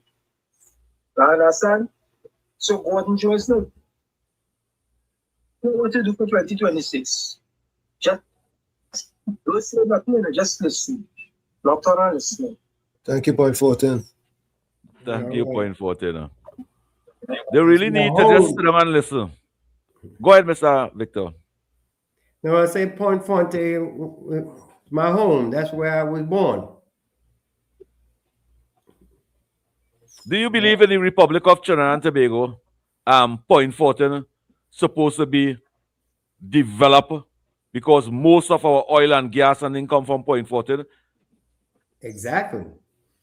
Like I say, and I watched a lot of things like that. The refinery there in Point Fonte, most of it is closed off. They need to revitalize that whole because area. Rowley tell himself he mother and father. Rowley tell himself he mother and father and grandmother and father, grandmother and grandfather. Give him them business. The refinery in Marabella, the oil industry in this country. He tell himself he parents and them leave that and he will. So when he become prime minister, he do whatever he want for it, with it.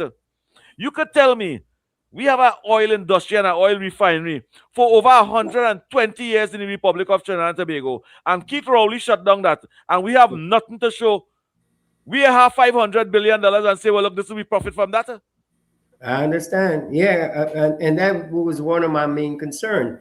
Like you say, we have there, and in Point, where the refinery is, all the way to Egypt and Labrador, I had told one of the former mayor in Point, I told him it was important that they have trees planted, at least 1 million trees planted all through there. The highway from there going all the way up to Labrador and in betweens in each town to absorb the pollution from the refinery, right? So you can have clean drinking water. The mayor at the time, he told me, he said, we have Guinness, and we have Carib and Stag who needs water. and punching rum to drink. That's what he told me. Yeah. He had me to, Yeah. who needs clean drinking water? So, you know, our You see the leaders need presence. to- You see them guys and them don't know the presence in office is to develop, create, and Yes. make a better community. They don't understand that. Them tell themselves the president's office is I get the opportunity over here now. Let me eat fancy, drink fancy, and drive fancy, and to hell with society. We have been facing that kind of representation from 1956 to now. I tell you, I was disturbed. I was hurt. And I've seen that. Let me just say this too. I'll take I've this seen call. that. I've seen some of that from some of these leaders that we have now. Some of Well, these yeah, MPs and then we have now. I've seen that. We're taking this call. Yeah. Go ahead. Go ahead. Go ahead, caller. Yeah, Uncle Tommy. Yes, you hear sir. me? You hear me? I can hear you You hear me clearly? clearly. Right. So just now when I called you, I was getting a little static, so I wasn't hearing anything. Right. So Make a good point. afternoon to the panel, Uncle Tommy, COP, and the gentleman, Mr. Ramsey. Yes, thank Good you. I believe I was afternoon. very, very impressed with Mr. Ramsey's Presence. contribution this afternoon. Yes, go ahead. And he's what I would call a true example of a patriot. When you're Yeah. talking about patriot, that's a patriot. I hope people like Miss Penny and Gatsby Dolly and Dave Marie Brown, if they listen to his contribution, they will know what a patriot is. Right? But I want to make two, I wouldn't be long because I know you're running out of time. And my fraud of the week will be the entire PNM. I listened to them in the parliament.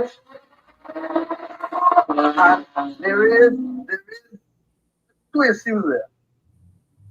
They were asking about what the government have in place for our educators, increase salary.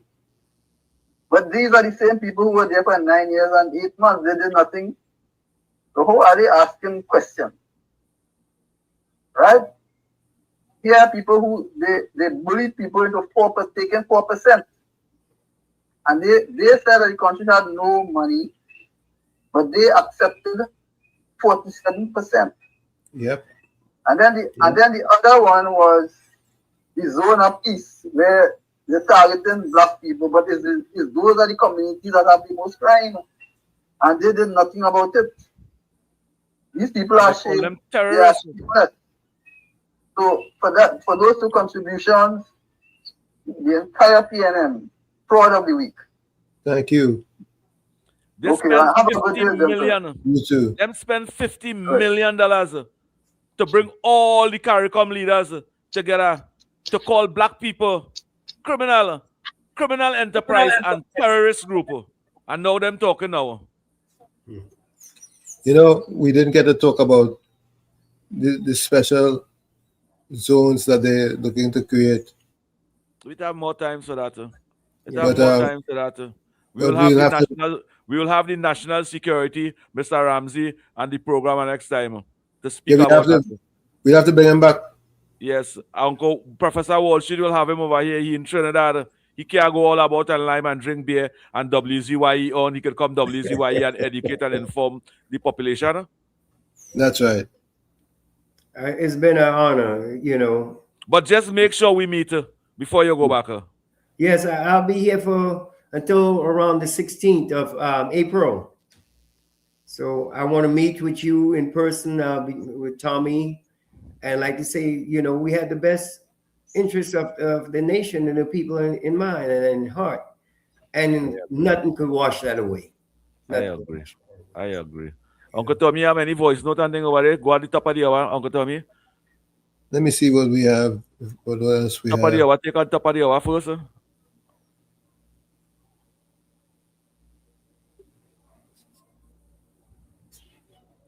No voice notes right just yet. Yeah, well, it's 4 o'clock. It's 4 o'clock. Take the top of the hour. Yeah, you can put your closing voice notes in the chat. in the, let me see. This is WZYE. It's now 4 o'clock, and we thank you for. You're listening to WZYE 95.9 FM. You are listening to WZYE 95.9 FM, the most influential name in Caribbean radio in the tri-state area. Broadcasting from East Orange, New Jersey, the most influential name in Caribbean radio, WZYE 95.9 FM. Welcome to WZYE TV 95.9 FM. We come to you every Monday, Tuesday, and Thursday from 7 to 10 p.m. And on Sunday from 1 to 4 p.m. on Let's Talk Politics. Like, share and subscribe to keep up to date with reality affecting your life. And as we always say, we bring the truth, the whole truth, and nothing but the truth. Yes, you're back at WZYE 95.9 FM. This is our Sunday politics program where we are about to wrap up. Well, Uncle Tommy, because I need to go and do what I have to do. I have my closing comment.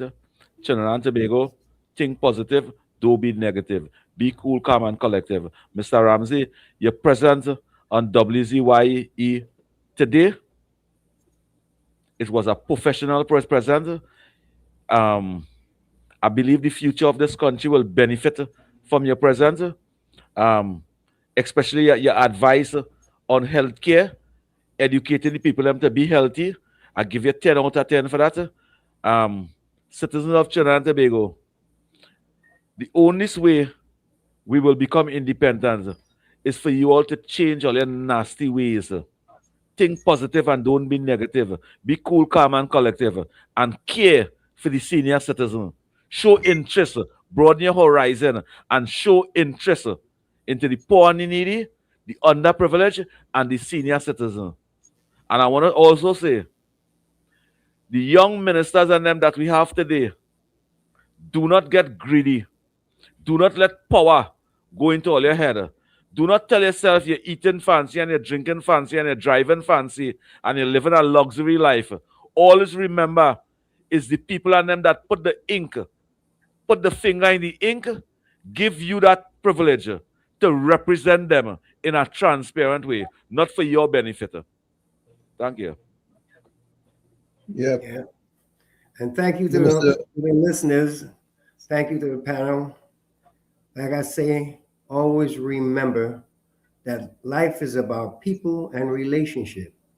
Treat everyone the way you want to be treated, for that is your treasures that life have for you.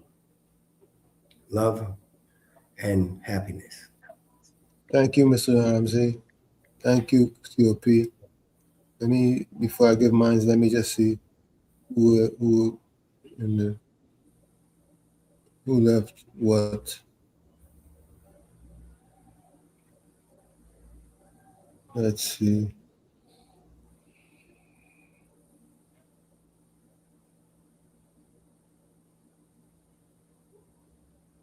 Yeah, my closing comments is first, if it is my Chumacan friend gone in some race or something, I hope that he do better than third, better than second, better than first, that he will actually establish a record. For some athletes, they don't look forward to coming first.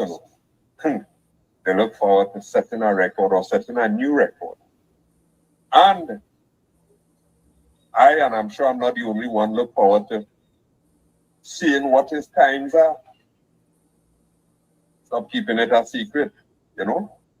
Let us know what your times are. The 400, the 800, the 15. I think those are your main events, subject to correction. Yeah, let us know the times now, because we keep hearing that, you set a record, you break a record, but up to now, the past 65 years, we ain't seen no kind of time. And people, have a good evening. Remember, talk to God, talk to man. Let me see how we could fix this.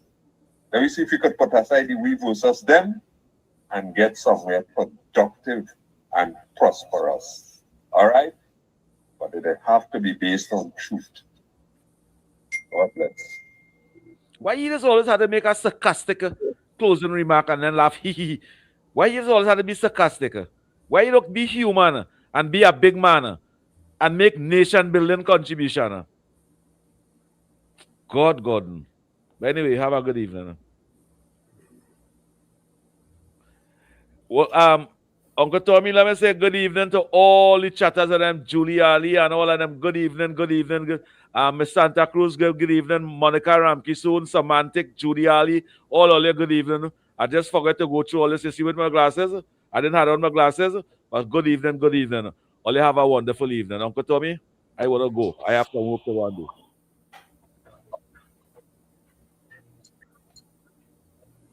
Okay, thank you, COP, and a pleasant evening to you. I have some voice notes here that I can't seem to play. They're not loading. I not to play tomorrow. Good evening. I want to go. I have to go. I have my business outside there. Abandon. Okay, well. Mr. Ramsey, you have a good evening. Yes, great. It was we'll great. See you tomorrow. Yeah.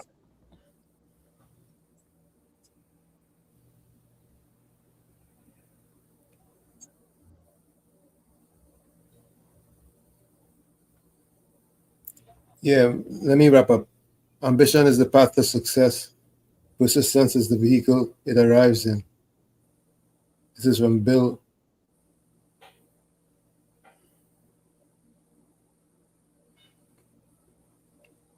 Brothers. Anyways, you the man in the mirror. You have to become the change you want to see. However, if you look at the mirror, you don't like what you see, you cannot blame the mirror. No, don't look down on a person unless you give them a hand up. Love you all. Be safe. We'll see each other tomorrow, God willing. Till then, pleasant good evening and good night. Thank you, Ramsey. Yeah, thank you. We'll see each other. All right. See each other soon. Tomorrow. All right. God willing.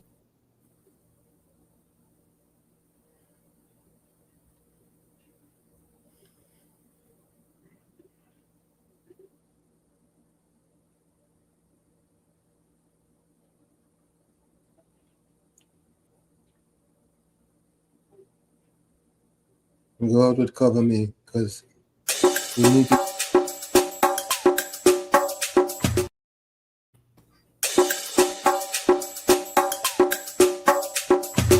Keep me as the apple of thine eye.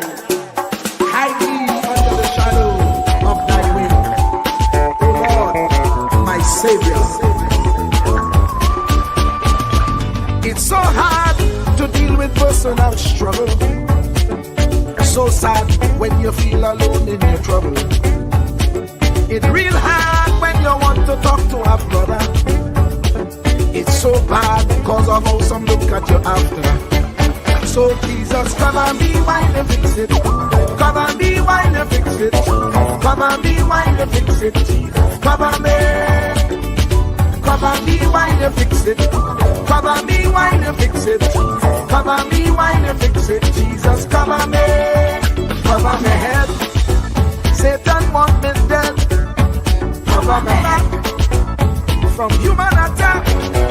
So Jesus, cover me while you fix it. Cover me while you fix it. Jesus, cover me while you fix it. Jesus, cover me. People see you smile, but don't know the hurt that you're feeling. Even as God's child, at times your heart does be bleeding. Where can you go when you're really looking for healing? Who know how to flow when your soul needs some restoring? So Jesus, cover me while you fix it. Cover me while you fix it. Cover me while you fix it. Jesus, cover me. Cover me while you fix it. Cover me while you fix it. Cover me while you fix it. Jesus, cover me. Cover me home from evils unknown. Cover my feet so I'll never retreat. Oh Lord, cover me while you fix it. Cover me while you fix it. Cover me while you fix it. Jesus, cover me.